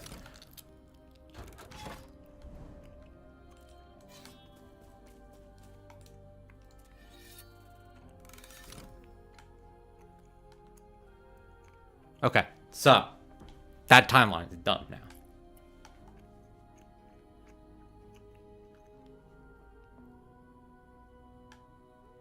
Which means this would should already be done. Yeah, Harbinger defeated. Because that's at 254, I'm pretty sure I can just go to this timeline, which I've never done the empowered one, so it's gonna be a double whammy. Pretty sure I could just go to this timeline, pop a map. That should spawn the shade. That levels up my corruption. Then all I have to do is get to the boss and kill it. And the Harbinger. Which if I don't have enough temporal keys, I'll just go buy some temporal keys and push it. Each step is inevitable.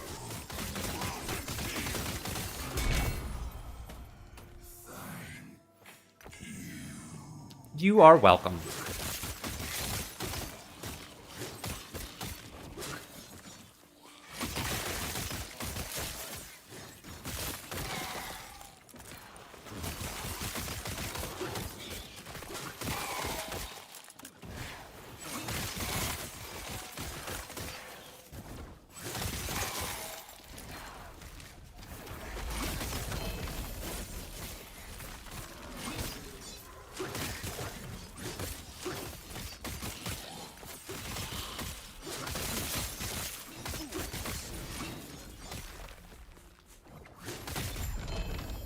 Okay, one more rift.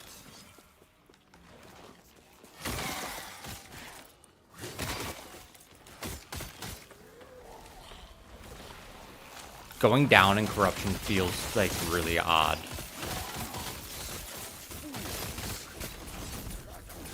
Every time I run the first map on a timeline, it's like, where is everything?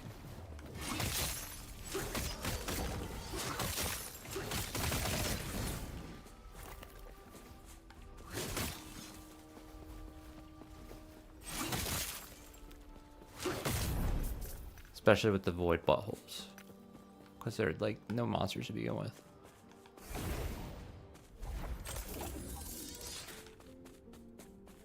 Okay, so now when I go here, boom, Echo of a World. We fight the Shade. He drops the exact item that I want at a max roll. With 4 legendary potential. Actually, both the items that I want. Max roll, legendary potential.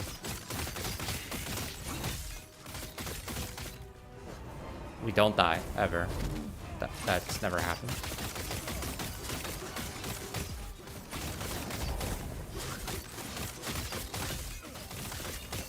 And then...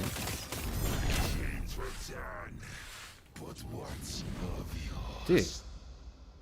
Nah, it's bugged.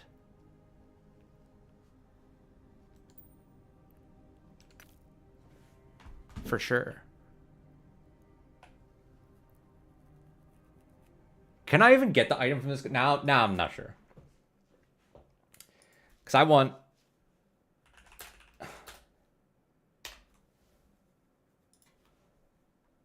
I tried to manifest it. I tried to act like it was just normal that it was going to happen.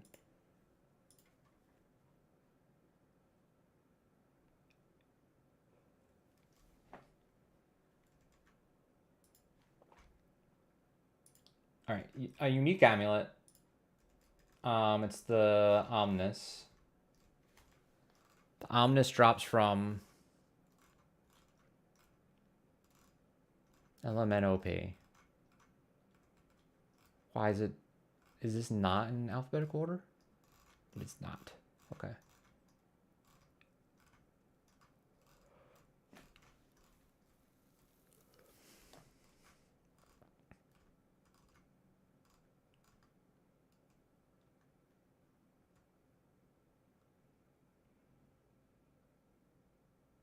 I would also take the Exolus.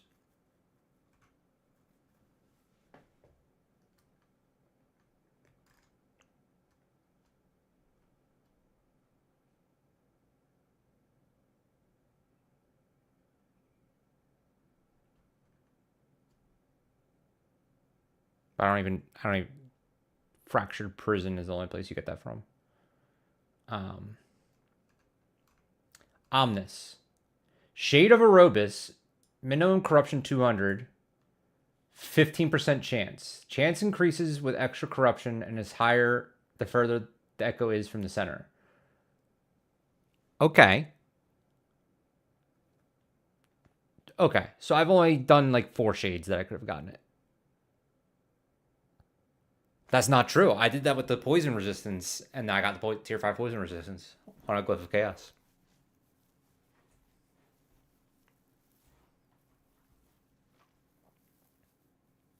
I just have to believe harder.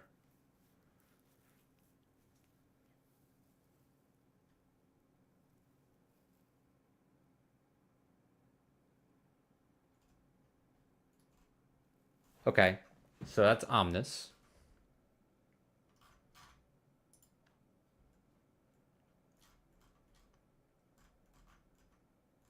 And the other thing I need is a red ruby ring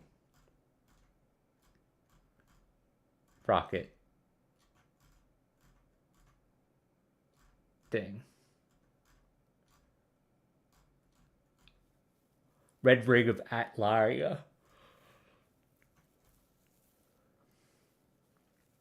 Oh, that's like... That doesn't drop from him at all. That's only from the Age of Winter timeline. From a specific Echo reward. A random drop that's extremely rare.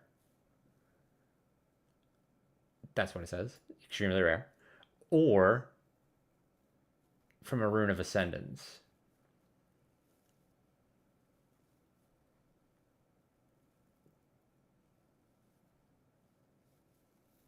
Looks like we're going to be rolling some Runes of Ascendance. Grind the Age of Winter timeline with some rune modifiers. Double the chances. But we'll start by... I'm just going to take a bunch of shitty rings. And see if I can roll them. We have a 0.12% chance. Which, the way I read that, means it's definitely going to happen.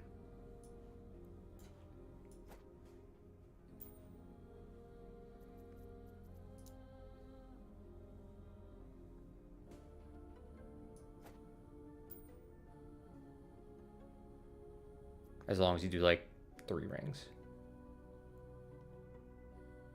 With full belief.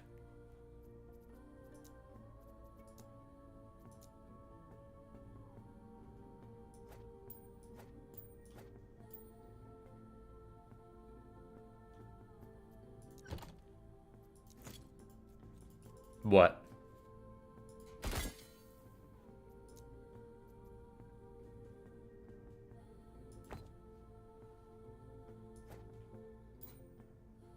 that a skill? Or you got Killing Blow necrotic? You 4. Why do you have 405 necrotic resistance? Do you scale off that? I mean, you're overcapped. It only matters up to 75, but like, unless you have something else that scales off of that.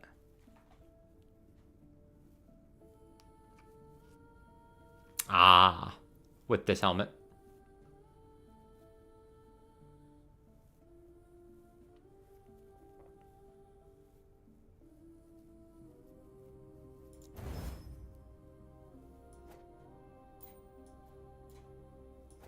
Is that really worth investing into? Like, directly like that?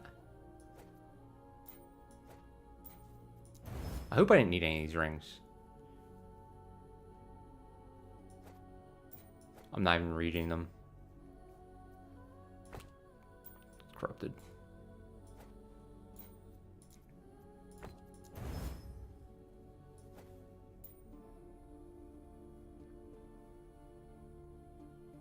That's a lot of ward.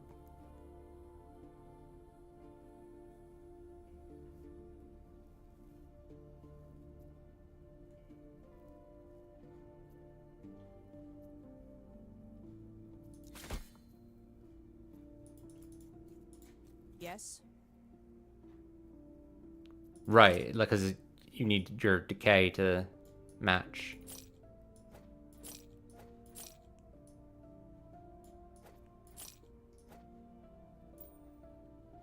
Oops. Do you have any rings, lady? No.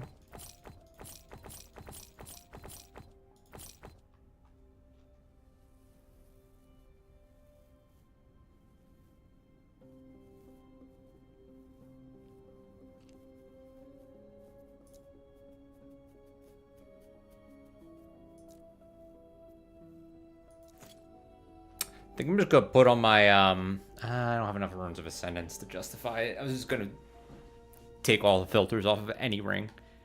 Just see everything. Yes.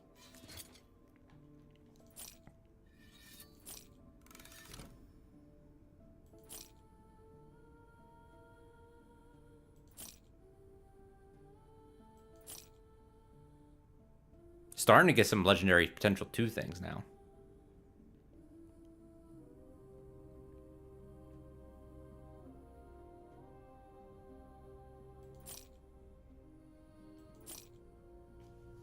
Roots of Vithrasil.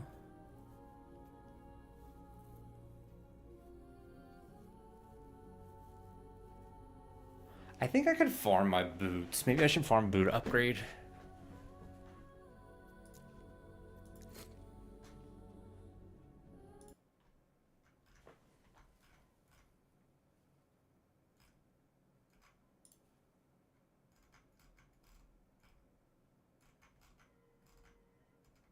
Because the boots that I want, I think might be the best, or probably the best. And I've seen others use these. Are the foot of the mountain.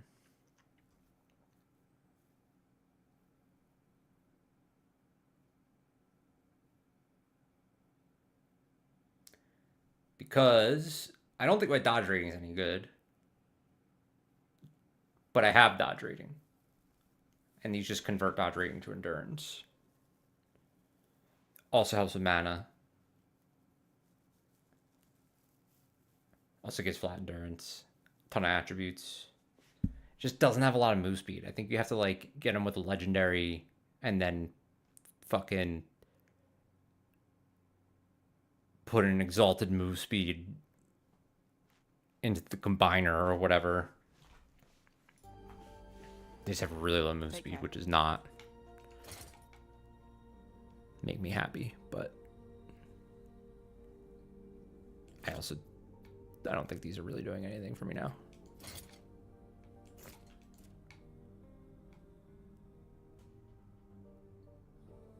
Other than the void.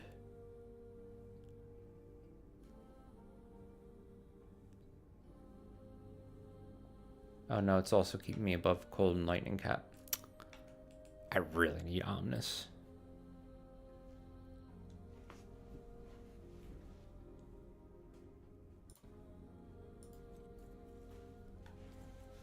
Wait, you said I could also get all resistances. Let me see. I might just have that unlocked already.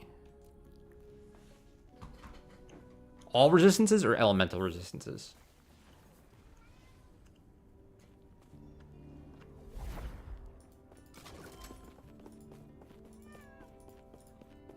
Okay. Greetings. I wish there was like a search thing that I could just like type resistance.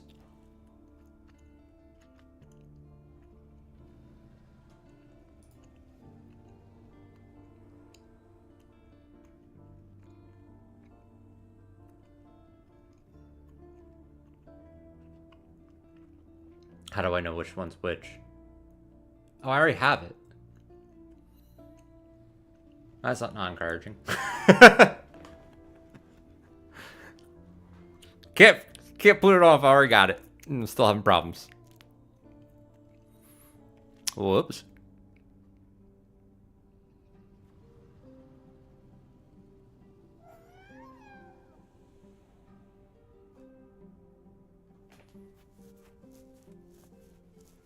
Yeah, but that still won't fix my problems.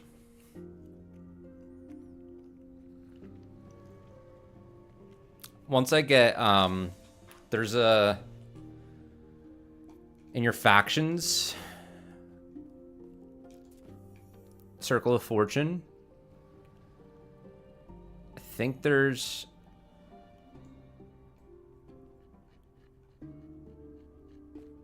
I thought there was something that made it blessings better, but maybe I'm wrong.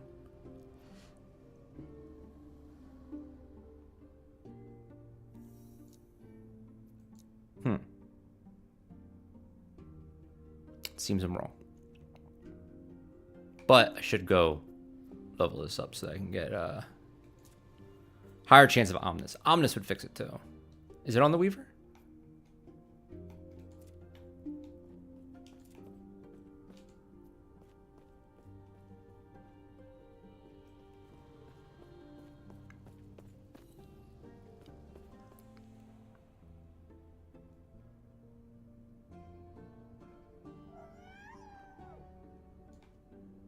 Is it in the tree somewhere?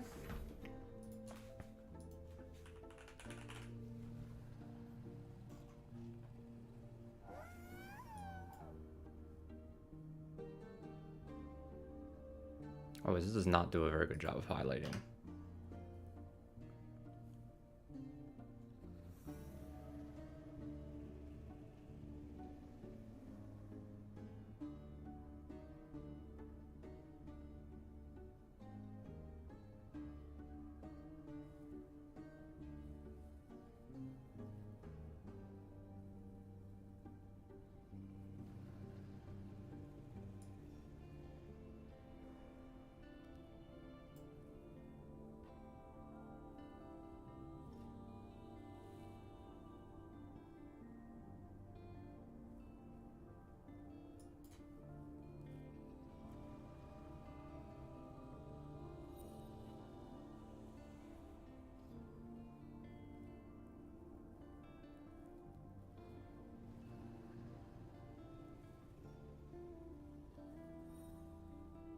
The one with the golden circles around it?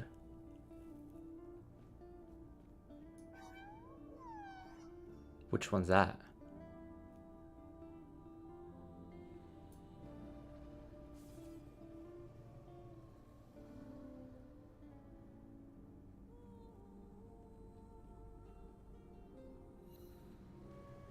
Yeah, I don't know if you can see, but it's got like... There's like 20 of them that have blinking circles around them. It's very hard to tell, but if I zoom in, you can tell. Yeah. But that doesn't make any sense. Because some of these don't even say blessing.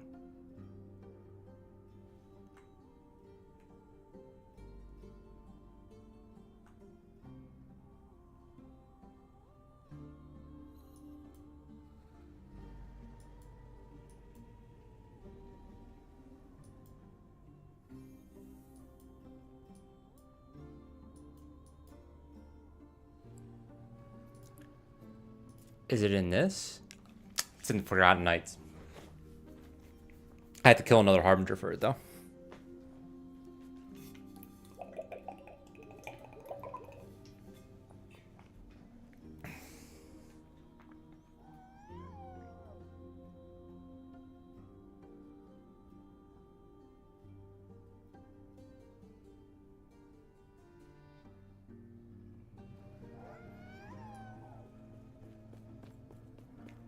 Then once I get this, I hope I don't have to go this far before I get an Omnis, but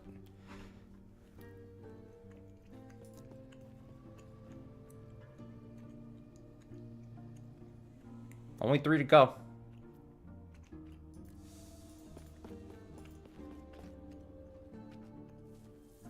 Right.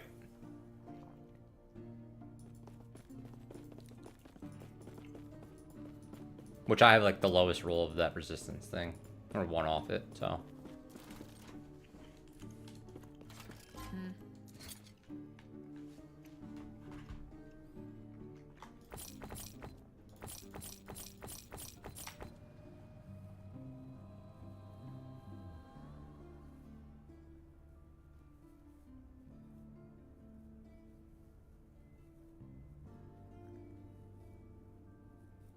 I'm gonna buy this amulet and do a Hail Mary on it, though.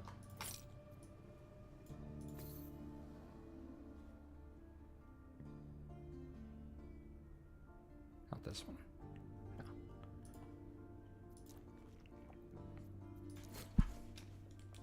Forge. Urn of Ascendance. Omnis. The Fang. Okay.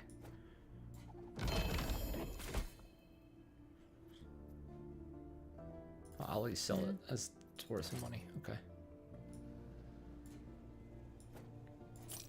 Let's not get ridiculous. Take care.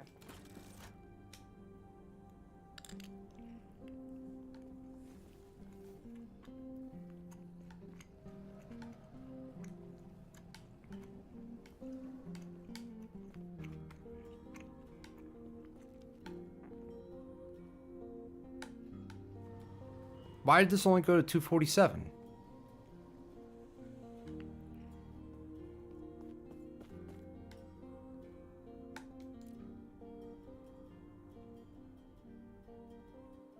Thought I was supposed to jump it. I guess it just jumps it right under the amount.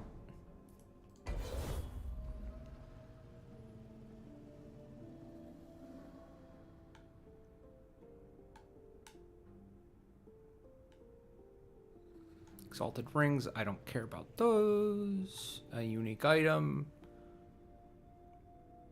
Maybe.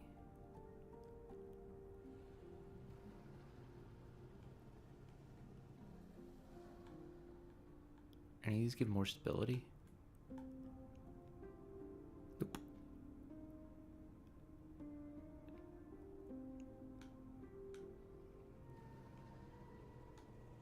Any of these less rippy?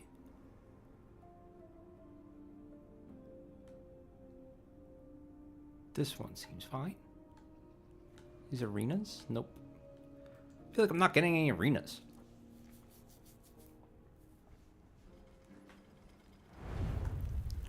He has seen your fate. I'm like hella spec'd into them too.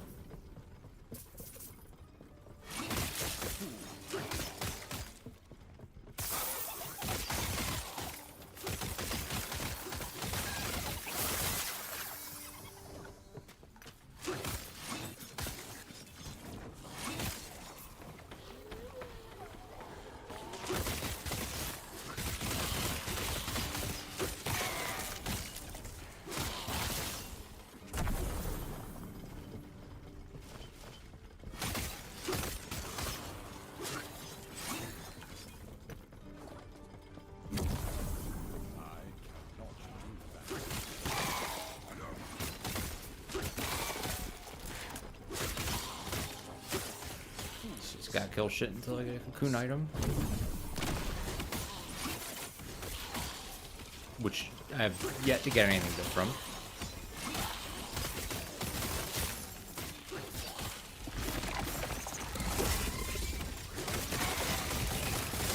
I like these guys because they do a scary attack, but it's everywhere that you wouldn't think.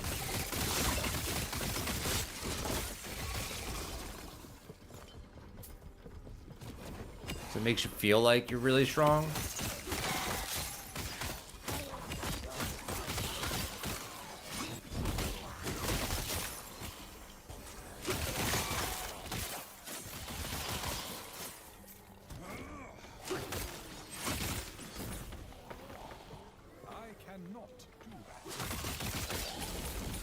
I should do Roman. A while. I'm running low on the temporal.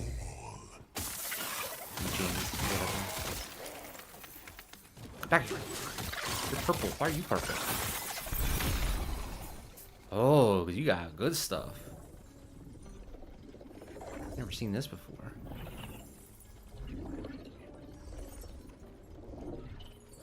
Hell yeah.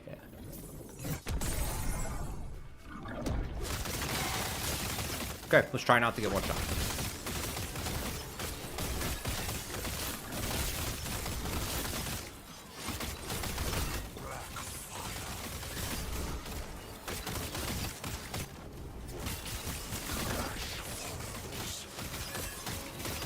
I don't actually know how I progress the bar. I kind of just kill things until... It seems like that's how you progress the bar, but he's also like attached to other certain minions.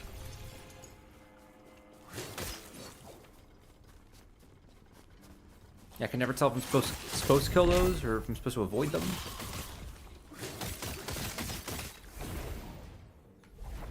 Alright, let's see what we got. Where's the sealed thing?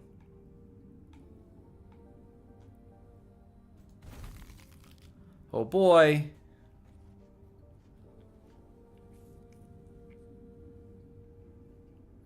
Level 23 boots. Glad we did that.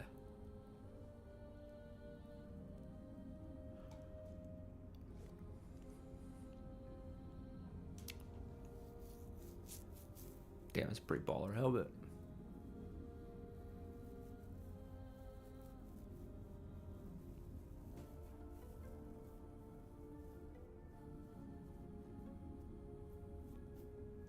Pretty baller helmet.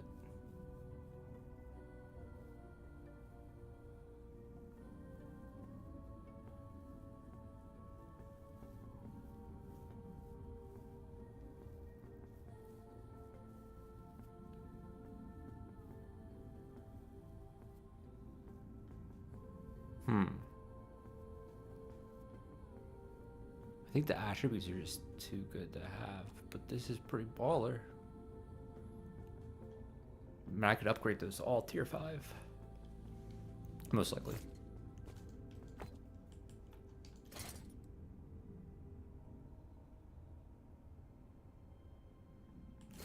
Go put that in the stash.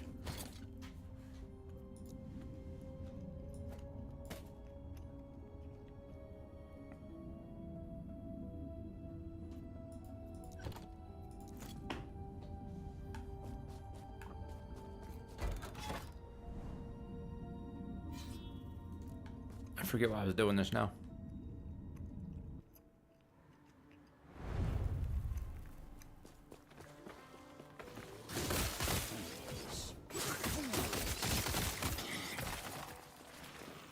Oh, I need to get the corruption up.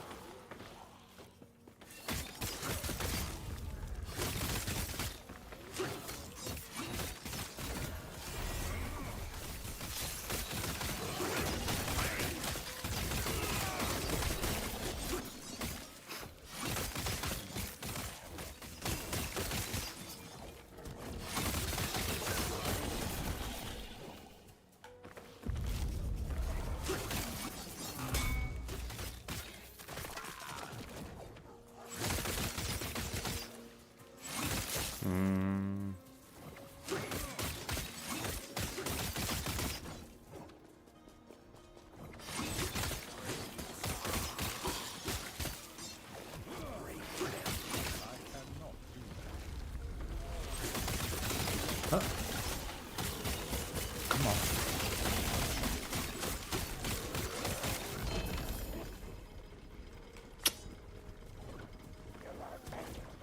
We don't want that sword.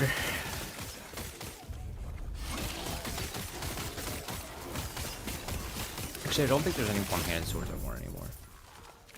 I just want the Jorman's Feast so I can try to get a higher roll of it.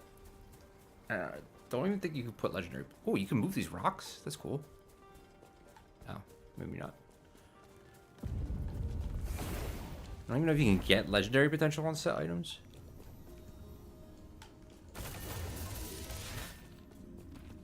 Also, corrupting them, you can, like, I corrupted one Jorman's Feast and it made it this Jorman's Feast Reforged, which just looks like a regular sword. It's kind of a brick, but I could see ending up with something that, like, if the melee cold damage was a lot higher, and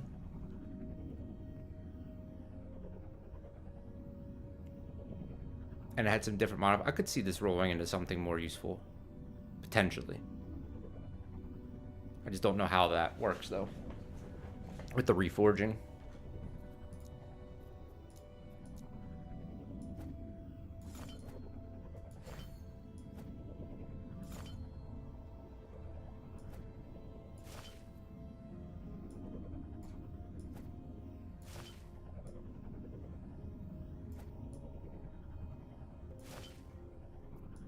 Come on. There we go.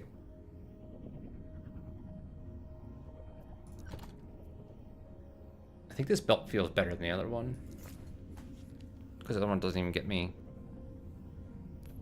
Does this one get me 4 potions? Oh no, this is the one I was thinking of. That only gives me 3. But I do more damage.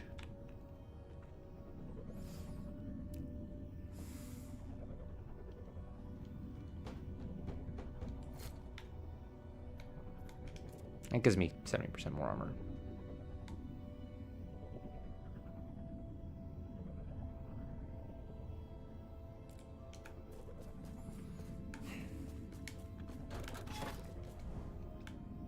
Literally everything in my build is waiting on Omnis for the resistances. Which, if I was still using that Primordial Amulet, would not be a problem. But I would also still be doing shit for damage, so. And I would have less move speed. Actually, I don't know if I'd still be doing shit for damage. Because I took that off before I did the... I was just like, I'm just going to use this dagger.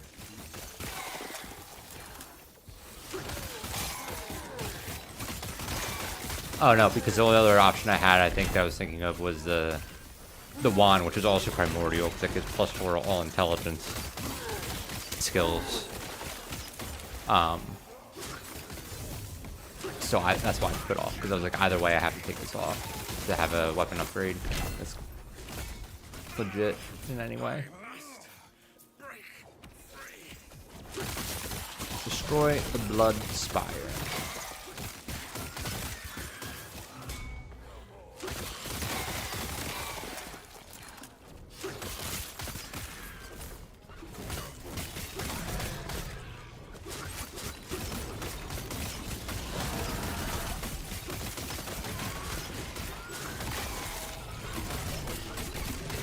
Let me ask you this, if you don't mind, Tyrael. What would you like to see from streams? Like, do you just use it for background noise? Are you like, do you prefer, like, what is it that you like in a stream? Because I'm trying to figure out what to do. I don't know if I'm talking enough. I don't know if I'm talking too much. That kind of shit. I don't know what game I think people would like to see me play. Which I'm not too worried about. Like, I'm not min-maxing this. But just curious.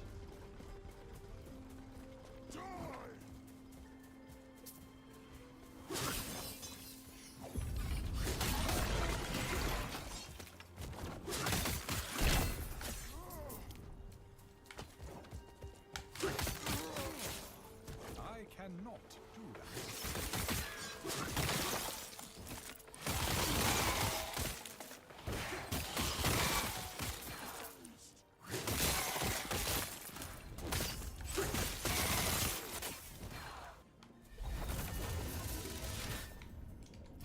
Wait, did I ever put my other point in?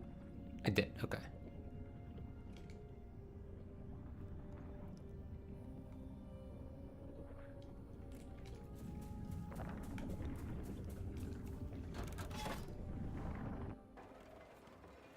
Your echo will break. I could be wrong. I get the feeling that this is like similar to your Diablo people for you, where you're like playing alongside someone.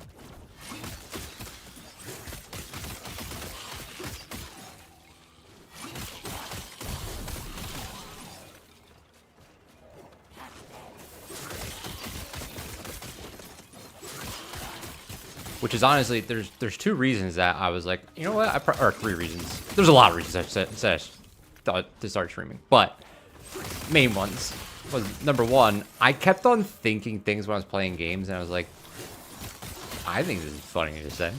I was like, I'm constantly thinking of them, so I'm like, why not just say them if I'm gonna do it, and I might as well say it where people can hear it instead of just weirdly to myself in a room. So that's one. Number two is I was playing a bunch, and I'm just trying to, I got many reasons for this one, but I'm trying to facilitate things that I like instead of just making everything into work.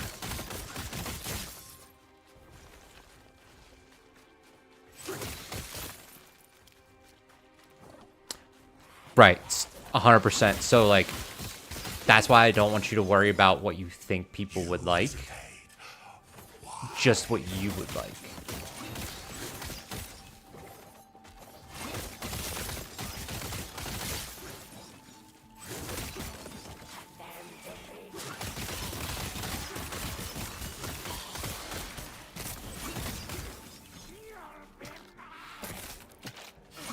Because I don't know if you're like nowhere to watching streams and stuff. I watched a ton of streams for a long time. The reasons I would watch streams is I would like watch the top players, like learn what they were doing, but they couldn't just be a top player. Like they had to be interesting to like listen to as well.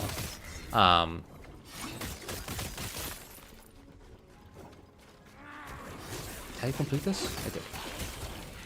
And I would also like, I remember this one guy I watched for Hearthstone, or no, Legends of Runeterra.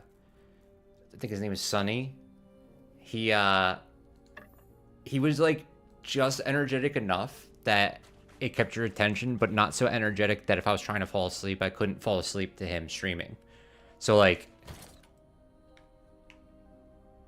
that's kind of how I've watched streams. It's like either background noise or learning potential. It's very rarely and entertainment specifically for me. I might watch it while I eat or something, but yeah, I don't know. So that's why I would say it's like if someone was like, hey man, what would you want? I'd be like, show me something at a high level, or don't be too crazy so I can go to sleep while you play.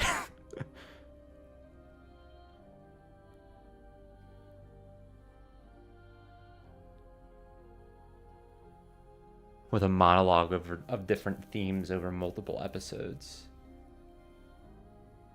Oh, you mean like, so like he would like tell a story about what he was building and make multiple episodes of it? I feel like that's a good, like that's easier to do with YouTube, which I am thinking about like doing more YouTube stuff. Although I don't like the idea of editing. But you can like make stories, right? Themes from all kinds of theories. Interesting.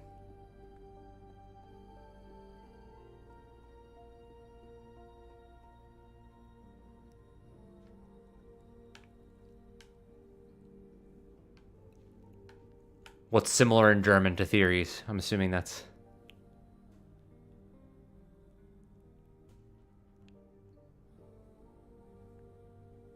What would it be in German?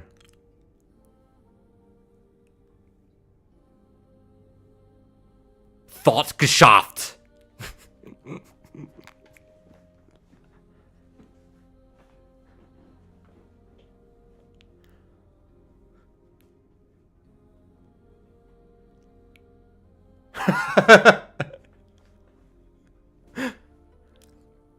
You sure it's just your leg that took a hit in the fall? I was messing.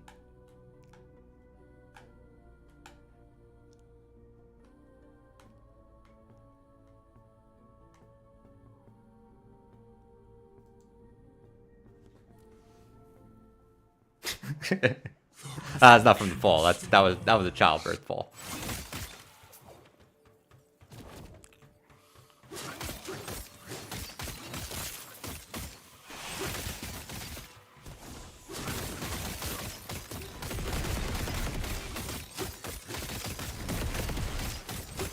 Straight out the womb onto the floor.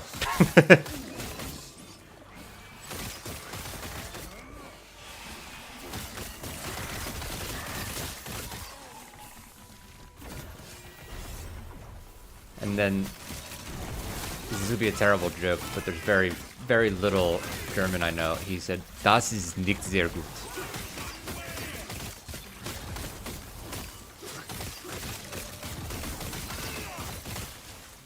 Ist.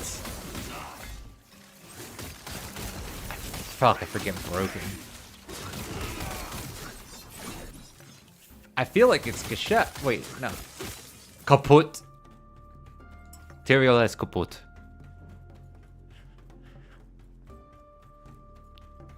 Auf den. Is that table? Is cup table? Or is that floor? On the floor, fell on the floor. Oh.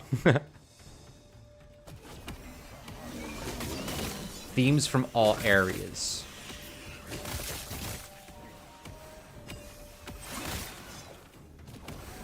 So, like, he would talk over it. Just random shit, is what you're saying. It would be on topic for that specific monologue. But it didn't have anything to do. I see.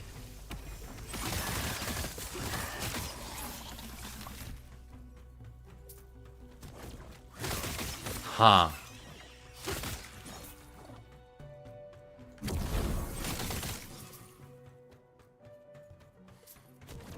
That's a cool idea. I could do that. I could mindlessly, like, I got a lot of stuff. I gotta be careful, but I got a lot of thoughts.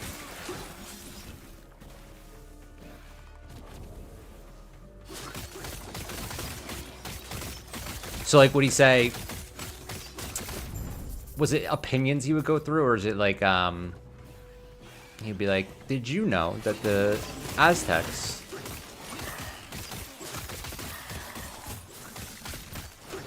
were one of the first people to do chocolate, and it tasted like shit, and here's how the culture did this?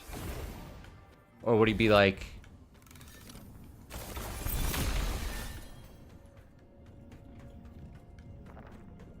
more opinions or hot takes?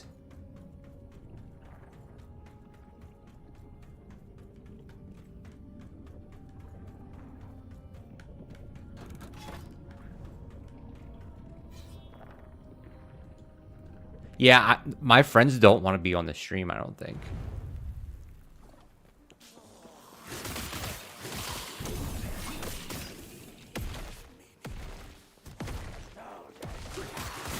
I have a reputation for taking things very, very seriously and going really, really hard on them. And I think as soon as they found out I was streaming, they were like, assuming I was going to be like hyper optimizing everything. And they were just like, I can't be on that stream with him.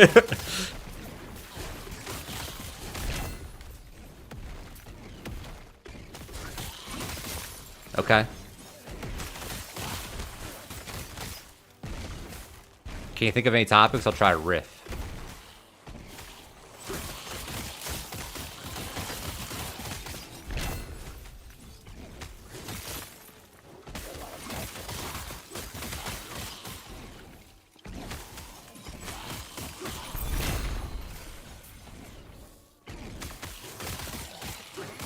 Did Auschwitz actually happen? That's a real one people argue.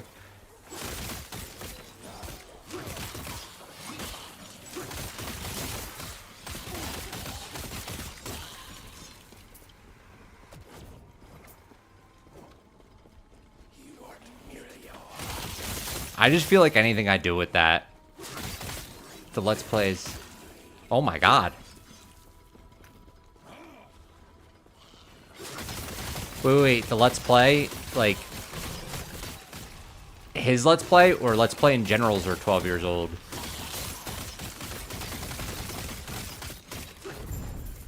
Or is that the topic I'm supposed to go on? Oh, okay, okay.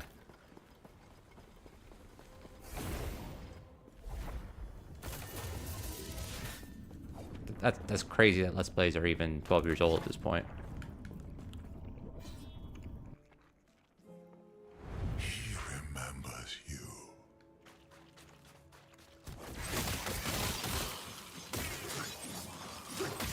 So have you heard my rambles about the Omen voice lines with the how they do the audio?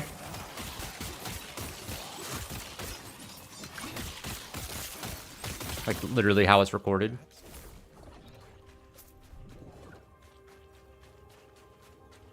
Okay. So this was like one of the first things I noticed about this game. Because I think a lot of the like campaign and the storytelling, like you can tell it's translated or something. It's not terrible, but it's just kind of like, it doesn't always fully make sense. Or it feels like there's pieces missing. Whereas this, but the one thing I thought was really good the whole way through is whoever their audio engineer is. Whoever's doing their audio. Because they'll do things like when you talk to the lady in the end of time or like at the base to like go shopping, and she says something, you can hear the reverb from her from like way far away too. So like she'll say it and then you'll hear like a really late echo. This guy, when he talks, all of his voice lines are very truncated. So like staccato, or like they're cut off very quickly. So I'll just explain it before I open it up. But basically what happens is, so that you can hear it when it opens. But basically what happens is the way he talks, it's almost like it cuts off immediately. And they'll do some cool things with the breathing too.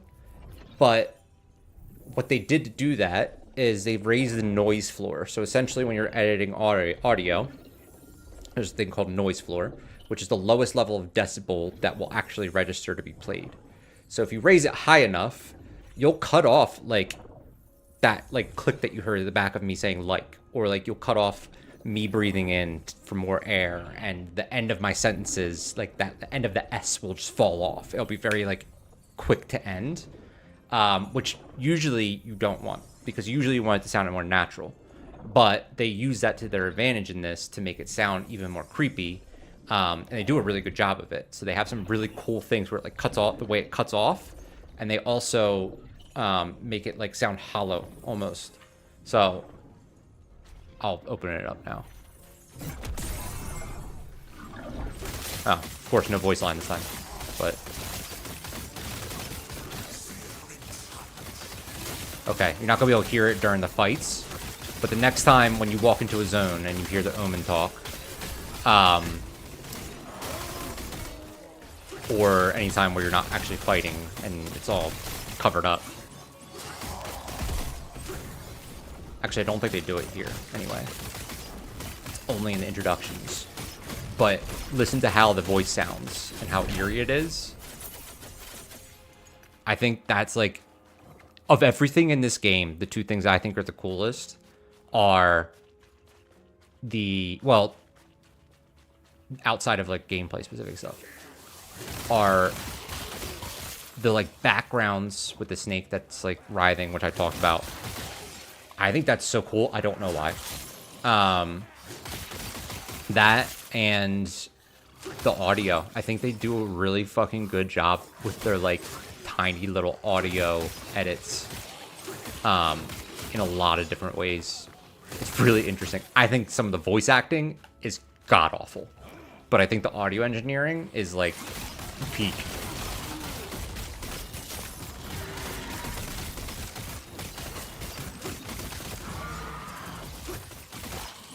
And it goes for other stuff too. There's a lot of areas that they do it in. It's really interesting for them to use that as a spot that they got creative. Because not, like, the only reason I know this is because I was an audio engineer for a little bit. So, like, I can pick that stuff out.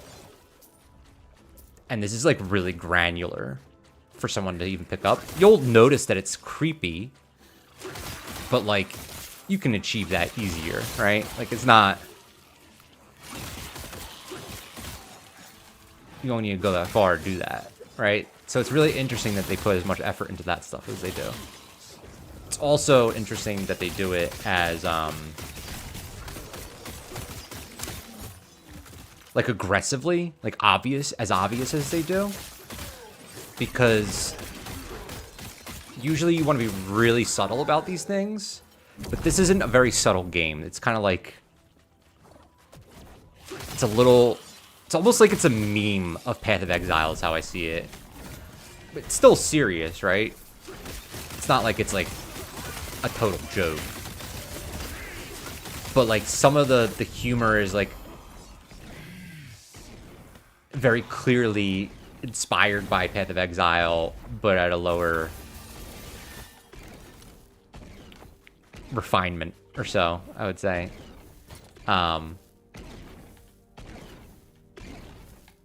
So it kind of fits. That's a little in your face, obvious. Like your void people are just like laughing when being like, the void is everything. Like it's a little corny.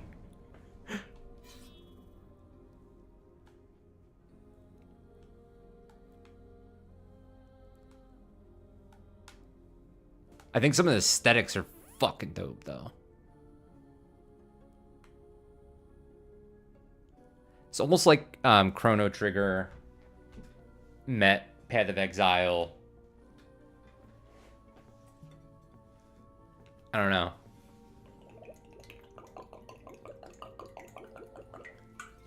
But their kid hasn't fully grown up yet.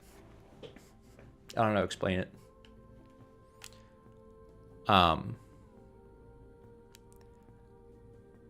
I always lose to those omens, so I'm not going to do that one. How was that? Was that a good ramble? More of that?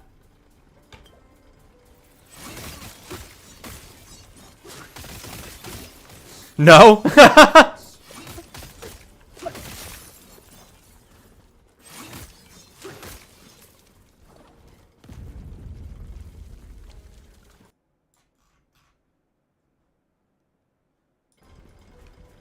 Oh, wait. You said nope earlier. I don't know why I thought you just said that.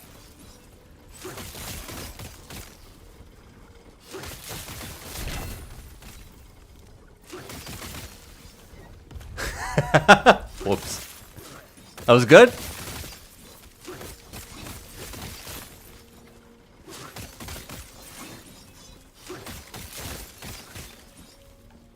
This guy seemed to like it too.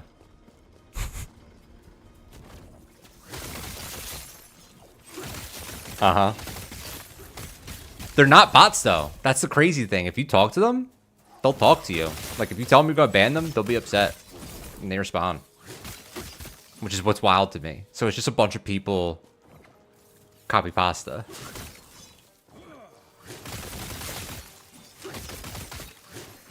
I don't know what it is about my stream that's attracting them, because I know there's other streamers that don't have a lot of viewers without, like, crazy graphics. They're not getting... I've never seen anyone else get blown up. Well, I also don't go on those streams. Yeah, that one is probably someone using a bot, because he just copy-pasted 3 of the same thing.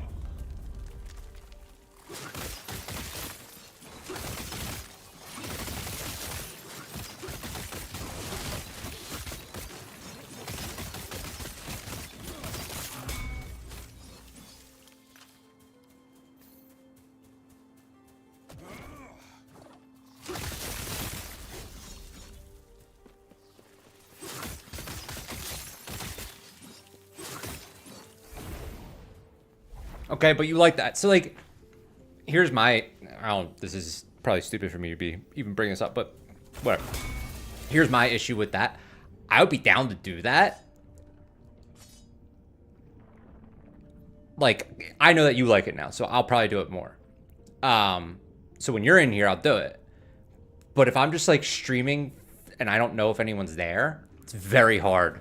It's very hard to just talk for like an extended period of time, not knowing if anyone's listening. Now, if it was a YouTube and I could cut it, which is like I'm trying to record these, excuse me, I'm trying to record these, and then like, I think they are. I think they just want to hear someone talking. I think that you like, if you look at the stuff that streamers say, they all think everything they're saying is cringe, and I'm pretty sure everyone watching them thinks it's cringe, but no one cares. I don't think it matters. I think that it's just they want someone that's talking about the game or talking about something while playing the game, and that's it. Because like that's like, what is streaming, man? What is it? It's weird in a way, right?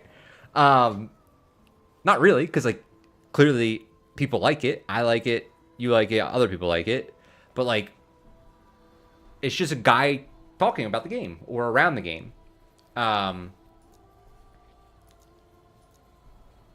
Or a girl playing a game so that she could be on stream and get you to watch it. For other reasons. But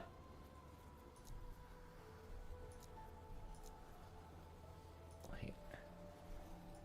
I don't have anything I want to put in here, I don't think. We could do this. Or this. Let's see what we get. Wait. Let's do this one instead. Let's do the belt. Did it just drop that on the ground? Oh, shit. Yeah, that's how I use it. And then it's like, all you need to do is when someone comes in, you have to be talking about something that they're like, oh, this is like vaguely interesting. Because I'm getting like visual at the same time. This is fine. That's the best streams for me. When I go into one and I'm like, this is fine. If I go into one and I'm like, this is exciting, I don't want to watch it. It's too much. I just want to watch it and be like, I can turn my brain off. And every once in a while, I have a thing that's like, makes me go like, oh, that was interesting. Oh, huh, I didn't know that. Oh, that was kind of funny. I don't know. So I think that's what I gotta do, is I just gotta be talking when someone's exactly when like already when someone comes in. But I think if I can record these and just have like go through them, or have like an editing software sift through them for the spots where I'm talking and like make them into clips for YouTube, just like 30-minute things where it's like a cut, like a montage or something.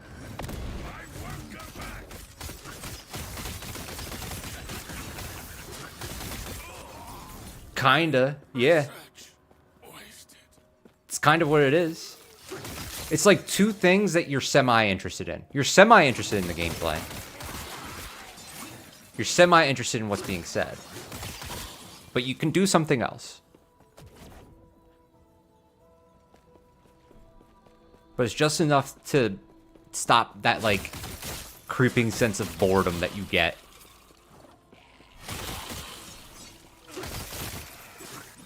When nothing's happening around you. And you're doing something else, and then you're like, wait, what was I doing?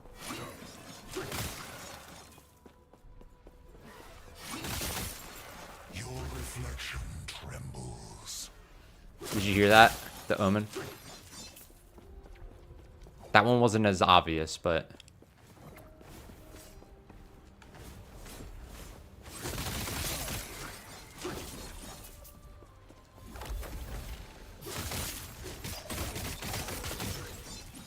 The ones that's obvious on is when he says, it's like he'll shatter like glass. You have been seen. I forget. The funniest one to me is, oh, the window's open.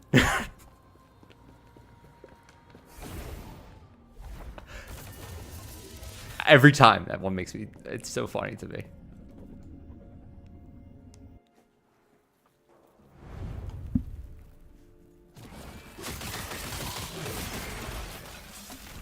I cannot do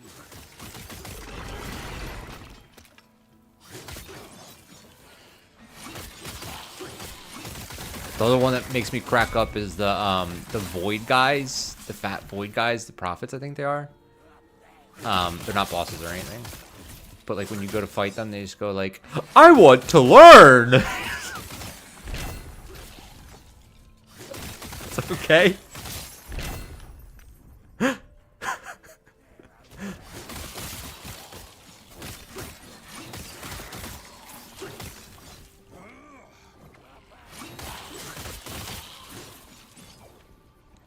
All right, and then this is the last question that I'll ask you. So has this last 25-30 minutes of the stream been an improvement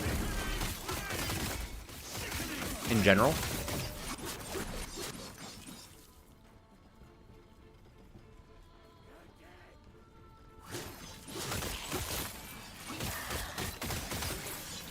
And see, that's why I like,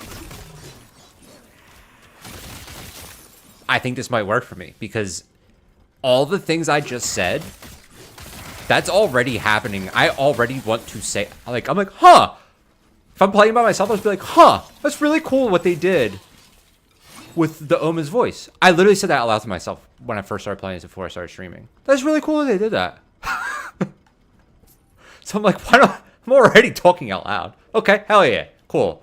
I will keep trying to do that. I will eventually run out of breath. But I'm gonna do my best to just talk about those kinds of things. Also, feel free to throw me topics if you want. You don't have to. Like, I don't want you to feel like you have to be actively engaged unless you want to. And I really appreciate the feedback. But I'm just gonna fucking ramble about stuff, because I do it anyway. Sometimes I get a little invested. You know, or especially like when I'm fighting the bosses. That shit gets me enthralled. Until I lose and then my brain farts. But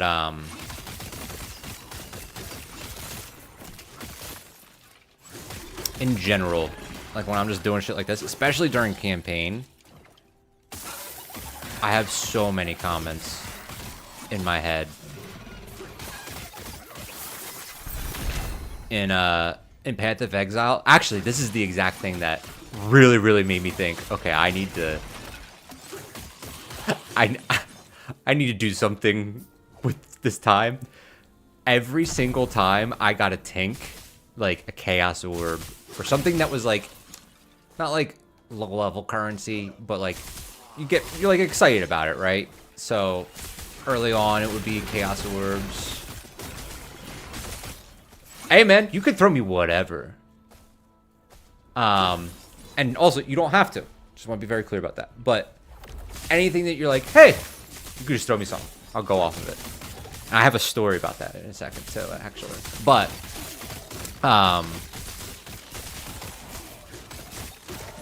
so every time you get, like, a currency would drop that was decent. At first it was like chaos orbs, and then it became like divine orbs, and then it became like, okay, if it was like several chaos orbs or like the volatile orbs, okay, yeah, but I could always just pick one too. I'm pretty good about the way my ADHD works is I always remember the topic I was on and I can't not finish it, so I always come back to it. Because, like, as I was saying, or like a volatile orb or something like that, like decent currency, every time it would happen, I started going, "Ooh, piece of candy," out loud to myself. So I was like, I feel like that would be kind of funny. And I watched some streamers, and I saw Cute Dog, which Hilarious name for a streamer, by the way. And he would be like, he's like saying like Divine Jorb. Ooh, Divine Jorb. And I'm like, that's like the dumbest fucking thing ever. So if he can do that and have thousands of viewers, I can say, ooh, piece of candy every time Chaos Orb drops, and probably fine. To the topic of topics, eventually, if I ever have more than like 50 viewers, I'd stop talking about this specifically. But because I don't necessarily want the whole world to know this, I used to freestyle rap.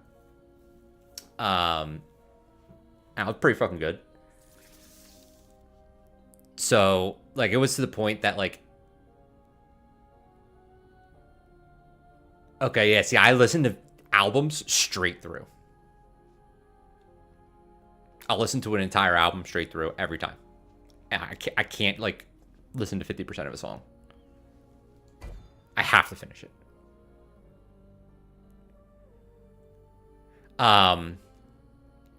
So in college, if there was someone like freestyle rapping, I would literally get texts from multiple people at that party that like weren't talking to each other.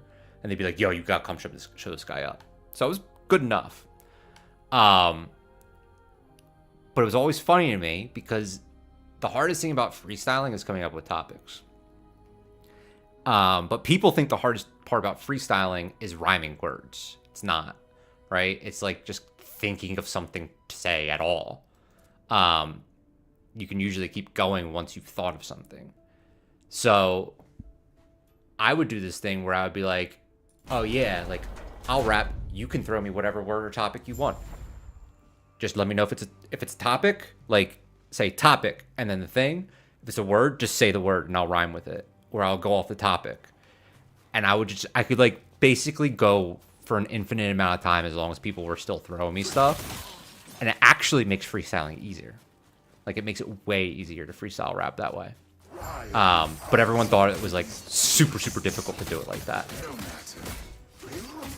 So I'm a big fan of the throw me a topic.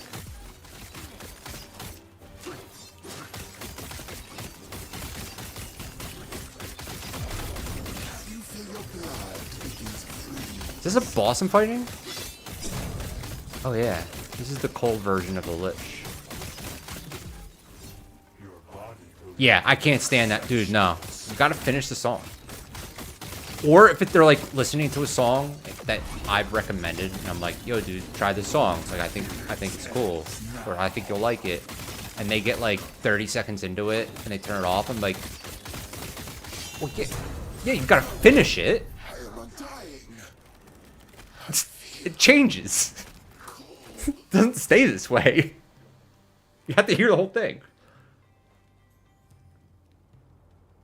Or people in the car that just like skip the song. Like that's what they do. They just like, oh, I want to listen to this.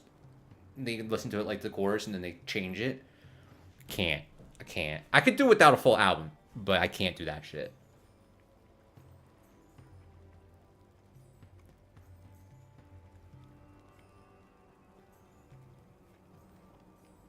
I don't know that I even care about any of these. Dagger, two-handed spear. This is like basically nothing to me.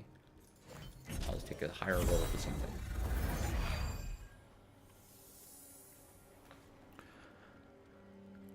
This is a lot of shiny stuff, and I'm assuming I'm not getting anything. Ooh. Maybe I did.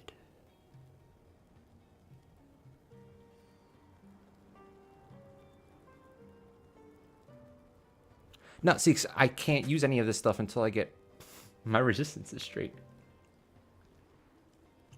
Right. I totally agree with that. To me, there's like, the way I describe it to people is listening to one song, certain albums, right? Listening to one song off of, like, I'm a big Kendrick Lamar fan. If you listen to one song off of To Pimp a Butterfly, that's like saying, hey, go read this random chapter from To Kill a Mockingbird. It's chapter 17. That's my favorite chapter. I haven't read the rest of the book. I just really like this chapter. It's the only chapter I know by this author. That's what it's like to me. If you're like, go listen to,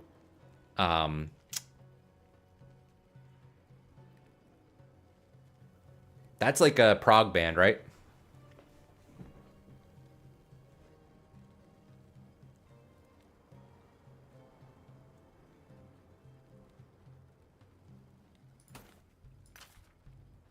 Mellow Death. What is mellow? M-E-L-O? I'm assuming that's not M-E-L-L-O-W, because death can't... I don't think death can be like that. Does that mean melodramatic death?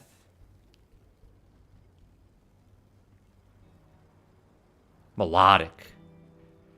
That's kind of sad that you have to specify that death metal as melodic. That's the whole genre. No. This is different than normal death metal. This is melodic death metal. This is musical death metal. I'm sorry. I'm not a fan of death metal. But I know that there's a lot of skill in it, and I understand why people could like it. Cannibal Corpse? Is that a band?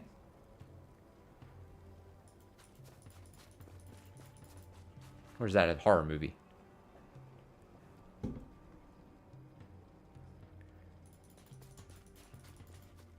Yeah, I never got into any of those much.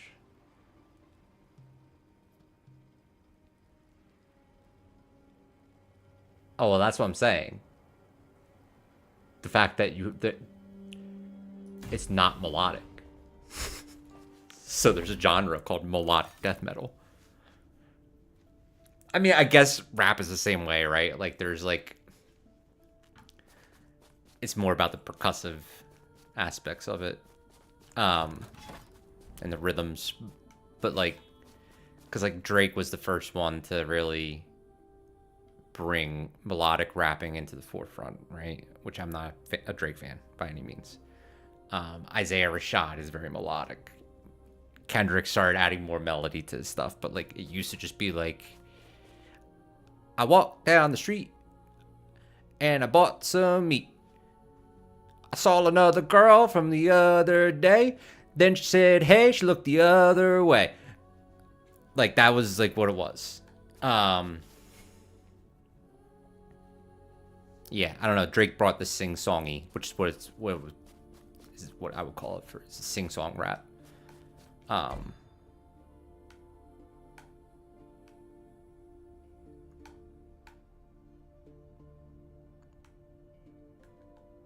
Which is much more popular now, but so I guess it's kind of the same thing. The Nemesis changes don't matter to me right now. And I don't want to do the Omen Echoes because they fuck me up. Thank God for this arena.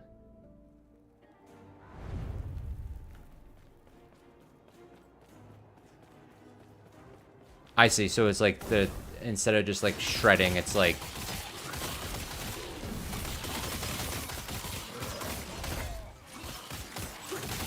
they want to sound good.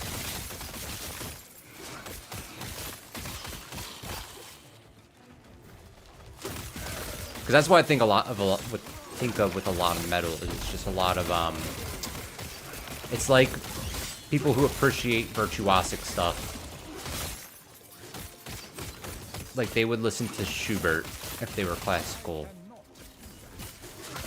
If they were interested in classical stuff. Or Schubert, whoever the guy is that did like a bunch of math. And all the stuff was dissonant. Tchaikovsky? I think it's Tchaikovsky. Oh, camera went.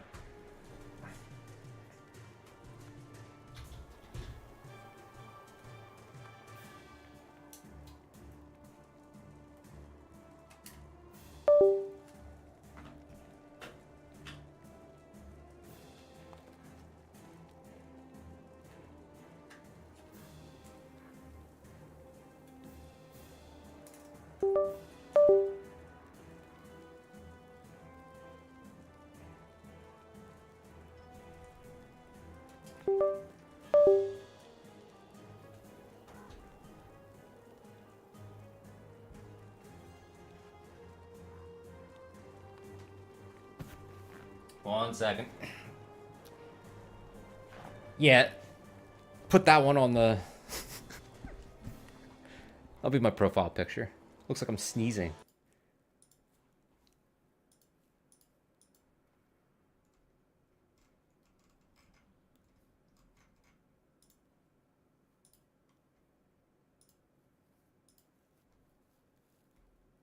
There we go.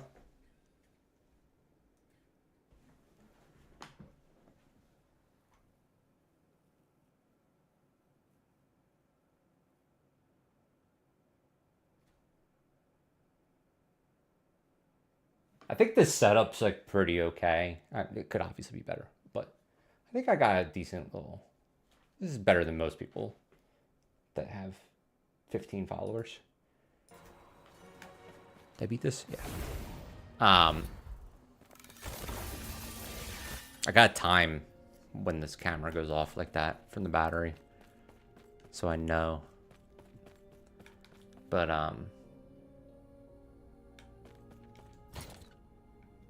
I'm glad I asked that question, and I'm glad you were comfortable enough to give an answer, because I was like, it feels weird to just keep talking, right? It feels weird to just ramble and be like, this person has to listen to me. You don't have to, right? That's why it works, because it's a choice. But like, it's definitely an odd feeling, especially starting out. Yes. But it makes sense, right? Like, what's the point of streaming if I'm just sitting here awkwardly playing a video game and it's silent? Like, it's almost better to say something embarrassing and weird, or anything at all, really, as compared to like just not saying anything at all.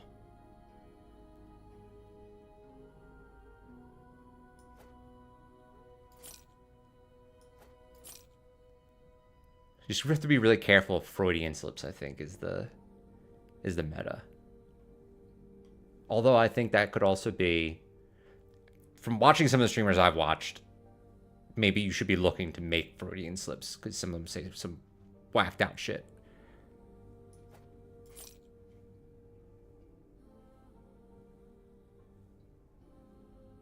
Right. I think it could still look better. I don't know, but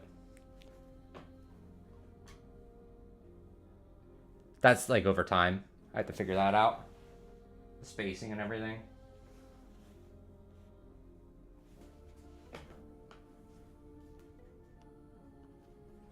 I fucking suck at guitar, though. So I just hope no one ever asked me to play it. I tried to learn.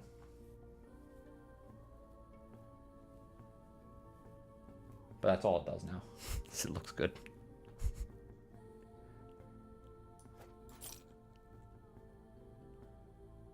I do play saxophone, but well, I used to play saxophone.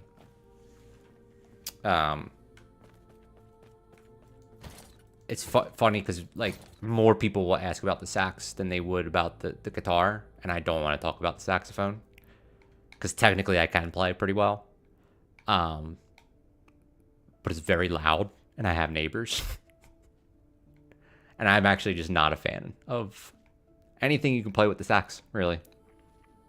It's okay to play, but I wanted to play drums in elementary school. But my mom was always very like, I have to do whatever's good for everyone else. And two other kids wanted to play drums in my elementary school, so she forced me to play saxophone because no one else wanted to play it. I mean, I was able to choose out of like other instruments, but it was like trombone or saxophone, I think. So, or tuba or saxophone.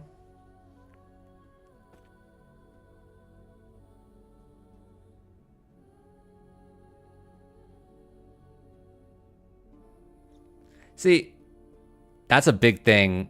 Okay, here's a good ramble. I don't know when you're going to bed, though. So, when you go to bed. But one of the things I've been really focusing on recently is, like, I got I was doing some other stuff and I was pretty successful. But what ended up happening was like, it became like I was trying to do everything right, like keep my house perfectly clean and like do everything, like pay everything exactly on time before I even actually have to pay. Or like, you know, like as soon as I get a text in from a thing, I unsubscribe and I make sure all my mail is sorted through perfectly and like that kind of shit, right? Like I vacuum every week and I mop every 2 weeks and all that, right? I kind of burnt myself out. And then I realized I'm like, I don't even actually care about any of that. Most of that doesn't matter to me. I also know that I'm going to get most of this shit done if it's important enough. I just won't do it on other people's time. And most people don't give a shit. The only people that care are the people that like are like, well, I need you to get it in time for me, or like people who are judgmental for whatever reason. But for the most part, I could have like, pizza. I could probably have a pizza cart in there.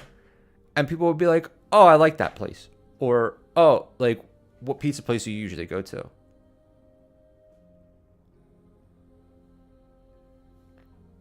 No one fucking cares. You just have to look presentable, like you care, and like have something that sparks the conversation, right?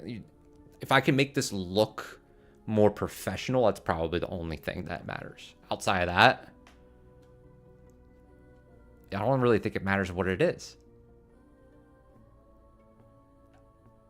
I think I just have to do better like angles and lighting, maybe. I don't know. I really don't, but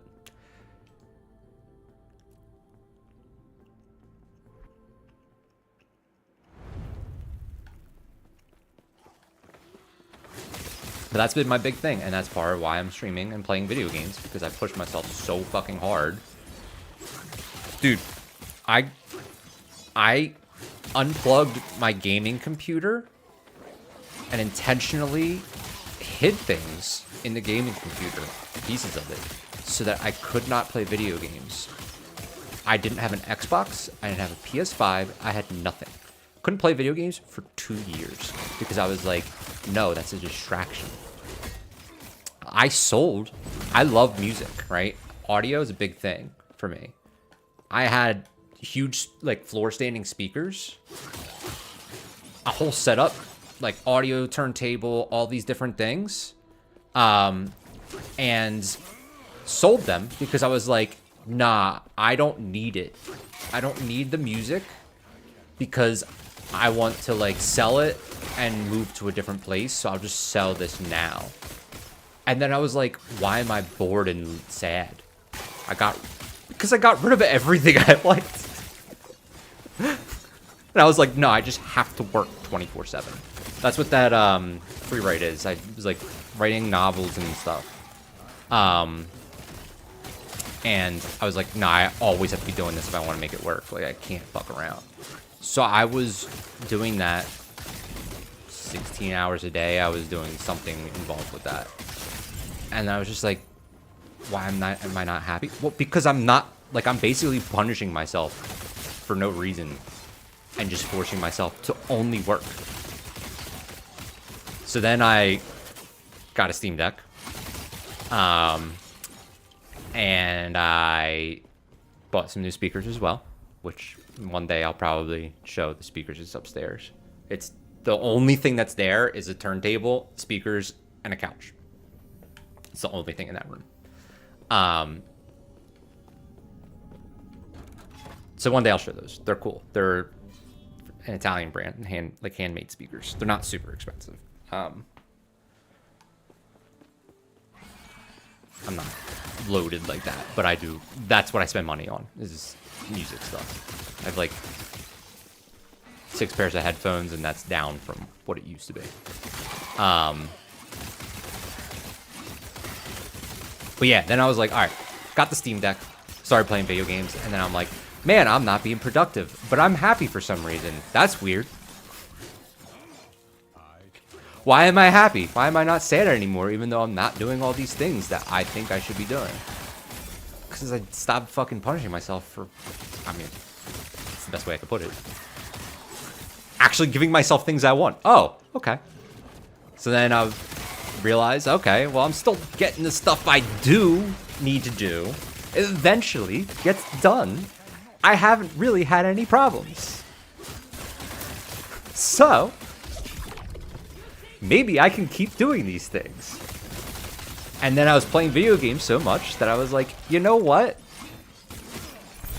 This is basically like it's a job. I've been good enough before that I could probably do something with this. I clearly am capable of talking incessantly. Whether or not it's entertaining, I will leave that to other people to decide. But clearly capable of talking. So I was like, why don't I just fucking try this? Because what I was doing before was I was like, I literally can't make money off of something that I like actually enjoy doing all the time, because like that will ruin it, or like that will, I'll get too obsessed with it. I won't be able to make it functional. So writing is something I really like doing and I'm good at. So I was like, all right, that's like, everyone's always told me I should do this. Let me just go full bore into this. I would write anyway, right? But I can't do it 24, like I can't do it every day. I was writing 2,000 words a day. This one's done. I was writing 2,000 words a day, forcing myself to do it, feeling like shit if I couldn't get it done. It would be good when I would get it out, but oh man, we lost Seller Viewer. I was hoping that was good for them. We'll keep going. Don't worry. They stayed longer than usual. That's worth it. But I was doing that, and it was like, what's the fucking point? I feel shitty if I don't do it. If I do it, I just feel like, okay, I did what I needed to do. And yeah, it's good, but like I can only go like 5-6 days in a row of working on writing without it just being like, oh my god, I have to force myself to do this. I will write anyway, right? Eventually I'll finish that novel, but I can't do it. I can't force myself to do it. Video games, I actually actively have to stop myself from playing video games. I actually have to actively stop myself from playing them competitively. I have to actually stop myself from talking the whole time while playing them. That sounds like I should stream. Like, I literally don't have to force myself to do any part of it. I just have to turn on a camera.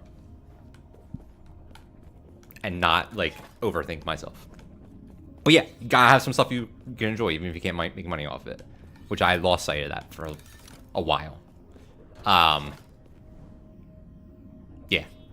There's other things I think about with that my mind spins off into, but then we get real deep into, you know, we're talking about personal stuff. Super personal, which I'm not gonna get into. But yeah.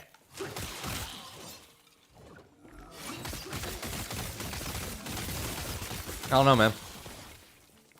Something about this just feels like I don't feel the need to make this work. Like, I don't feel the need to, like, push super hard to make this successful. And yet, usually I need that feeling in order to keep doing it consistently. And I don't think I need it for this. I think I just need to be like, well, I'm gonna do this anyway. I should probably turn on the camera. I feel weird talking to myself. I should probably turn on the camera, because then I'll just not feel as weird. Because it feels like I'm doing it for professional reasons. I cannot do it.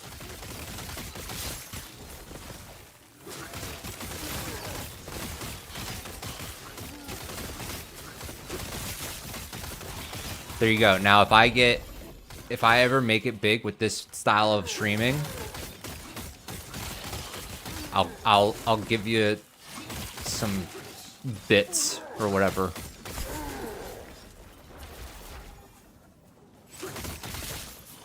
Oh yeah? See, like that kind of like semi-private stuff. My problem's actually like I was too open to stuff for.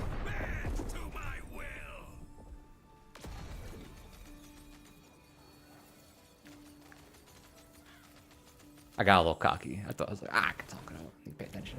I didn't. I actually went wild without paying attention and didn't die. That sucks.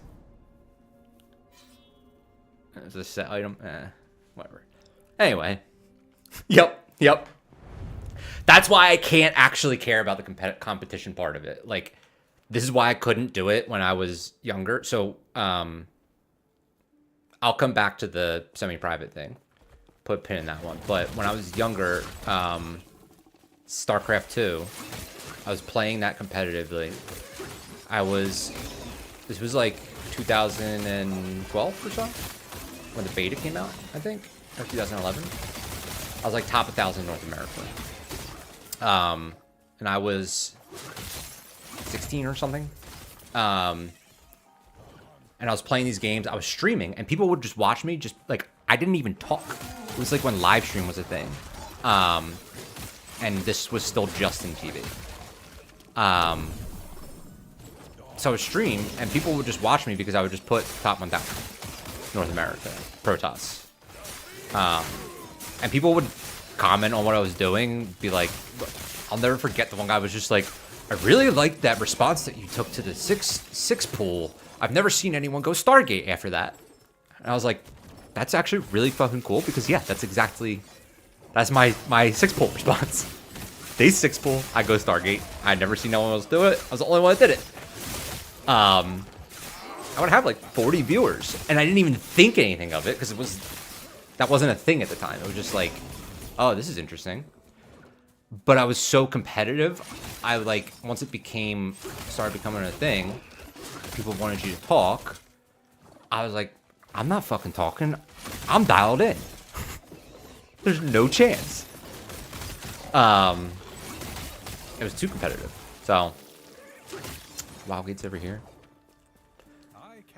Now, whatever. If I die in ARPG, as long as I'm not playing in hardcore, Grim Dawn, level 100, permanent ground effects, then I don't care.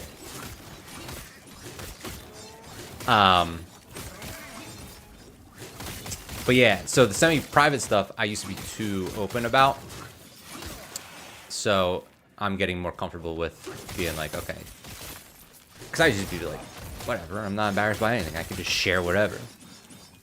But you do that for long enough, you're going to attract some people that take advantage of that. So I've learned my lesson now.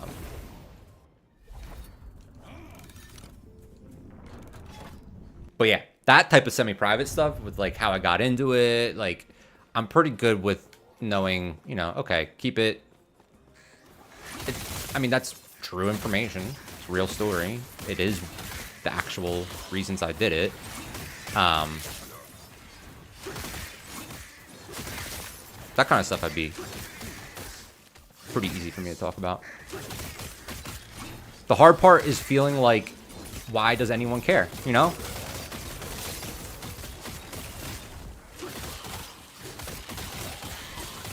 That's the weird part, is like, I'm gonna get on here and talk about why would someone care about that specifically? I don't know.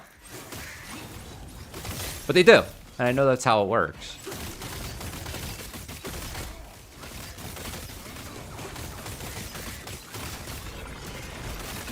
Just as long as you, like,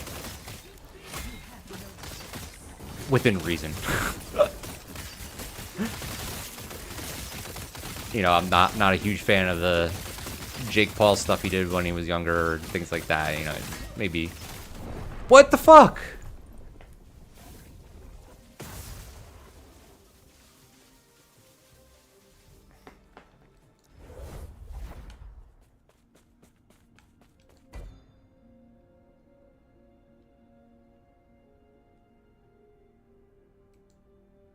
That was the last guy, too.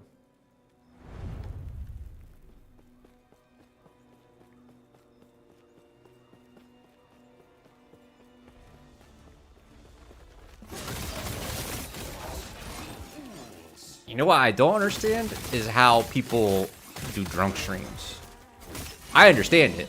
I could definitely do it up to a certain point. I think once you get past like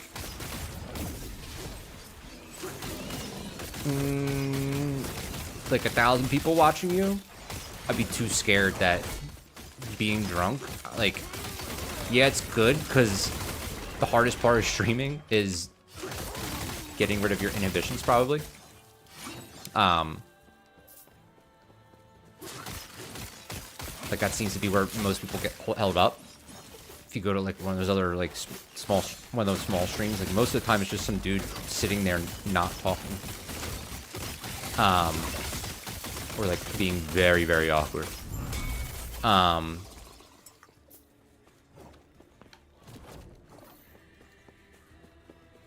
So alcohol helps with that, but at the same time,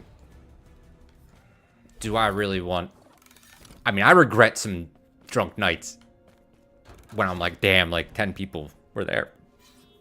Not a good look. 1,000 people? I don't know if I trust drunk me that much.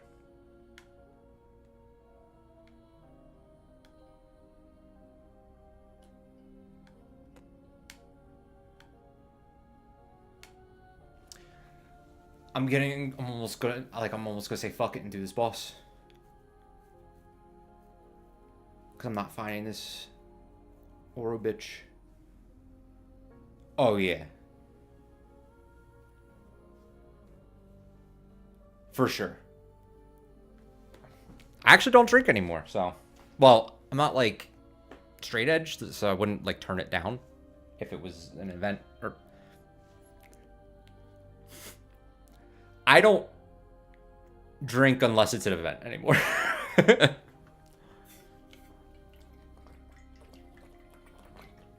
I guess I can't say I don't drink anymore. Yeah, I don't drink except for if someone has alcohol or I'm out to eat or there's beer in my fridge or there's not beer in my fridge and I go get it. But other than that, that seems to be a common thing with people like around this time for some reason. I don't know. I've seen a lot of people in my life not drinking as much. Which could also be, now if you really want to get into philosophy, here's where it gets crazy. Collective consciousness.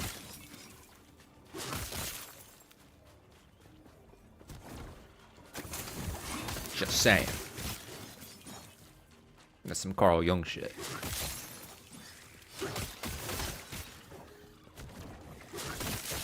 I cannot do that. I feel like collective consciousness is where the channel would start getting too wild for even my taste. I'd be like, maybe we don't watch this stream. Although I do think it is a useful concept.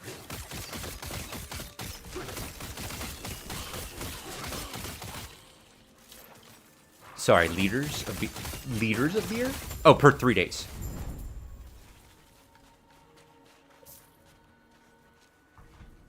This water bottle. This is 1.9 liters.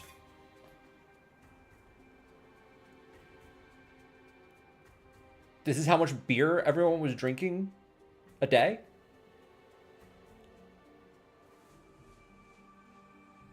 Almost as much?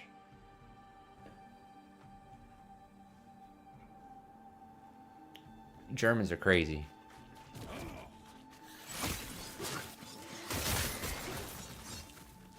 I gotta move to Germany.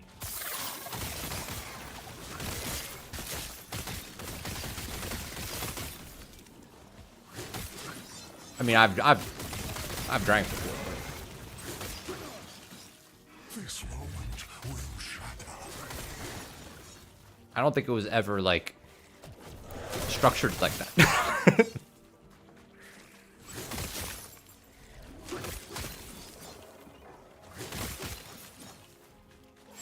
The worst I've ever... Well, here's a story I can tell. I can't actually tell part of it because of NDA. But I worked at a company that was theoretically going under. It did not.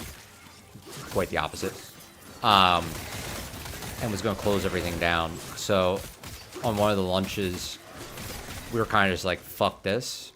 We weren't even getting paid commission anymore for anything we did. So it was like, we were like, oh, we're just going to be done at the end of the month. And we're not going to get paid out commission on anything we do. But you still want us to work out the rest of the month? And I did. Because that's, I guess this is how I am. Ended up working out, but it was so bad that even our managers were like, hey, you guys, if you want to, like, go grab a beer at lunch, we're cool with it.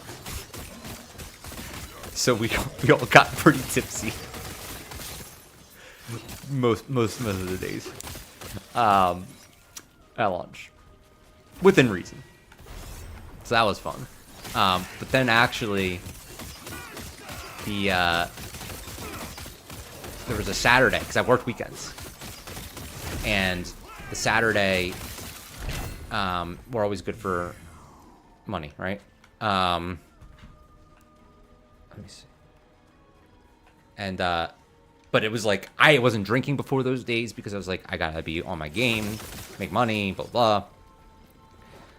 But we weren't making commission. So for the first time since I graduated college, and this was like 4 years after that, I went out on a Friday night before work. And I stayed out until 3 a.m. I worked at 8. I stayed at someone else's house. I didn't get home until... No, I slept there and then I left. I can't remember exactly. But I was very, very hungover. And... Ooh, 96. Level 96. Or still drunk, one of the two. I Ubered to work. And then they told us that commissions were back and they were double until the end of the month. Of course, on the day that was hungover. And then I actually ripped it that day. I sold a lot. But timing was off.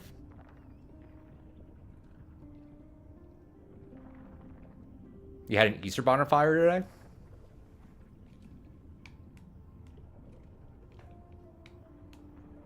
Is that a thing? Easter bonfires?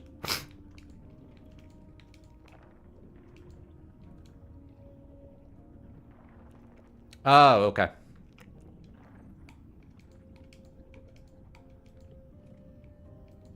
Yeah, I've never heard of bonfires for it. You guys are like, in Germany, you're just like, oh yeah, it's great. The Easter bunny, light it on fire. Light him on fire. Well, I don't, that is not a German accent at all. That was my bad. It's terrible. That's crazy, bro. Yeah, it's actually 1201, 1208 here. By the way, don't feel bad if you're going to hop off. I'm just doing, this is good practice for me, so. Go to sleep whenever you need to go to sleep, brother. That's late. Or early. You're committed? To what? You doing an all-nighter?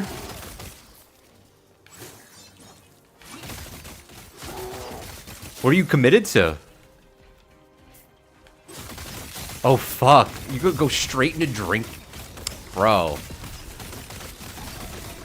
What level are you?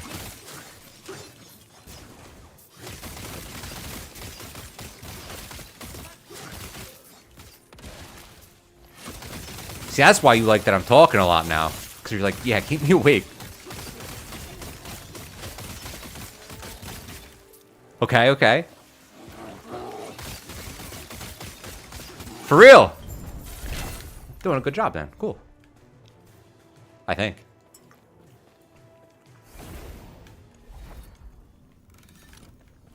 Did you do cocaine, yes or no? I am not. I will not judge. Yes.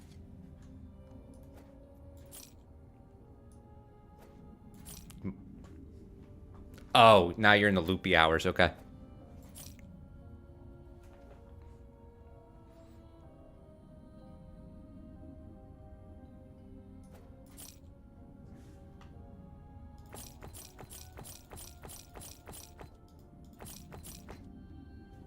Ah, no one cares about typing. I'm cheating, I don't have to type.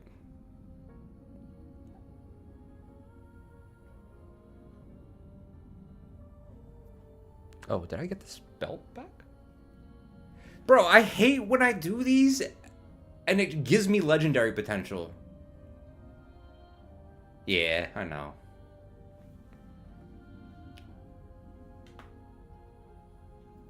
I just actually don't know how to type. That's why I'm streaming. But I fucking hate when this gives me legendary potential because I'm like, the reason I put him in the Nemesis is because I don't know how to do the legendary potential. I don't know what to do with it.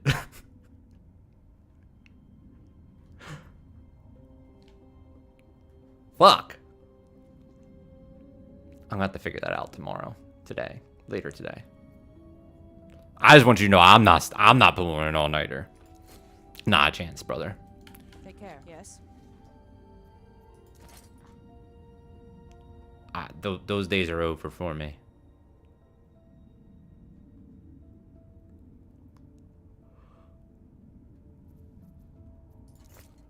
Used to be common. Take care. Not anymore. What am I don't even know what I'm doing. See? Already gone.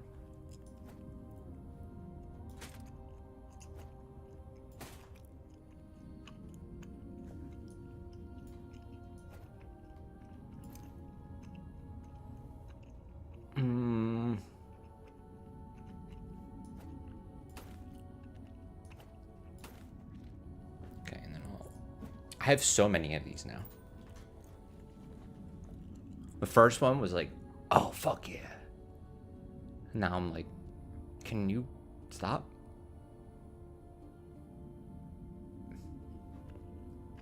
I like this belt when you equip it. I don't know if you've done it yet. It turns every health potion and it calls it beer instead. Because it's the Brewmaster's buckle. I thought that was a nice touch.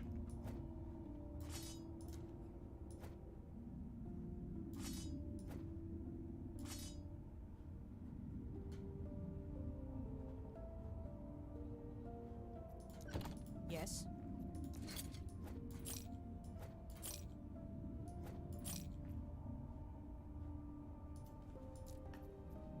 Okay. I know it's something with the Sanctum. Here you go. Here's your armor.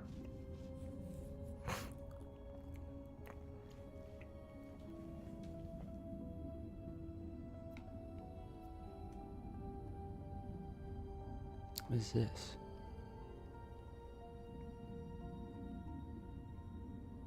Oh, that's a good leveling. Yes. So I've gone to the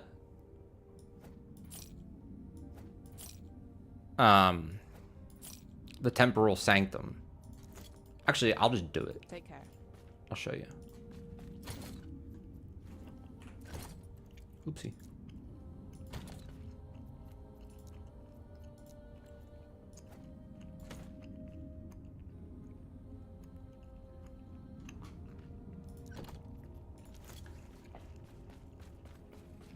So, Temporal Sanctum, it's in the Divine Era and the Ruined. I can click travel to it, but it takes me to the Ruined Era. See, I was in the Divine Era. Took me to the Ruined Era.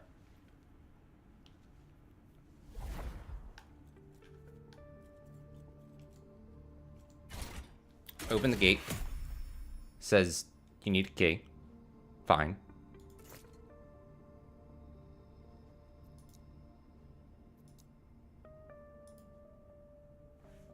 What just happened? Need a key. Oh, because it already has one in there. Oh, okay. So, key's in there. I've been skipping to the boss. Maybe I'll try not skipping to the boss, but... yeah, we'll try not skipping to the boss. I've not done a level 95.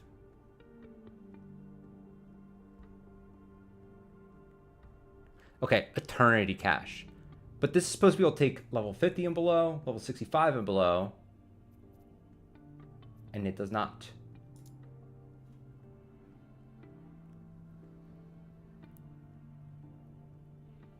That part I know.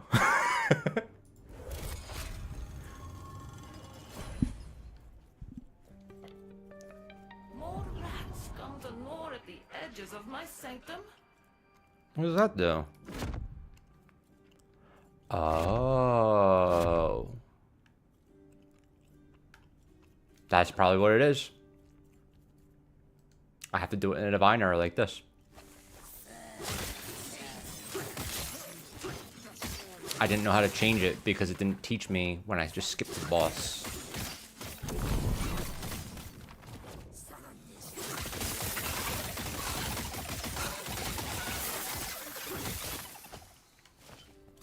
This should be a cakewalk, even though it's gassed up a bit because it's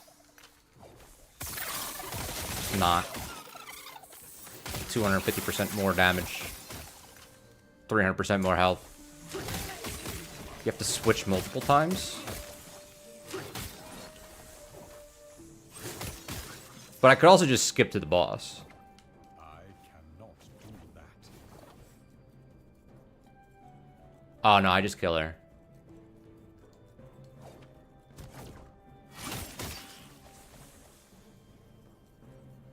What is this? Explore deeper. Okay, maybe I have to... Ah.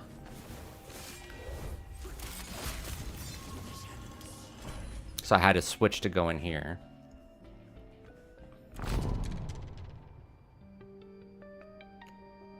Cloister's an interesting word. What's this? How are they manipulating time? Could it be? Like, you hear that male voice whispering in the back of there, like, and it's kind of spread. That shit's fucking cool. And they're not subtle about it either.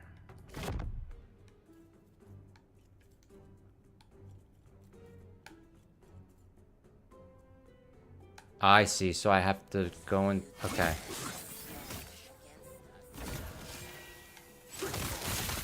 I should be able to do that. I have a bunch of shit in the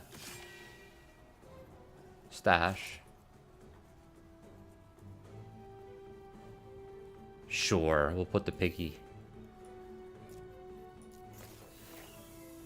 Okay, helmet.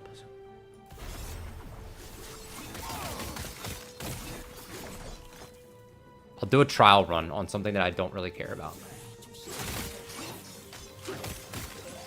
So I could do like relic and relic though, right? And it doesn't have to be the same exact relic.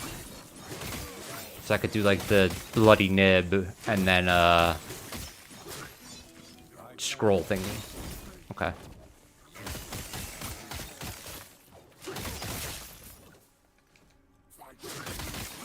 So if I go into the... Oh, that's pretty cool. That's a cool mechanic. I fuck with this. Oh, I could just teleport? Okay. Okay. And I know it does something with the affixes from the exalted item. I just don't fully understand how it chooses yet. Finally, I will have power. Oh. What? Try again. Why can't I teleport?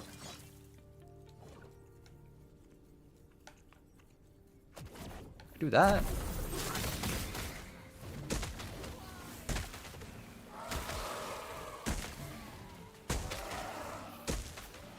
The nice thing about this game is a lot of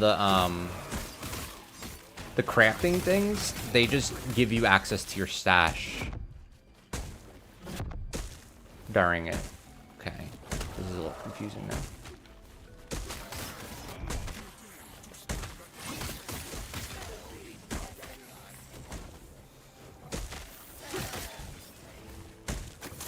Treasure chest.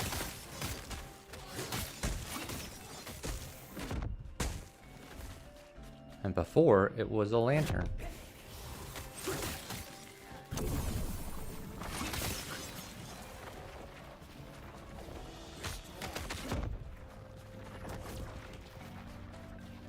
So why does it let me jump through sometimes but not others?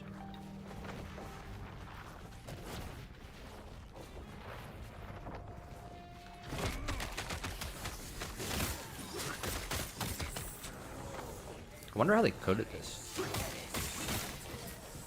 But I think it can only take exalted affixes.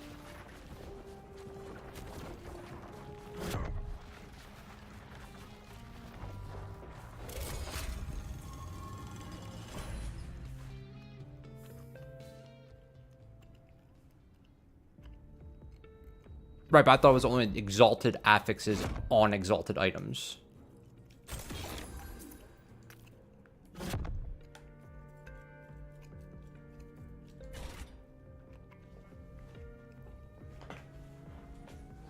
Alright, here's the boss.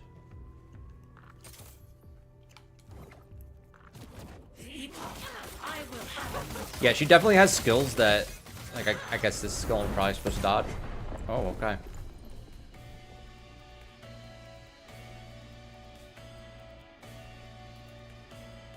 Last few times, I just stood in it.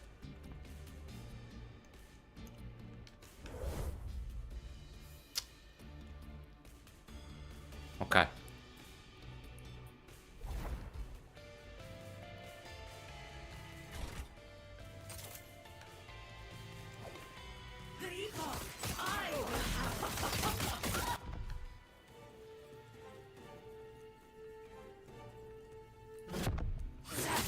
Sick.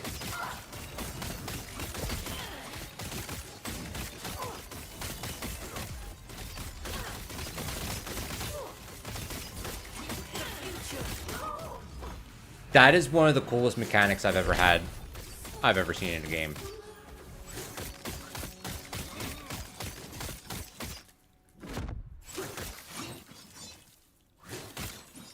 This is sick. That's such a good mechanic. Okay.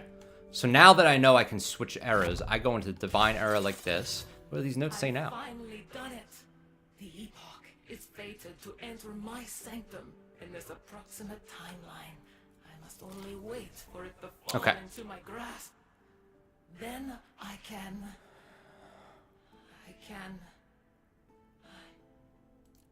can't seem to recall. No matter. So this is an exalted item, right? Oh, why is it? Okay. That's a corrupted item. Well, anything purple is exalted.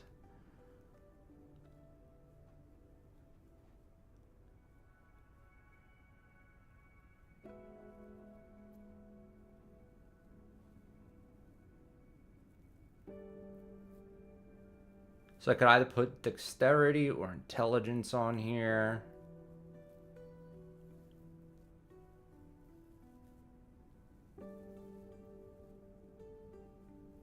Okay, so what makes the most sense is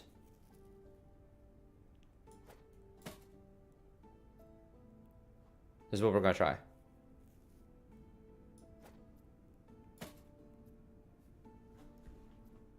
We're gonna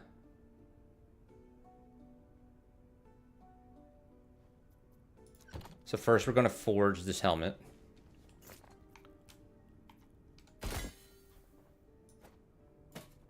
Not with that.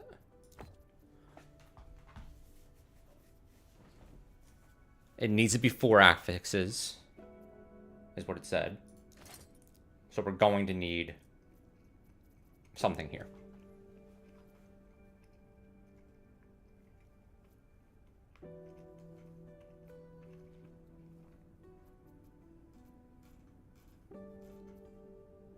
I only have 3 elemental damage melee things, so that's not going to work. Mana spent gains of war, only 4. Also not going to work.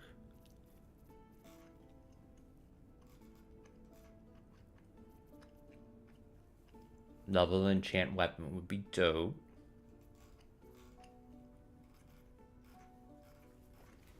But it's not a guarantee. Vitality could be good.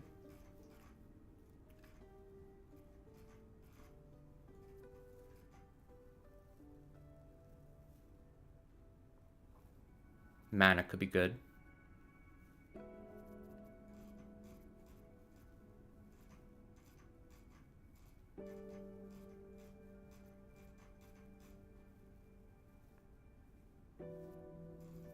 It already has good intelligence, so that could go on there.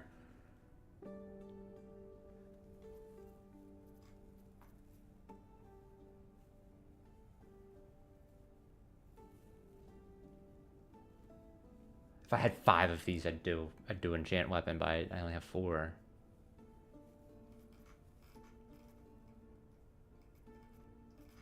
So it's either vitality or mana. Mana's boring.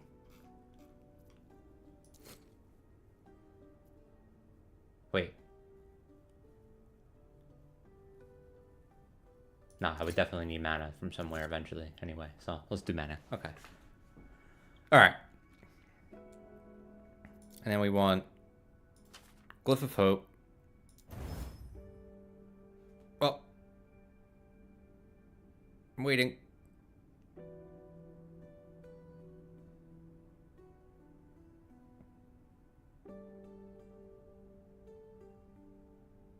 Oh. Wait, what were you going to say?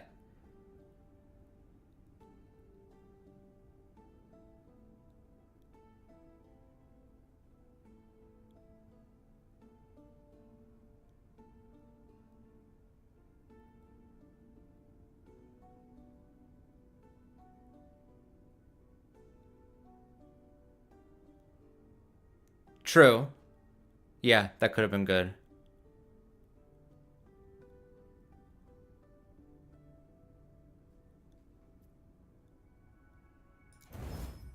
Okay, I'm glad it wasn't like I fucked it up.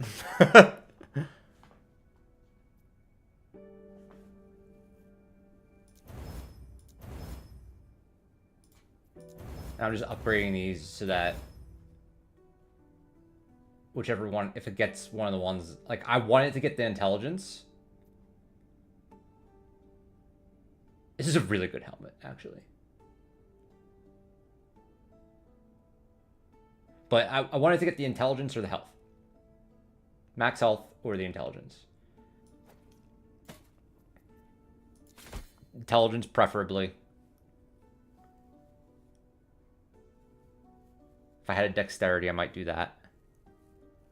I prefer for it not, like, my tier list is intelligence, percent increased health, mana,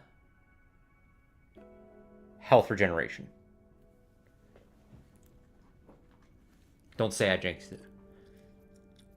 I can't deal with that right now.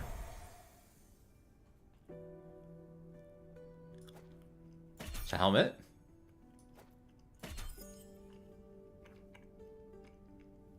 Oh. I can guarantee it.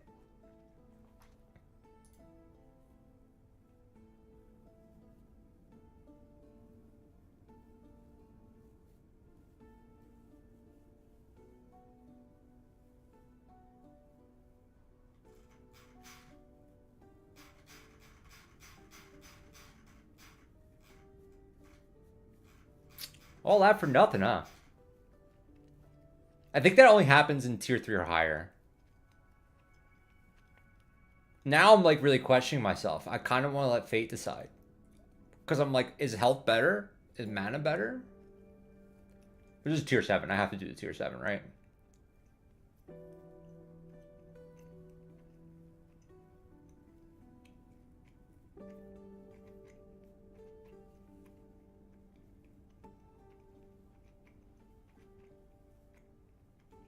dex, percent health, and reduced damage crit on it.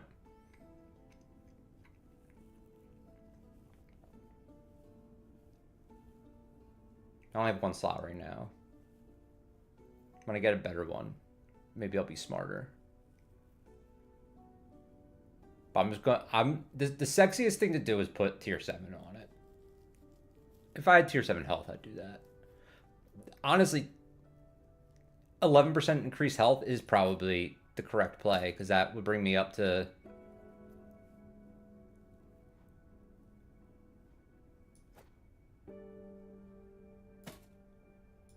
it's 170 more health.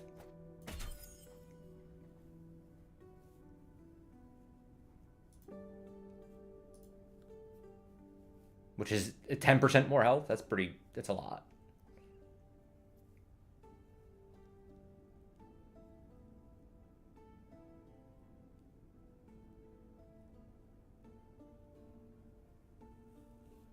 This is a lot easier than I thought it would be to do.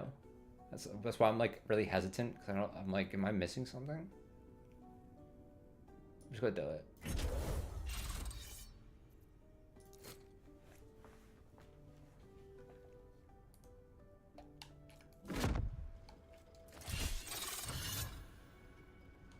That is the coolest, like, this is such a fucking cool mechanic.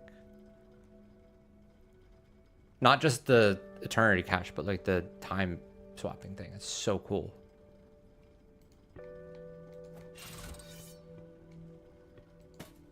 That's also way easier than I expected.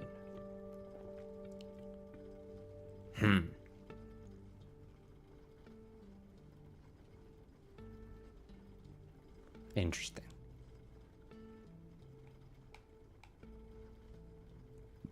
Thank you for your help.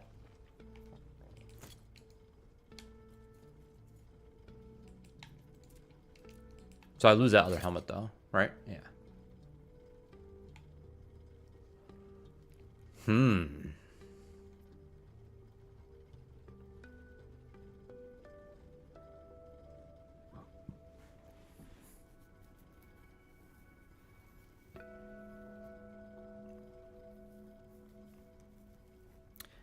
you can guarantee, like, that's even better than I thought it was. I thought it was always random.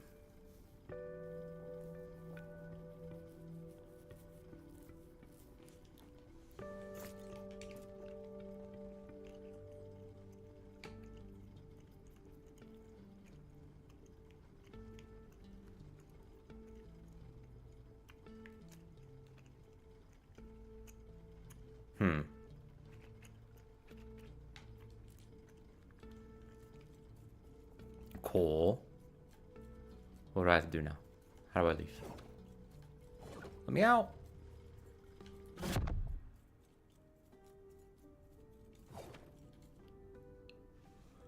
This whole so makes so much more sense now.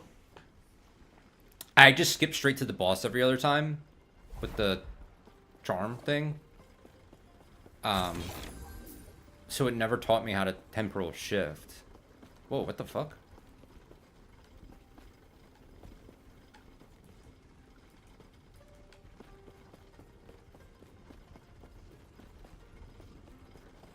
Is there something back here that I can get?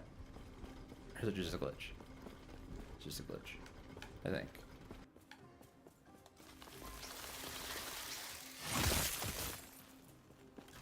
Okay. What? Fucking one alive.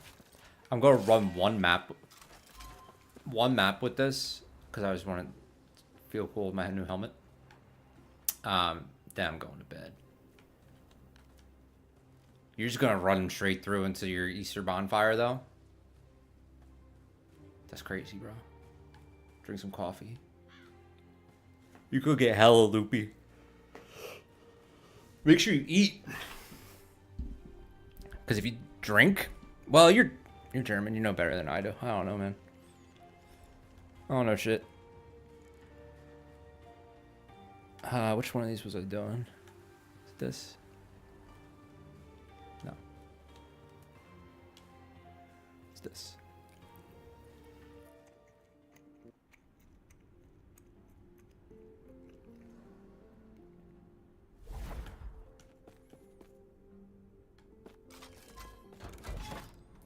Also, I tried the thing where you put the 3 omen windows. That's crazy. I used to not really get hungover that bad. The moment I turned, I think as soon as I turned 22, I was like, what is this? Why do I feel like shit? And then I realized I was hungover.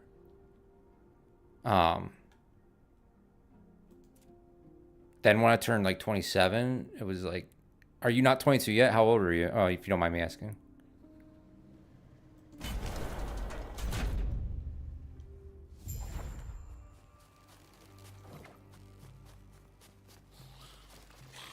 Oh, dude, it was like that. Like, not long after.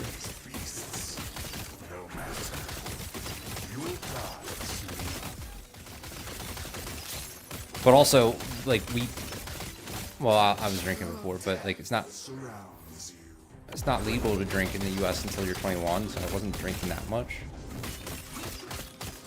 I wasn't drinking consistently. I was drinking a lot when I drank, but not consistently. So that could also be like, maybe I just, you know, it was all hit me at once. I don't know. But yeah, it was when I, like, right when I turned 22, just shortly after, was my first real hangover. Yep, I know. You guys do it. It makes more sense. Because then you can actually, like, your parents can actually teach you what to do with alcohol. I turned 21 at college by myself. There was no parents around. It was just me and a bunch of other people who turned 21 recently. Not good decisions being made.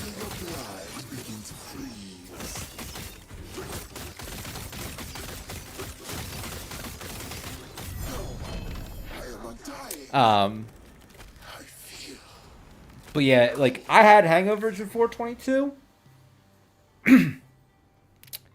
But when people would be like not able to go out, I'd be like, bro, this is a hangover. Like, just deal with it. Drink some water, you'll be good.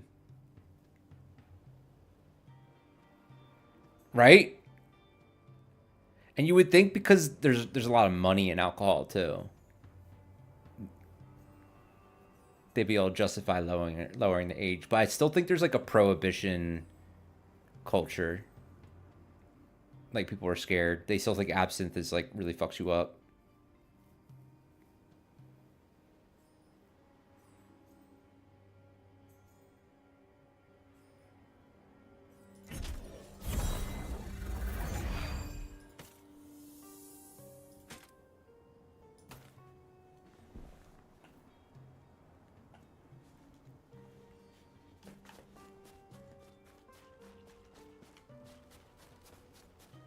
Did it?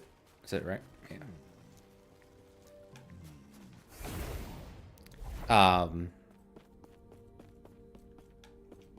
But yeah, then I got hungover at like 22 and a half or so. I'll give you 6 months. And it multiple day hangovers are real. I've had a few of those now.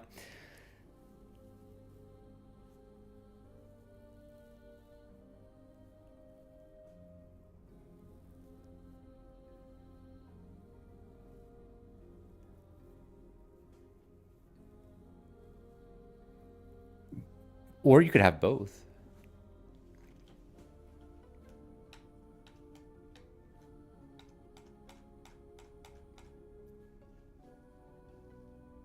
¿Por qué las dos? I don't know, whatever that commercial says.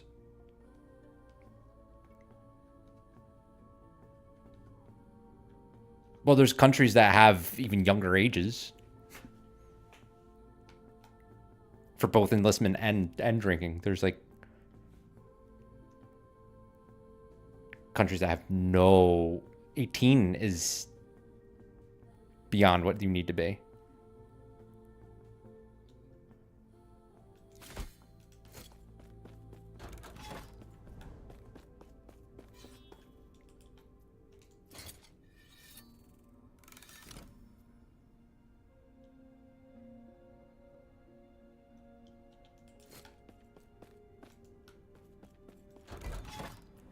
Alright, I'm gonna do this map and then I'm done.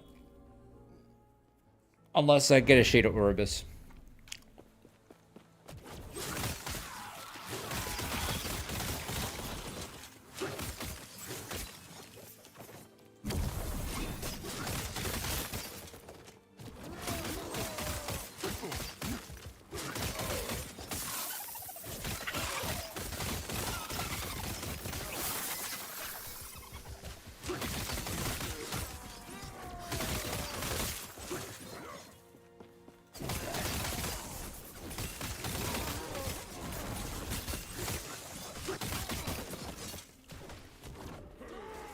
Butthole number 1.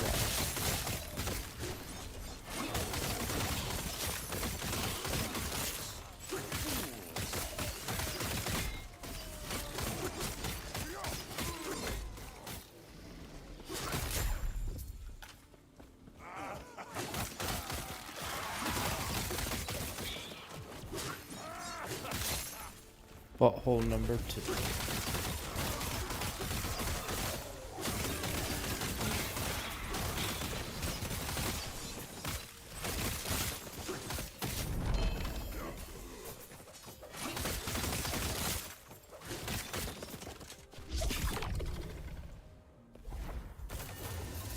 Alright, did we get a Shade? Nope. Hell yeah. Thank you, Last Epoch. You let me go to bed. I appreciate you. I appreciate you, Last Epoch. No, I really actually wish I got a Shade. But, alright, man. It was fun. Thanks for continuing to show up. I really appreciate it. And the feedback and everything. Super helpful. Hopefully, it's entertaining. But good night. Good luck with your Easter bonfire, and I hope you you're able to make it all the way.